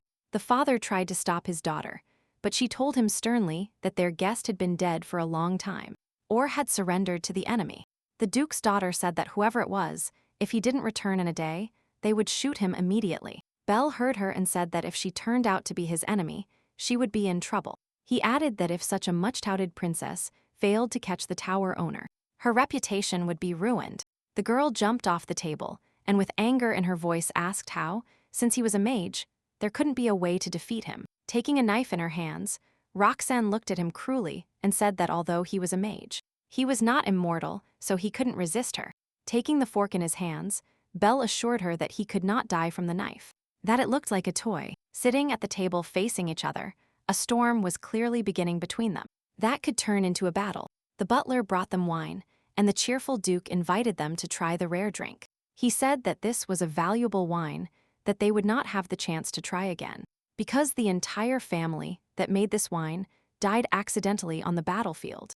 The Duke brought his glass closer and toasted to the prosperity of the empire, to which the Imperial Mage noticed that he did not sound sincere. Belle was the first to taste the rare drink, while the others watched him with bated breath. A couple of hours earlier, Father Acilier visited Ramon while he was preparing a special wine for the guests. The man asked if it would be similar to the poison they used before. The mage told him that the only difference would be that the person would have to drink it and not eat it. The Duke asked if it would be strong enough to use against the tower owner, to which I heard an affirmative response. He sternly asked if the court mage knew that poison normally didn't work on the Imperial Mage. The guy assured him that he already had experience in poison murders, so there is no one better than him. There was no one and never will be. He added that the Archduke should not worry, because in any case this is the end for the tower owner, because he will no longer be able to come to the mansion. Ramon covered a bottle of wine and said that Belle could not find out about its existence. Handing the bottle to the Duke, he said that it doesn't matter who the tower owner is, because in the end, following tradition, he will die young. After giving him wine, the guy swore by his own name that his poison could kill the Imperial Mage. So now the Duke watched with great anticipation as Bella quickly swallowed a glass of wine. The court mage, who was among the guards, thought that this poison was different from those he had used so far, because a single sip would destroy all organs. Then he imagined how his victim would start writhing in severe agony, not understanding what was happening to his body. After drinking his glass completely, the owner of the Tower of Mages said that the drink was really tasty, and that he regretted that everyone who made it died. Ramon couldn't believe what he saw. His poison had no effect on the Imperial Mage. The Duke was not surprised, and began to offer to try another glass of excellent wine. Snatching the bottle from his hands, Belle quickly began to pour a new portion into his glass. He said at the same time that they should drink a lot of that wine and that they shouldn't be greedy. The boy drank the second glass in one gulp, while everyone also watched him waiting for him to die. Then he playfully looked at the Duke and asked if he should have another glass, after which he emptied all the wine bottles. The Archduke, enraged, asked the servants to bring them even more bottles, but there was nothing left in their provisions. The mage, self-satisfied, said that normally when people insist on drinking such a drink, it is obvious that they are plotting something, and he asked them if everything had not gone as planned. Roxanne's father pretended not to understand what was happening, to which the imperial mage suggested that they wanted to poison him. The Duke's daughter slowly picked up the candlestick, while Bella was talking about how he was not interested in poisons, so he didn't know what kind of poison was mixed, and affirmed that he knew nothing about his body. The girl pointed a weapon at the guest, intensifying it with her anger, saying that she could no longer calmly tolerate it. She said that if he suspected they were trying to poison him, then he knew he couldn't escape her sword. Moving the weapon away from his face, the owner of the Tower of Mages assured her that she was wrong in this matter, because the Empress ordered him not to interfere in the affairs of the Imperial Army. Roxana became enraged and lunged at the guest, shouting that this army belonged to her. Bell stopped the makeshift weapon with his finger and said that if a man from Furchen was hiding here, then that was a different matter. Hearing all this, the mage hiding among the guards nervously worried about his life. Bell broke his weapon into many pieces, saying that he had to catch his subject and kill him, because that is his duty as the head of Furchen. The Duke immediately ran towards him, trying to justify himself, but the owner of the Tower of Mages did not listen to him, saying that the Imperial Army was not his jurisdiction. The person responsible for everything would come soon. At that very moment, the refectory doors opened and Baron Bent appeared behind them. The Duke's daughter cautiously asked why their guest looked so terrible, and so he appeared for dinner. The guy apologized, because it was all because a madman pushed him into the enemy camp's lair. He cheerfully pulled out the paper from under his cloak and reported that everything valuable had not been damaged, because in his hand he held the surrender document of King Kesman. The Aciliaire family couldn't believe they were seeing a surrender document in front of them. Baron Bent said he had signed a peace treaty, as Her Majesty the Empress wanted. The dissatisfied Duke and his daughter frantically began reading what was written in the document. Observing everyone, the Imperial Mage said that the male had ended the war that they could not finish. Smiling contentedly, Belle said all they had to do was return to the palace. The Duke's daughter looked with all her anger at the court mage, who was among the guards. All she could think about was that he was a piece of useless trash, and that King Kesmana was a scoundrel. Baron Bent carefully tried to retrieve the document so no one would accidentally break it. The Archduke held the paper tightly, to which the male informed him that absolutely everyone was watching them. Finally, after handing over the document, Roxana's father heard Belle's words, saying the war would drag on. Approaching the mansion owner, the Imperial Mage asked him what they would do since nothing went according to their plan. Without waiting for an answer, the guy turned around and told everyone that he wanted to quickly tell the Empress about this. The two young men left, leaving Archduke Aciliaire alone with his daughter. Roxana was indignant that everyone said Arona was just the Empress's words, but they didn't take her seriously, because not even her father could say anything in such a situation. Now the kitten was in the Empress's chambers, and she thought that, judging by how relaxed the animal was, it could be judged that the negotiations had gone well. Sitting next to her, the girl asked him if the Imperial Palace was really just a joke to him. At that very second, the kitten turned into an Imperial Mage, who jokingly told her that they hadn't seen each other in a long time. Then the boy said it was the second time something terrible had happened in this room, to which he received the answer that they were asked to enter through the main entrance. The ex-queen began stroking the head of the owner of the Tower of Mages, while asking him about all the news. Belle enjoyed the softness of her hand and told her that they were done, so he quickly approached to tell her. The girl couldn't believe what she was hearing, and asked if everything was over, even if the war with Kesman had ended. The Imperial Mage told her that the male had received confirmation of the surrender. Herona suddenly became thoughtful and took her hand off his head. Annoyed by this, Belle said that he had taken the males to King Kesman, so it didn't even take an hour. He added that they even had time left to ensure the problem was resolved. The guy said he arrived here faster than if he had ridden a horse, and managed to create a portal on the way back. He looked at her affectionately and told her that during the journey, he had helped with specific effects on the stage. The Empress approached him and asked him in surprise if he was the one helping with the special effects. The girl asked if the equipment with which the performance was a success was really a gift for her. Her heart began to beat violently, so the ex-queen moved away, turned around, and shyly said that they first had to talk about Kesman. When she asked if Princess Aciliar was angry, she received the answer that she was serious about disobedience. The guy then said that there were too many people who had seen the agreement, so in the end, he decided to withdraw the troops. The Empress commented that she couldn't do anything anyway because they had won. Even though the male succeeded in the negotiations, the army under the leadership of the Aciliar family won. For a year, it was the Archduke and the princess who led the army in a bloody war. Recalling Baron Bent, Arona asked where he had gone and why not in the castle. The imperial mage dryly declared that the male was still a sham, but that the guards were with him, so they would return together. The girl laughed and said that everything had gone as they had planned. Only a ceremony remained to honor the heroes who had returned with victory. The Empress understood that no matter how upset she was with the Aciliar family, the inhabitants of the empire would receive them anyway. Bella gently grabbed a lock of hair from the ex-queen and began to stroke it gently with her fingers, asking her how she planned to carry out the ceremony. Blushing, she sternly said that she should greet with victory those who return from war. Arona calmly said that the soldiers would be greeted by the villagers when they entered the fortress, so she should reward them, not just organize a banquet in their honor. In the end, Empress Arona and Princess Roxana would meet. The imperial mage took her hand and placed it on his cheek, telling her that he would always be on her side. After the end of the war in the kingdom of Kesman, calm reigned in the empire. The new palace was a much more interesting topic of discussion. Penelope's new friends asked her if her hairpin was Vidal style. They also noticed that these days it was hard to find, to which they heard in response that the pin was created in the image of Viola's mark on her neck.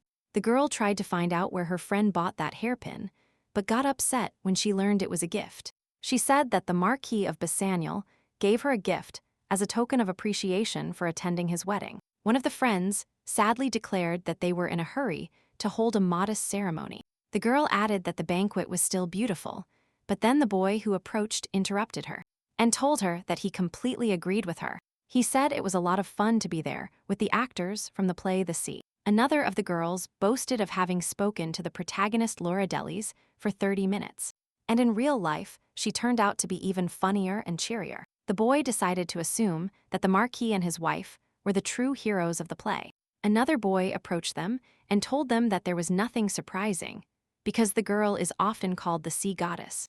Another of her friends noted that mermaids were often called daughters of the devil himself.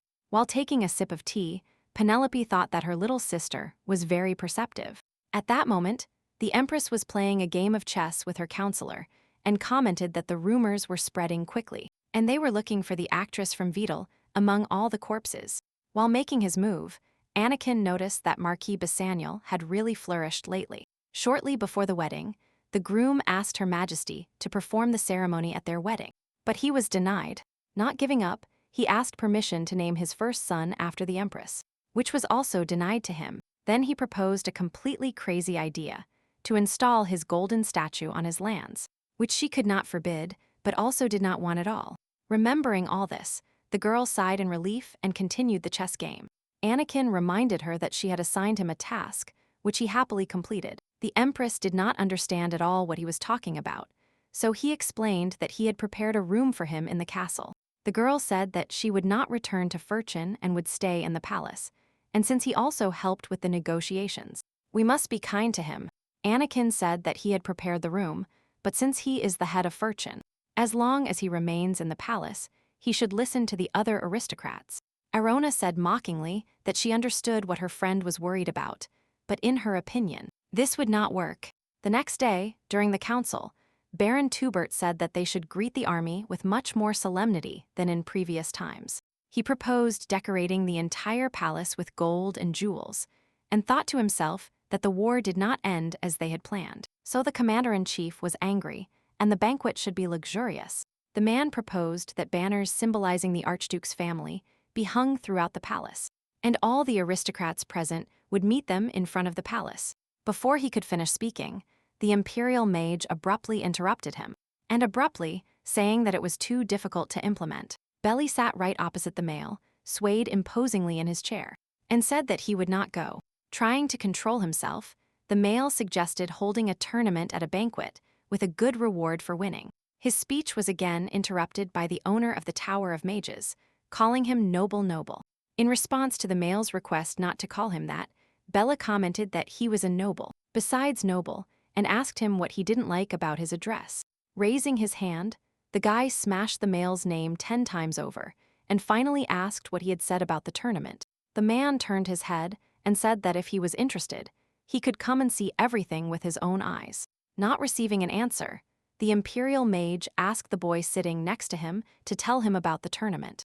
Calling him Ferret, dissatisfied with the address towards him, the young man decided, however, to talk about the fact that this tradition of the Empire, the various tournaments held at important festivals or banquets, arouse interest and cause joy among the audience. During his story, Bell quite often interrupted his interlocutor, to which he received a comment from the Empress. The girl mockingly asked him not to interrupt the other council members too often. According to the condemner, tournaments are an Empire tradition. Anyone can participate in them, and the winner receives a jewel.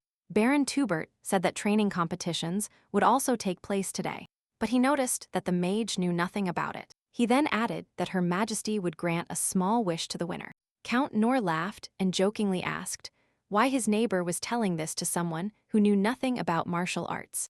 They were both developing a plan to get rid of the Imperial Mage without attracting attention, and the tournament was ideal since magic could not be used there. Bell said it was true that he had never learned to hold a sword in his hands, but that he would participate in the training competitions. Leaning back in his chair and smiling radiantly, he declared that he would be the winner. Upon arriving at the tournament, the Empress sat on a high balcony from where she could observe all the battles. After asking the counselor if he was worried, she received the answer that he was not participating in this, so he had no reason to worry. Observing the warm-up, the girl quietly said that her snowball should be in good health. Then she realized that, although he was a mage, he could get hurt fighting with swords. Looking at her, Anakin asked if Her Majesty was really worried about Bell. Turning around, the Empress, embarrassed, affirmed that she would not want him to get hurt. The boy confidently assured her that she should not worry about the Imperial Mage. The bright presenter announced through a megaphone the start of the first round of the training competition. In the first battle competed Lord Belcorianas, from the Kingdom of Furchin. His opponent was a burly man, Sir David of the Rune family, who looked at his enemy with sarcasm. The counselor explained to the ex-queen that very soon she herself would understand the truth of his words. Looking at the Imperial Mage on the battlefield, Arona thought he was standing in a very strange position, and hoped that it was not the first time he held a sword. The proud opponent looked threateningly at Bell, and said that although he was the tower owner, he should not expect mercy. The Imperial Mage thought that since this sword was not real, hitting the enemy on the head should not result in death. Sir David was the first to launch into battle, quickly attacking his opponent with the ball directly to the shoulder. Bell briefly slowed down, but it seemed to everyone that he could not move due to the pain. Arona cautiously observed the progress of the battle, worrying every moment whether the tower owner was safe. His opponent thought that perhaps he had broken the mage's bone, but at some point he noticed that his sword began to break into small fragments. In the end, the only thing left in Sir David's hands was the hilt of the sword with a small stump. Bell remained completely unharmed, without visible wounds, and looked inquiringly at the broken sword. The presenter did not expect this. There were notes of incomprehension in his voice about how it happened, that it was not his shoulder that broke, but the sword. The Empress asked with satisfaction if this was in accordance with the rules, because from the outside it looked like he was using magic. The counselor told her that the Imperial Mage did not use magic, so this was not considered a violation. He said that when Bell was little, you cast magic on him to strengthen his body. Thanks to this, his body does not fear even the most dangerous poison, let alone toy swords. The host announced that because the opponent lost his weapon, Lord Belcorianas of Furchin wins this round. The owner of the proud tower sheathed his toy sword, saying with his whole appearance that he was stronger than the others. In the next round, he also defeated his opponent, so he continued his participation. In the third round, the guy managed to take the sword away from his opponent and wondered why everyone looked the same. The Empress and the counselor watched him from the balcony and talked about how irritating easy victories were. Anakin said that, when he was at the academy, he heard that Amaryllis did not want a son, but simply to create someone strong, after which Bella was born to her. 15 years ago, she went completely crazy, and until her death created new spells for Belle. Many believed that he was her best creation, abandoned by her after her death. After the boy told the story of his friend, the final was announced. The presenter announced that Lord Belcorianas, who had not had a single defeat, would participate in the final. His opponents were the Condemner of Vectum, who reached the final by repelling the attacks of numerous competitors. The counselor said that since his new opponent is the Condemner, the Imperial Mage must be more careful. He realized that no matter how invincible Belle was, he was still made of flesh and blood. The Empress looked excitedly at the new enemy, asking if he could really harm a strong telemage, and then asked if he was from the Ministry of Magic. His friend explained that his sword sucks mana from the air, so it can resist magic. But at that moment, the presenter reminded him that the winner would be able to make a request to Her Majesty. The girl said she would be delighted to hear the request of the winner of the training competition. The Count said that he wanted to be the exclusive owner of the crystal greenhouse, located inside the Imperial Palace. All the spectators fell silent waiting for the Empress's response, and Irona herself did not expect such a request. The presenter asked in surprise if he had understood correctly that we were talking about a crystal greenhouse, to which he received confirmation of his words. The guy added that he meant the same greenhouse that the previous emperor gave to Archduke Aciliar. The most elegant and beautiful place in the palace is this crystal greenhouse in the southern part of the palace. Several hundred years ago, a master put his soul and heart into it, and for more than one generation of emperors, it was a healing place. But then a puppet emperor appeared, because for whom power fell into the wrong hands. Archduke Aciliar also demanded a crystal greenhouse from the previous emperor. Now the young count, who believed he would win, was demanding a wonderful place. He said that he had heard that Her Majesty did not use the greenhouse, so he asked to use it. The crystal greenhouse always belonged to the imperial family, and when the emperor was replaced, it passed into the hands of the new ruler. The Empress quickly realized that the princess wanted to take possession of it again, but due to his training, all the glass in it broke. Her thoughts were interrupted by the counselor, saying that the count was mistaken. He added that he was going to ask Her Majesty to honor him by having tea with him in the crystal greenhouse. The boy turned around and said he didn't believe the Empress was one of those who throw their words to the wind. Arona glared at the Imperial Mage. Her appearance indicated that she trusted his abilities and would definitely defeat the insolent one. The presenter broke the silence by asking the lady if they should continue with the training competition. The girl replied that if he won the contest, she would give the greenhouse to the Count. Anakin quickly ran towards the ex-queen, trying to stop her unpredictable decision, but she only asked him to trust her. The presenter announced the start of the last fight, in which Count Nor will fight, and Lord Belcorianas. The Count thought his opponent was nothing without magic and decided that, although he looked strong, he could defeat him. He then began to attack the Imperial Mage quickly, expecting him not to be able to stop his blow. Belle did not defend himself, only skillfully dodged his opponent's attack. People started whispering that no matter how strong his body was, if he didn't return, he would be cut to pieces. He managed to stop the next attack with his sword, but was still thrown back a bit. Seeing this, the Empress began to worry about whether the owner of the magic tower was all right. Bella was briefly distracted, and his opponent decided this was his chance to defeat the incompetent mage. He quickly attacked the Imperial Mage, charging his sword so he could cut him to pieces. Surprised, Arona covered her mouth with her hand and watched what was happening in silent horror. The attacker fell to the ground and shouted loudly that he was in great pain and that he had a broken shoulder. The Empress and the counselor looked at the battlefield with disbelief, trying to understand how this happened. The Count shouted that he was dying and that they would need to amputate his arm, but Bella remained calmly, leaning on his sword. The Imperial Mage quickly noticed the girl's gaze upon him. He turned towards her and told her that he had done it. Anakin reflected on the previous fight and stated that he copied Sir David's move, but the only difference was that he didn't have control over his power. The ex-queen happily suggested that the boy probably had innate talent. The presenter announced that the leader of Fershin, Lord Belcorianas, had won and became the winner of the contest. The Empress praised the winner and asked what wish she should grant. The mage smiled maliciously and blushed noticeably, which did not escape Arona's notice. Belly jokingly started telling what his wish was for Her Majesty, but he didn't have time to finish. Stopping briefly to think, he reasoned that, since this request was made to the Empress herself, she would not want others to see him asking for something insignificant. The boy remembered that when his rival asked for a greenhouse, she found it absurd. The Imperial Mage decided to choose a place that no one except the Empress herself could use, and asked for a greenhouse. The Empress's counselor was indignant again, because Count Nor had also recently asked for a greenhouse. The mage bowed and said he asked the Great Empress to honor him by having tea with him there.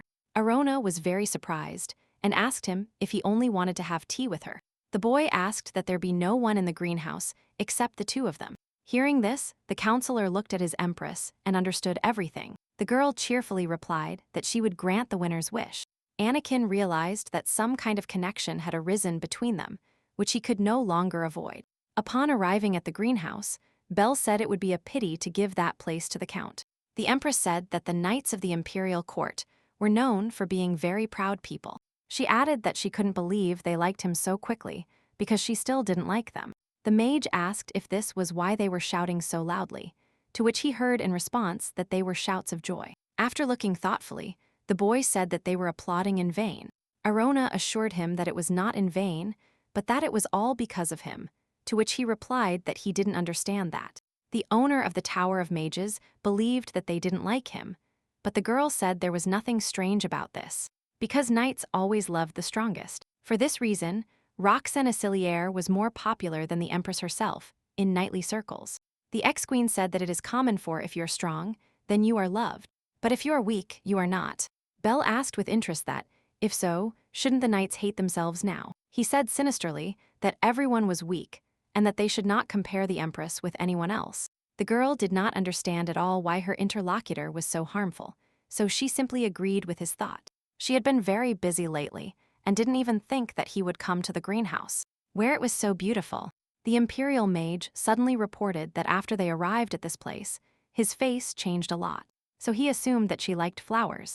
In response, she heard that the Empress loves roses very much, but not as much as she loves you. The boy choked on what he heard and spat out his tea, blushing at the same time. Belle couldn't believe what he heard, so he asked her if she correctly understood that she was saying she loved him. The girl corrected him, saying that he loved roses more than she did. Suddenly, the Imperial Mage remembered that he had once taken a rose from her vase, and then gave it to her at the banquet. He was upset because he expected something completely different, but sadly said out loud that he had misheard her. Having mastered his feelings, the owner of the tower declared that he loved flowers, and in fact he told her so. And then he enchanted many flower-shaped cakes. When she asked him what he was doing, the boy said that this way everything looks much more beautiful because, as she said, he really loves flowers. After having tasted his creation, the girl said that, in her opinion, he was a thrifty person. The Empress said that she thought he could only use terrifying and powerful magic, to which he heard the answer that his mother taught him, and he had no other choice. The ex-queen asked if his mother was the 26th Tower Mistress, the Great Witch Amaryllis. The boy answered affirmatively and said that she taught him a lot, but Askelaus raised him. The girl asked a completely logical question, if this man was his father, to which she heard the answer that he was simply a close associate of his mother. Like Rob. He then sincerely asked if the Imperial Mage really had no father. Belle said that his mother liked to bring handsome boys and spend the night with them, so he believes his father is one of them. The owner of the Tower of Mages told him that it was incredible, because usually people were afraid to ask his mother. No one had ever spoken to her like she did. Arona asked if it was true, to which she received the answer that there was no point in lying to her. The Imperial Mage said that the ex-queen had been very busy in recent years, and probably hadn't heard other rumors about her mother. He supposed that not even Anakin had told her anything, or that she simply didn't believe them.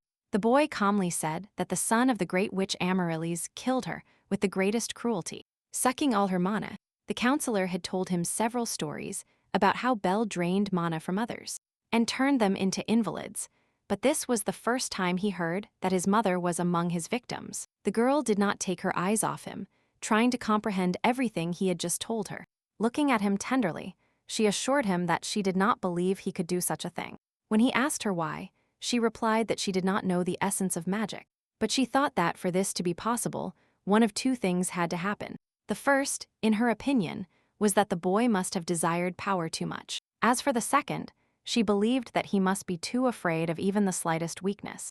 The ex-queen then calmly added that neither of those applied to him. Most people want to become stronger. They are afraid of finding themselves in a weak position. Arona, who became empress, was no exception. She didn't want to be weaker than Lucian or Byron, and because of her power, she had the desire to become an empress who would be called the owner of the continent. Addressing the mage, the girl suggested that he has no desires or fears because he is unique. He was simply born this way, he has never been weak, so he doesn't know how to envy the strength of others. She added that he didn't forcibly take their magic, which means that even if he absorbed mana from others, he must have had a reason. Ben listened to her attentively and asked if he really looked like someone who craved nothing. Looking at her, he thought that until this day, he had actually never craved anything in his life. Now, seeing her blue eyes looking deep into his soul, he realized what he had been looking for so long. The boy abruptly stood up from the table and approached Her Majesty, to which she turned her head towards him. Approaching her, the imperial mage asked her if she was really not afraid of anything. The girl did not understand what he meant, but his pressure greatly embarrassed the empress. She got up from the chair, and he immediately approached her face and tried to say something. But he was very worried, so he stumbled over his words. Arona blushed even more, slowly started backing away, and asked him what he was doing. Unexpectedly for everyone, he moved very close to the window and accidentally hit the window frame. The empress remembered her maid's words that the princess used the greenhouse for her training, so no one observed this place for a long time. When the craftsmen entered the greenhouse to check the glass, Roxana became very angry because they came without permission. Penelope said that the air in the greenhouse is different from the outside, so if the structure is not taken care of, then everything can collapse. Now small glass fragments were flying over the empress, who had hit the frame. The imperial mage immediately ran to her and covered Arona with his body from the sharp flying fragments. After thanking him, she moved away and asked him if he was very surprised, to which he received the answer that he was not particularly surprised. Looking into his eyes, the worried girl tried to comprehend what was hidden in his soul. It seemed to her that the feeling frozen in his beautiful eyes was intense fear. After tea, Belle returned to his chambers in the castle, where his student Rob had been waiting for him for a long time. Seeing his master, the boy happily ran to him and told him that they hadn't seen each other in a long time. Trying to stop him from touching him, the imperial mage said they met yesterday, to which he heard the answer that it was yesterday morning, and today it is already night. Looking at his master's still red face, the boy asked him if he was sick. He told him that his usually pale face had suddenly turned red, to which he heard the answer that it was nothing like that. The tower owner said that he warned him anyway that he would stay in the palace, and asked him not to come until he called. Rob said he had been patient for a long time and decided to visit him, but then asked if he was in this state because he was not around. The boy noticed that without him, the imperial mage got completely sick, to which he heard in response that he was very mistaken. The raccoon asked about the mage who was in Kesman, to which Belle replied that he was a little scared of him, so he had to keep an eye on him, because anyway, the intruder would not be able to escape, and would return to the palace with the Archduke. His student reasoned that if the mage was not the problem, then it was the Archduke's family. He concluded that if he killed the Empress, the princess would get the throne, and the Archduke had long been preparing an uprising, so he got rid of other candidates.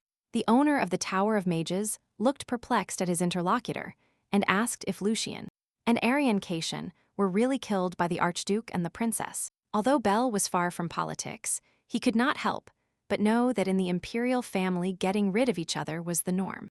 However, he did not remember that there was any attack against Arona after she returned from Durhan. The boy looked at his master alarmed and said that he was somewhat strange today. The imperial mage calmly and dryly replied that from that day on he would remain in the palace. He added that this is more logical, because he will observe what happens next to the Empress. Rob was very surprised that his master started using logic, because before he did whatever he wanted. After thinking for a while about the tower owner's strange behavior, the boy concluded that he had fallen in love with the Empress.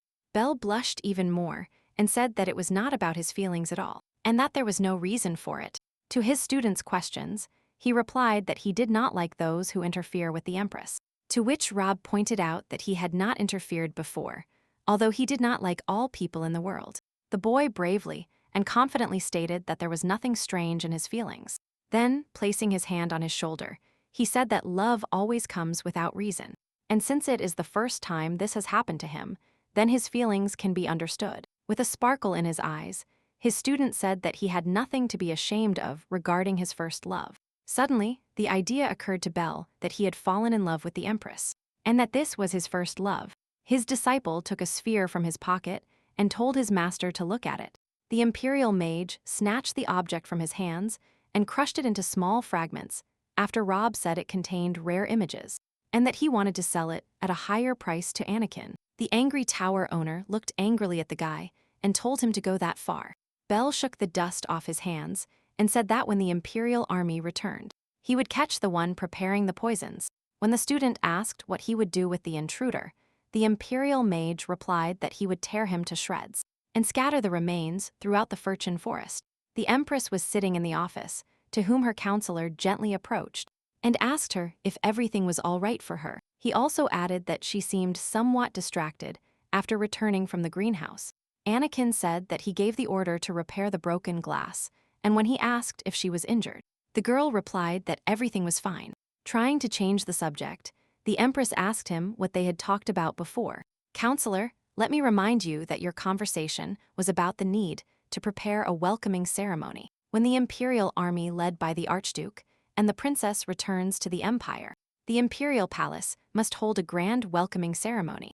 Arona said that these were soldiers defending the honor of the empire, so it cannot be done randomly. She added that if something goes wrong, there will be more people who will ignore her as the head of the army. Anakin said that the princess wants to get the throne, so she has a plan for a secret attack. But as long as she doesn't know Her Majesty well, the girl will do nothing.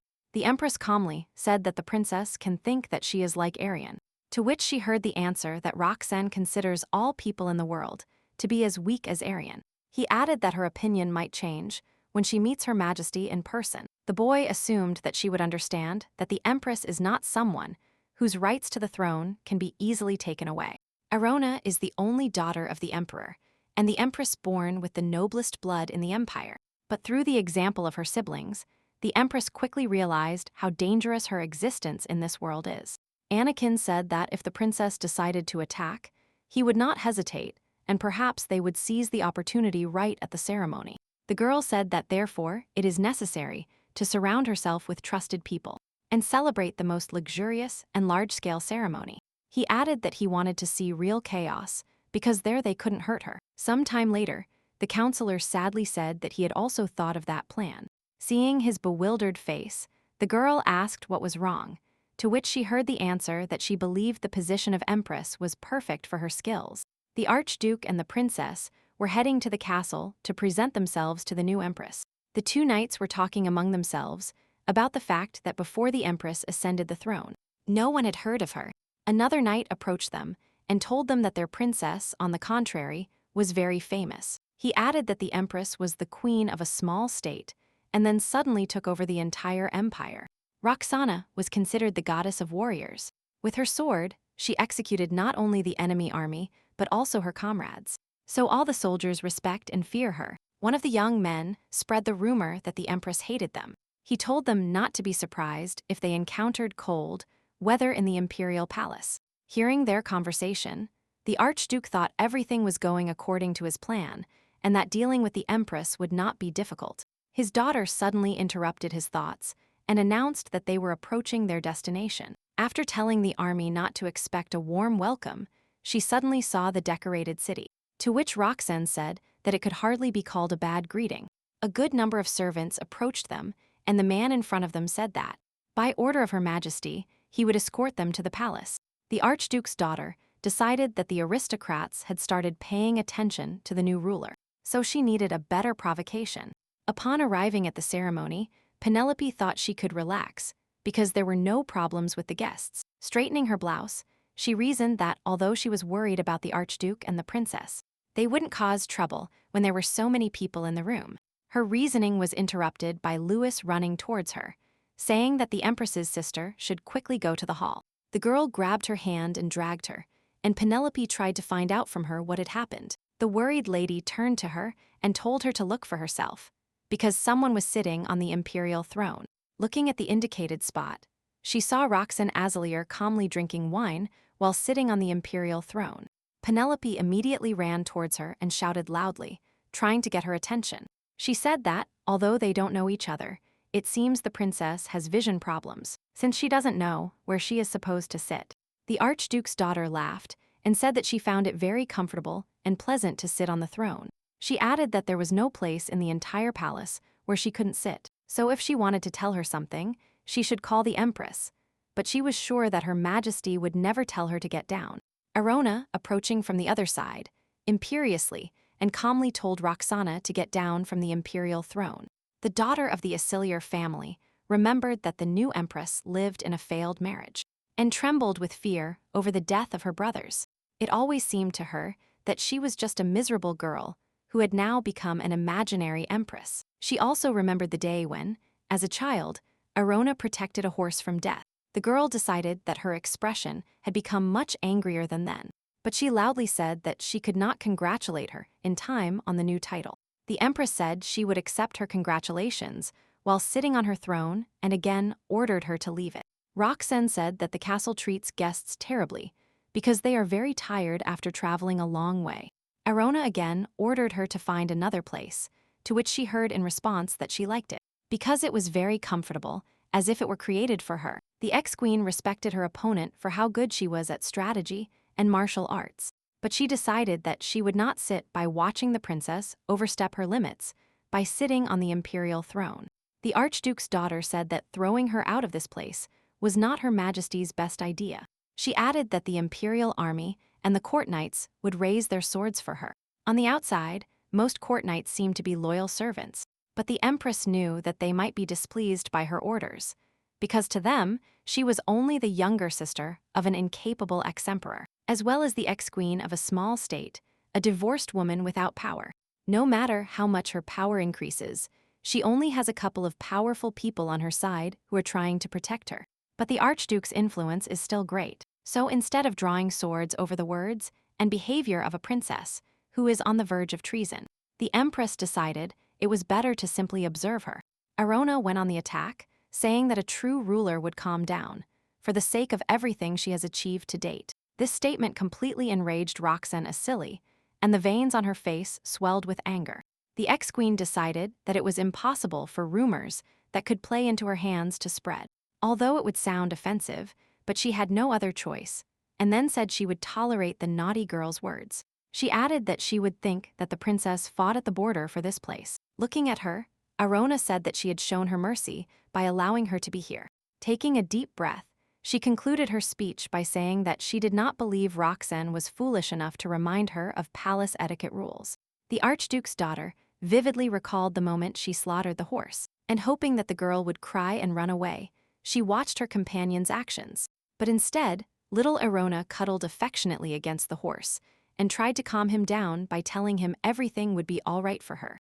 Now Roxanne thought that the new empress would quickly explode, but she played her role well. Duke Rickwell approached the throne and said that Her Majesty was right, and that the princess should behave like a servant. Realizing the approaching aristocrat, the princess asked him if he had sworn allegiance to the empress. The duke said that his relationship with Her Majesty did not concern the Archduke's daughter.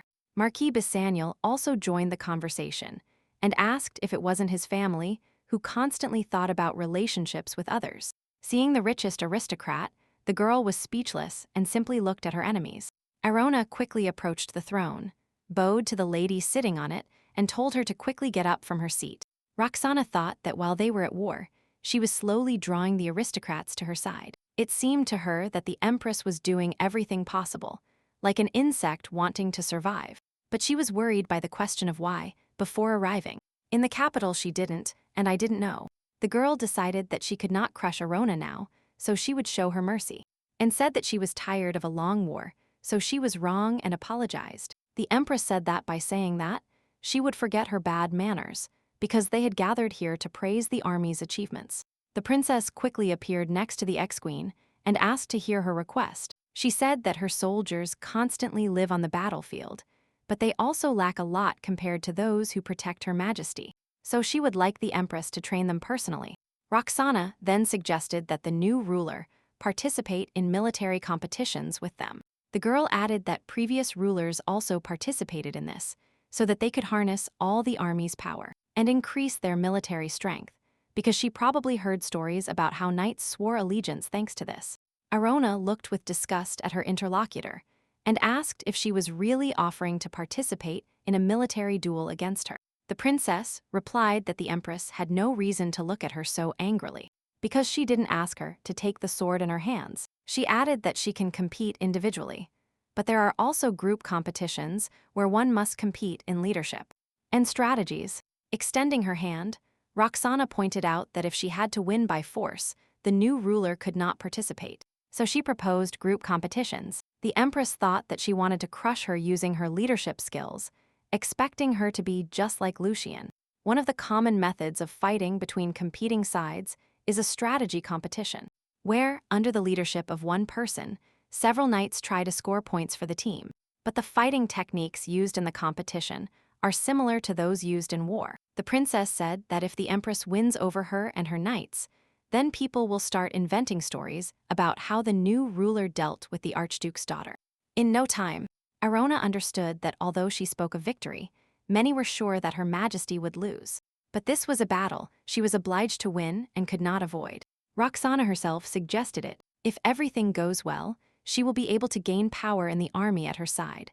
So the girl accepted her rival's offer. The daughter of the Aciliar family, self-satisfied, said she would look forward to their fight. Leaving the room, the girl thought she would crush the ex-queen in a way she had never dreamed of. The remaining Empress thought that she would never allow everything to happen as her rival wanted. The next day, an urgent council was convened with people close to the Empress to choose tactics for the battle with Roxanne. The Marquis was the most bewildered of all and asked fearfully if she was sure of her victory. The girl did not answer anything, only read the description of the princess's battles. The male Bent told Majesty that his rival was the only daughter of Archduke Aciliar. He added that no one wants to face them on the battlefield and asked if she herself didn't know it. Duke Rickwheel calmly stated that this battle could bring them great benefits. The man explained that they should take advantage of this opportunity and officially defeat the hero of the empire. Arona's mother's brother said that this way they could strengthen the Empress's position.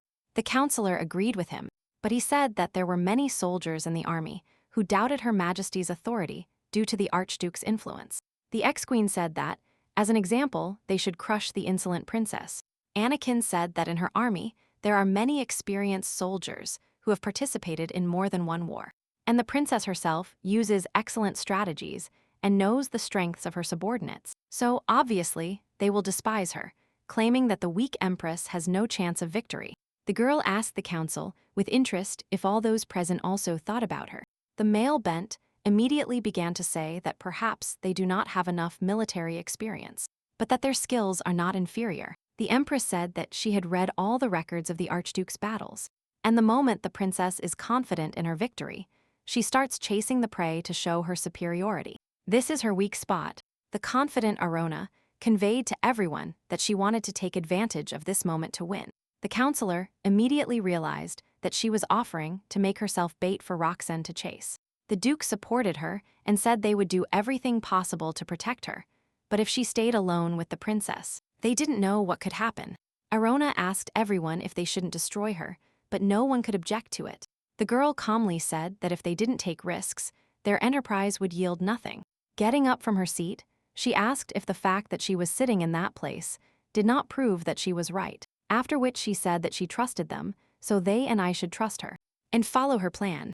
At the same time, in the Tower of Mages, Rob shouted that a problem had occurred, and he heard something serious in the Imperial Palace. The Imperial Mage, sitting in a chair calmly, read his book, and remembered that he had not ordered his student to visit the castle. He then commented that it must really be so important that he dared to disobey his order. Trying not to hesitate any longer, the boy said that the Empress would fight the princess. He added that it seemed she had some kind of plan to be a decoy, and said he would take all the risks. But no one was listening to him anymore. After the meeting, the Empress went to her chambers, where she thought that for the first time she would fight alone.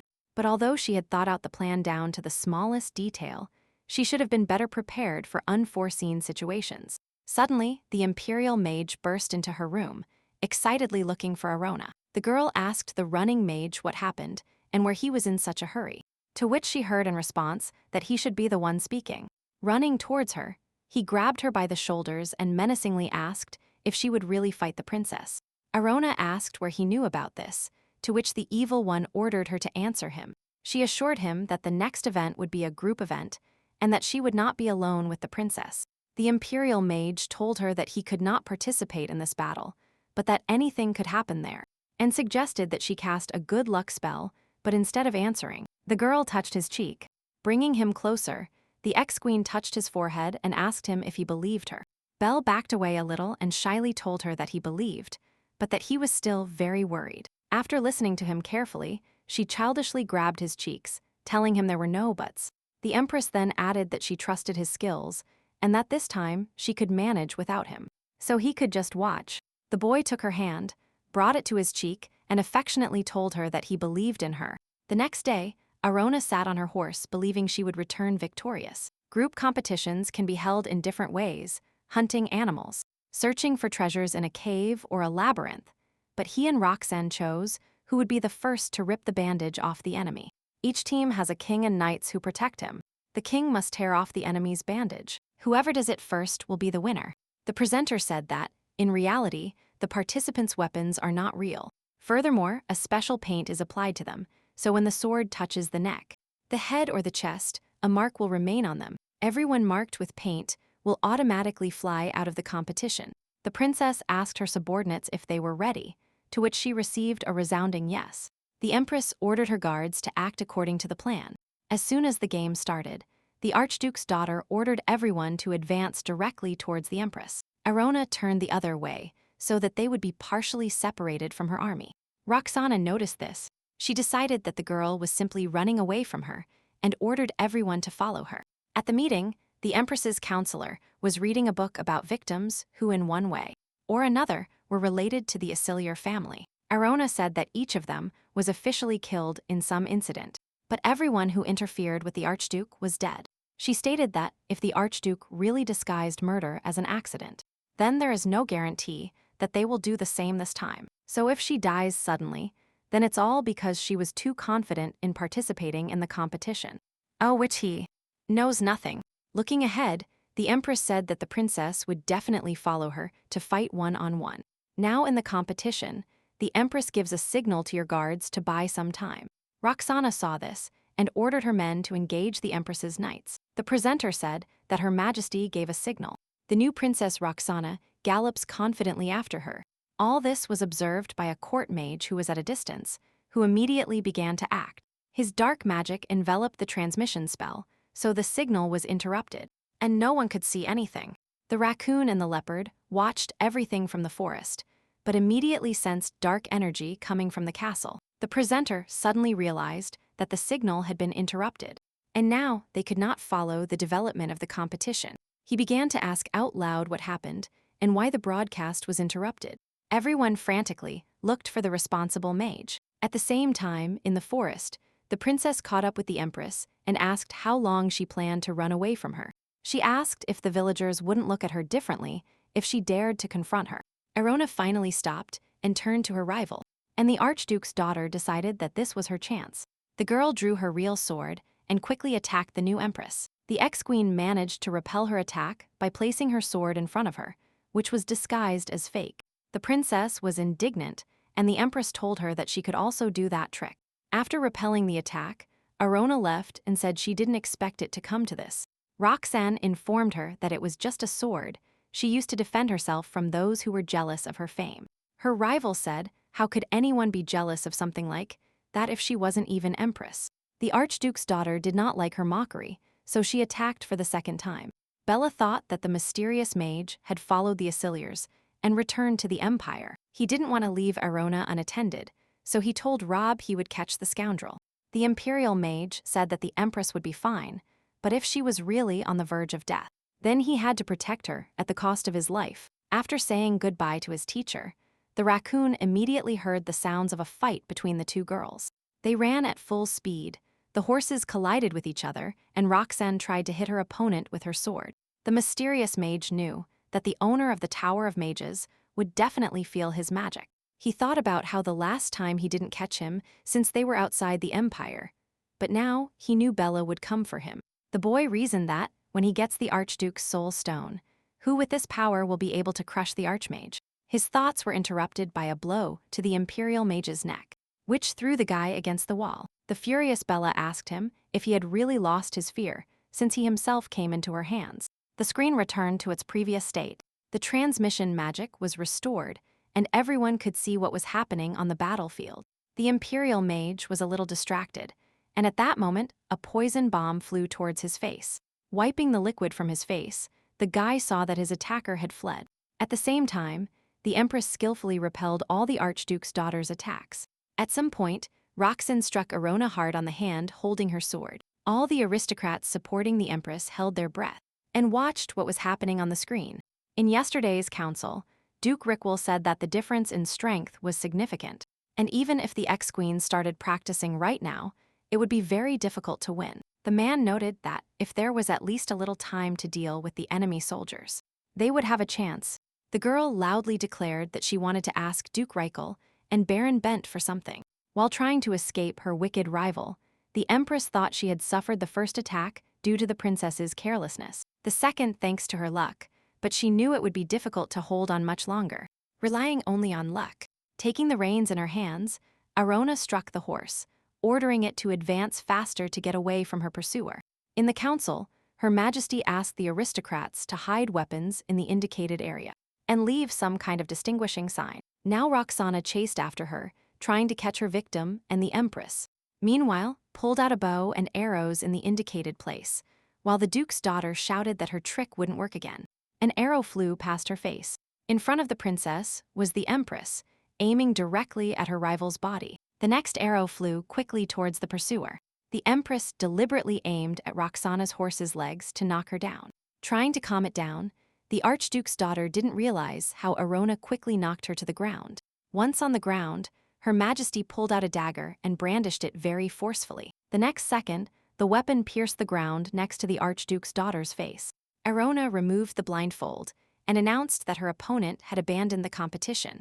The girl raised the diadem so that the entire empire could see her victory over the great princess. The angry Roxanne grabbed a dagger stuck in the ground and loudly said that the Empress should not underestimate her. Raising the dagger to Arona's throat, she suddenly heard the Baron tell her to stop. The aristocrat told her to lower her hand now, because the competition was over. Her bandage was ripped off, and the Empress had won. The Archduke's daughter shouted that the battle was not over because her soldiers were still on the battlefield. But she suddenly realized that the transmission connection had been restored. The girl was embarrassed to realize that everyone had seen her attack, but she silently cursed Ramon. Thinking of him, she knew that his only goal was simply to leave the audience in the dark. And he failed again. The presenter on the screen cheerfully announced that the winner had finally been determined. He then said that the winner of this contest should be Her Majesty the Empress. Arona triumphantly said that there is only one stronger, and that she lost due to her arrogance. Her Majesty fought the strongest knight in the empire. Roxana Aciliar, thanks to her quick wit, defeated the enemy. Her image will remain in the memory of all the inhabitants of the empire for a long time. The banquet hall of the Imperial Palace was very beautifully decorated and furnished with various types of dishes. Arona said that the banquet was much more luxurious than the last time, and it seemed to her that the Archduke had spent a lot on it. The counselor said he was sure that his only daughter would win. The young Duke Reichel approached them and congratulated Her Majesty on the victory. The girl happily watched as he told her that it was an honor for him to help her in this competition. The Empress replied that he and his father supported her a lot, to which she heard the man object that they did not deserve such praise. Duke Reichel noted that while his soldiers were doing their duty by her side, he did not know what the other knights were doing. Hearing this, the young men who were supposed to help them were speechless. The Archduke began to complain that the aristocrat should be more careful with his words, because it seemed he was accusing them of disloyalty. The Empress's uncle realized that this was exactly what he meant to say, which left his interlocutor perplexed. The commander of the first detachment approached them, telling them that they would not lie, because for a long time they had followed the Archduke on the battlefield. So this state was only a tribute to the princess. He knelt before her and told her that the war was over. So the Empress was now their commander-in-chief. All the soldiers followed his example and knelt, humbly asking Her Majesty to forgive them. The girl thought they were mute, and of course, she wanted the knights to side with her. But this filled her with anger, because until now they had faithfully served the Archduke. But as soon as they became an inconvenience to him, they switched to her. After thinking it over, the Empress said she would give them a chance. But for a month, they would train in the Rickle Order of Knights to learn how to serve her properly. The kneeling young men did not understand why they, hardened in many battles, would train in the Knights' Order. The Archduke expressed that it was a humiliation to force knights to do such useless things, to which she replied that the commander himself asked her to give him a chance. So if they were really willing to suck up to her, who could resist him? After hearing her speech, Roxana quickly left the hall because she was angry at this attitude towards her army. The girl walked down the corridor, thinking about the queen's words, which made her even angrier. The Empress's counselor suddenly appeared in front of her, and they greeted each other. Roxana stated that she knew he was behind all of this. But Anakin didn't understand what was happening. The Archduke's daughter told him not to make a fool of himself, because the Empress was not capable of devising this cowardly plan alone. The boy mockingly asked her if she was simply overestimating herself and her abilities. The girl, in a fit of anger, called him the Emperor's faithful dog and thought that both of them were leading her by the nose. Anakin asked if it wasn't better to bite the owner without knowing anything than to be a rabid dog, referring to her. Enraged by such words, Roxana put her hand in her cloak and pulled out a weapon. Her attack was quickly stopped by the Imperial mage, who appeared out of nowhere, and he grabbed the dagger with his hand. The Archduke's daughter moved away and asked him what he was doing there, to which she heard in response that the hall had become very noisy, so he couldn't pass. Holding a dagger in his hands, he said that it seemed the princess had nothing to do anymore. The girl approached him to let him pass, but he told her that only people with power can decide something. Roxanne knew that all her plans had failed because this man had suddenly burst into the game. Turning around, she said it wouldn't be a very pleasant sight if the Emperor changed again, because she was defended by a weak knight who couldn't do anything without magic. The Imperial mage replied that this is not what a princess who tried to use dark magic during a war would say. And then he asked her if she was referring to herself when talking about weak people. She had never heard such insults directed at herself, but looking at the mage, she said not a word in response. She felt bad for not being able to kill him alone, so she decided to leave. Moving in the other direction, Roxana thought that, at least this time, she would leave quietly. But next time, she wouldn't leave everything. The boys were left alone, watching the princess quickly walk away down the corridor. Addressing the counselor, the Imperial mage asked if everything was fine with him. Anakin exaggeratedly said that his precious neck had been scratched. In response, the counselor asked if his hand was all right, because even if there was protective magic, it wasn't worth holding a dagger with bare hands. Bell looked at his hand and said that it couldn't cause him severe pain, but then he noticed that there was a wound on his palm. A friend of the Empress said he had a wound, to which he heard that they injected him with some strange medicine. Maybe that's why the cut appeared. Bell reported that his interlocutor was very noisy, and that he was usually immune to poison too, so there should have been no problem. Anakin said the mage had ears, and asked if he was really going to turn into a spirit. Touching his head, Bell noticed soft leopard ears appearing on his head. The counselor stated that this wouldn't work, and that he would return when he found an antidote, and he advised him to stay in a safe place. The guy quickly left, leaving the Imperial mage alone with himself. Bell suddenly felt someone's energy behind him and turned to look at the intruder. Several people in dark cloaks and hoods approached him, clearly planning to attack the tower owner. It was getting worse. Even his hands turned into leopard claws, but he still decided to defend himself. In one moment, they all attacked him at once, hoping the poison had weakened him. But in reality, his magic was showing its power. Bell never thought he could use anything other than magic and swordsmanship, but now he was fighting with his fists. He punched his opponents one after another, sending them to the ground unconscious. Having caught the last one, the Imperial mage squeezed his throat tightly, demanding answers to his questions. Claws sprouted from his paws. His face was angry, and he continued to demand that the captured man answer him. Unable to control his strength, the tower owner squeezed the enemy's throat tightly, from which he immediately died, and the mage realized that he felt hot and his head was spinning. Moving away from the corpses, the man tried to understand what was happening to his body. If it was really the effect of the medicine. Half delirious, he headed for the safe place the Empress's counselor had told him about. Arona returned to her chambers after the banquet, realizing how tired she was since that day. Anakin disappeared without a trace and left her alone with these boring people. At the same time, the knights competed to escort the Empress to the bedroom. Looking at her bed, she saw an imperial mage who was half-spirit lying outside. The girl cautiously approached him and asked him if everything was all right with him and why he looked like that. Blushing Belle affectionately replied that he missed his lady. The Empress said she didn't see him at the banquet, so she thought he was in the magic tower. Instead of answering, the mage buried himself in her chest and purred that as soon as he saw her face, everything immediately became fine. She was worried about him. She looked him in the face and asked if he was drunk, and he replied that he had been sprayed with a strange substance. Arona touched her ears and asked what strange remedy he had, since she had cat ears. But the boy himself did not know the answer to this question. The girl quickly noticed his blood and asked him if he was injured and where. The imperial mage began to undress, saying there was even more blood. As he got dressed again, the ex-queen shouted that this way she could go to prison for his immorality. Noticing the blood on his belt, she realized he had been attacked by mercenaries and decided to report this to the guards. Belle found himself shirtless and, taking her hand, hugged her from behind, asking her not to leave him. Hugging her tightly, he started rubbing his face against her cheek and asking her to stay there with him. The Empress thought that when the effect of the remedy wore off, she would talk differently.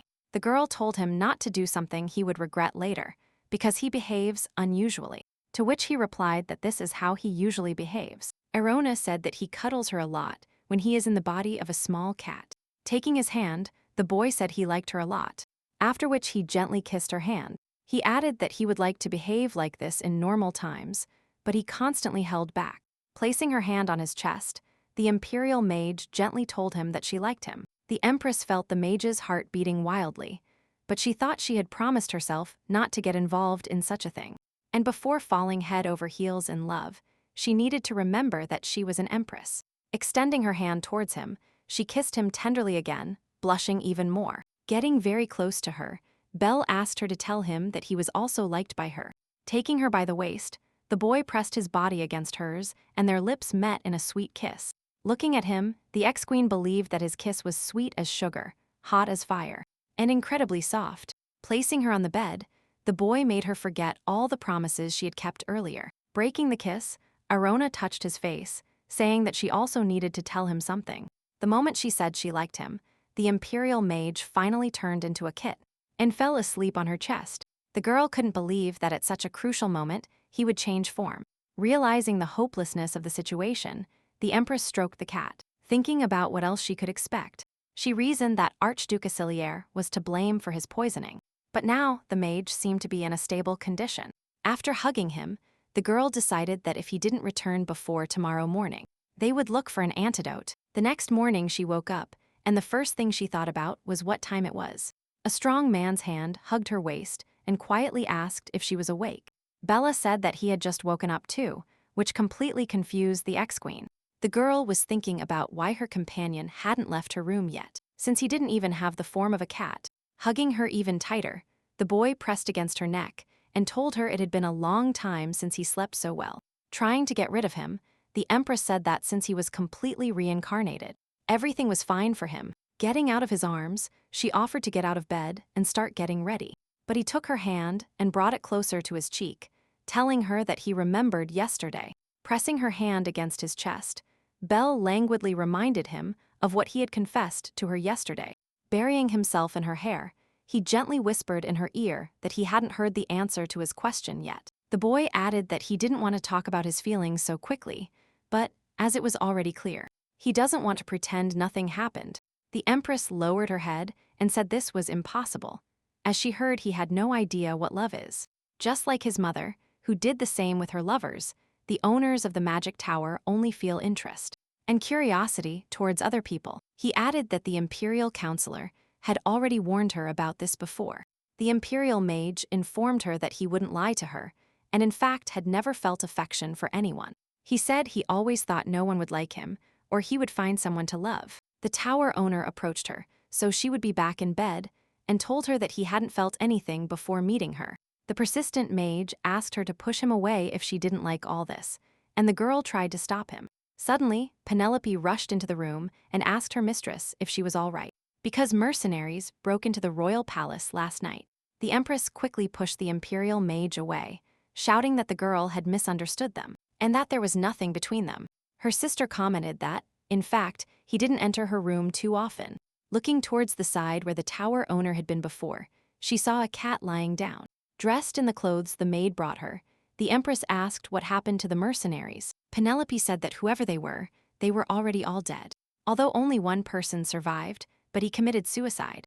Exhaling heavily, Arona thought that the great archduchy must have been careful to remain silent. The girl asked what was happening with her other matters, and in response heard that she obviously needed rest. But there were people demanding to meet with her. Anakin and Rob abruptly entered the room, clearly worried about something. So the empress asked what was happening. 10 years ago, a mage wandered through the Furchen forest gathering lives to cast a powerful spell. He believed that if he killed the most powerful mage in the empire, he could become stronger. A woman suddenly appeared behind him, talking about how arrogant the mage was. The woman turned out to be the great witch Amaryllis, who said he was the same boy who was spreading the plague in Furchen. The boy looked at her with fear, because she was the 26th owner of the Tower of Mages. The witch told him that the most annoying man in her kingdom should arrive today. She added that he seemed to know some tricks, but he couldn't hide from her precognition powers. The boy abruptly covered his mouth with his hand, thinking that she was trying to poison him, but he thought she seemed to see right through him. Amaryllis asked him what he wanted to do by killing so many people. If he really wanted to feel superior to what she heard, he was going to put those who looked down on him in their place. The woman noted that it seemed he had tortured several mages and was already very proud of himself. She opened a bottle of poison and stated that mages boast about their protective magic, but they underestimate the power of poison.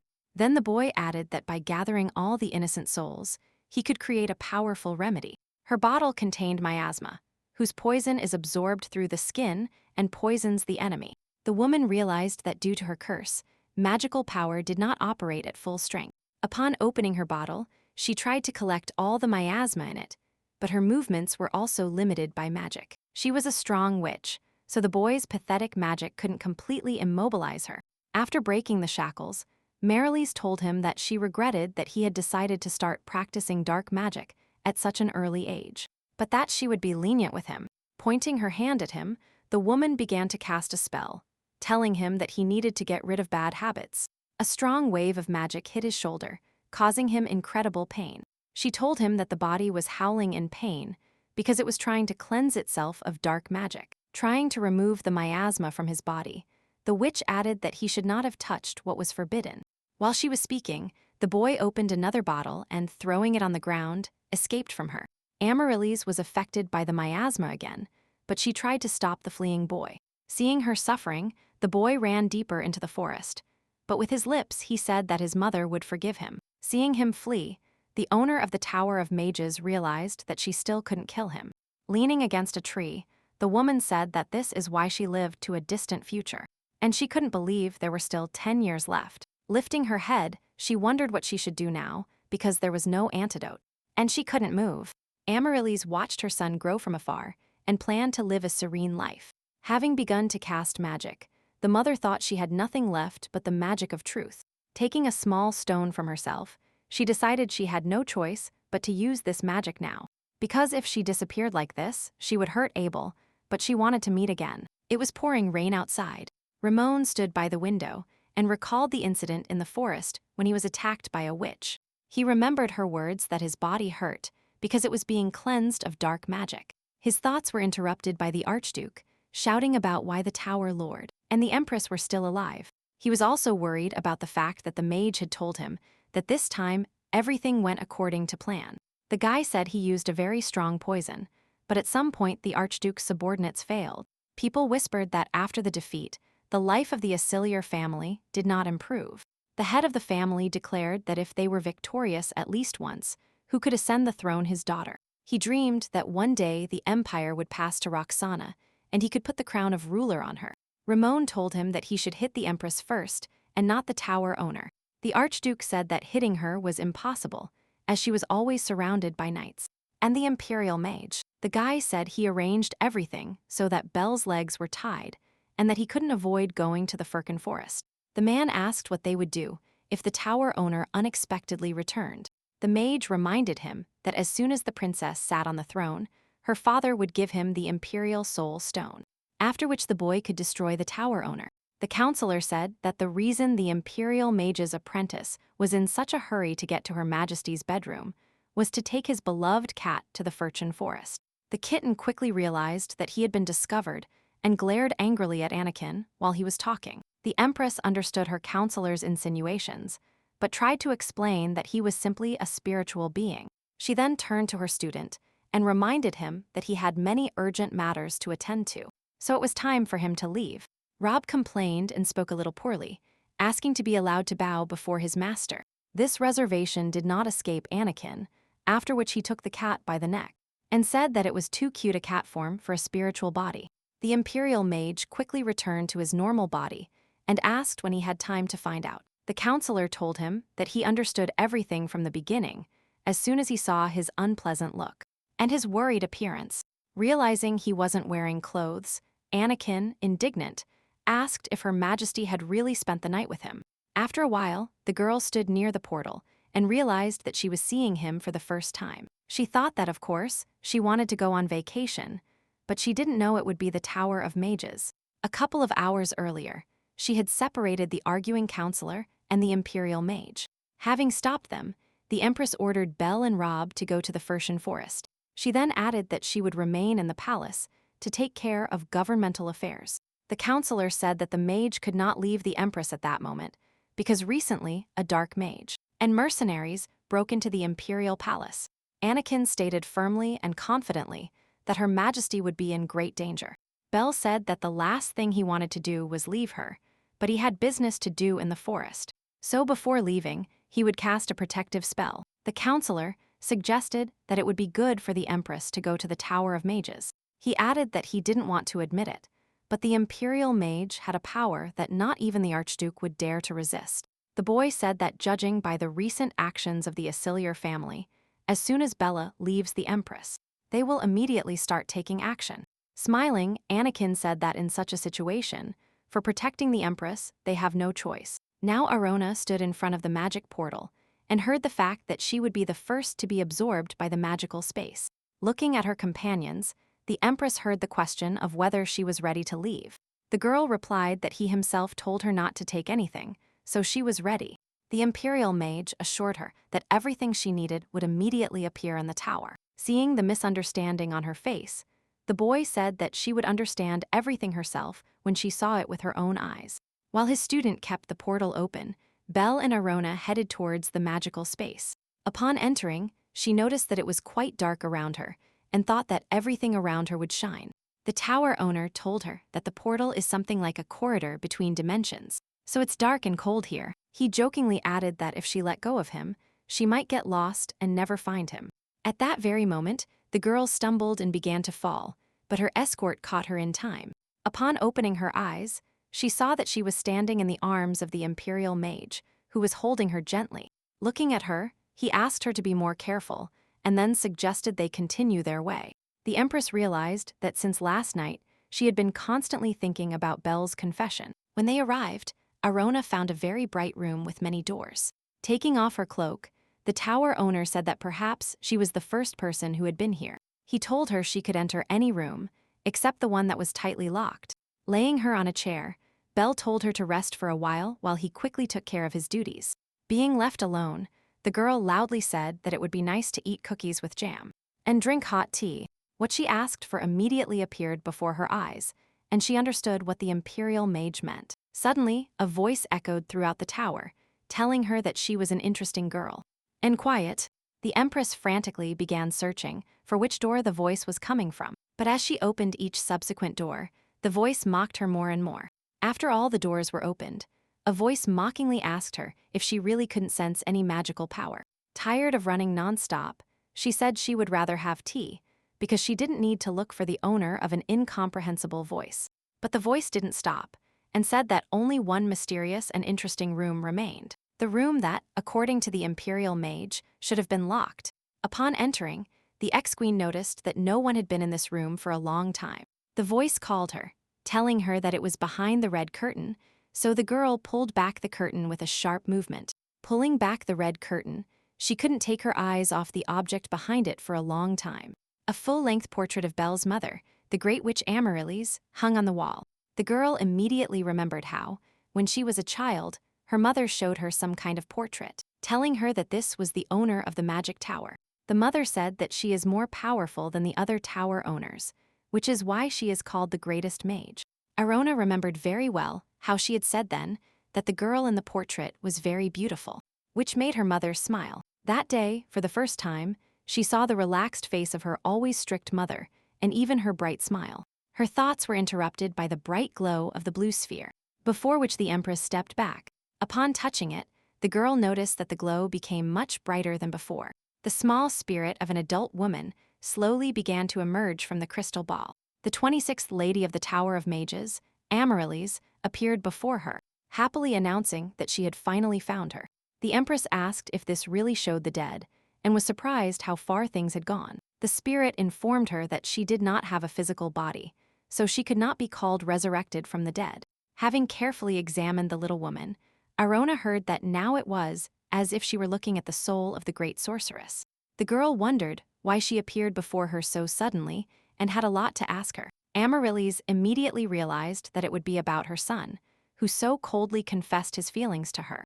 The ex-queen was surprised to learn of this, but her mother did not stop and asked her if she was interested in how he felt. Smiling, she affirmed that she was smarter than the Aciliaire family, who sent her mercenaries. Observing the rising spirit, the Empress concluded that this was the real Amaryllis. Leaning against the crystal ball, the sorceress asked if she wasn't interested in what kind of person Belle was. There were many rumors about the tower owner, terrible stories about kidnapping people and absorbing their magical power. She was curious to know why the protagonist of these horrors had such a childish expression and innocent on his face when he looked at her. She was also concerned why the owner of the magic tower, who cannot love, confessed his feelings to her yesterday. The spirit asked her to slow down, saying she was asking too many questions, and the girl was indignant about him reading her thoughts. The imperial mage's mother said she couldn't be sure of everything, and offered to check the truth of the rumors about magic absorption herself. The Empress said that the imperial family cannot interfere in the affairs of Fershon, and she asked in spirit if the girl should worry about Belle. She insisted on the fact that the ex-queen was worried that the mage was really absorbing power, and that from this power, the soul stone would be created. Amaryllis decided to help her and dispel all her doubts by starting to cast a spell on her. The next moment, the Empress found herself in a completely different place, but she heard the sorceress's last words as she said goodbye to her daughter Annabelle. A door appeared in front of her through which she entered, and immediately froze at the terrible sight happening inside the building. Belle was holding a bear cub in his hands, from which he was sucking all the magical power. Having taken everything without a trace, he calmly placed the bear cub on the bed in the center of the room. Instead of a teddy bear, a small child appeared on the bed, and after looking at him, the Empress realized that this was a spiritual body. Having seen enough, the girl decided to break the silence and betray herself by asking him what he was doing with the child. The imperial mage sharply turned towards her and asked how she ended up in this place. She hoped she was mistaken, but decided to ask if this child was all right. The boy did not answer her for a long time, and the Empress asked him to say at least one word. After a long pause, Bella finally decided to say that he had taken all her magical power, but that the child would live. The girl looked at him for a long time, without believing what he had just told her so calmly. Clenching his hand into a fist, the imperial mage said that all the rumors were true, and that he was looking for strong mages to then take away their power.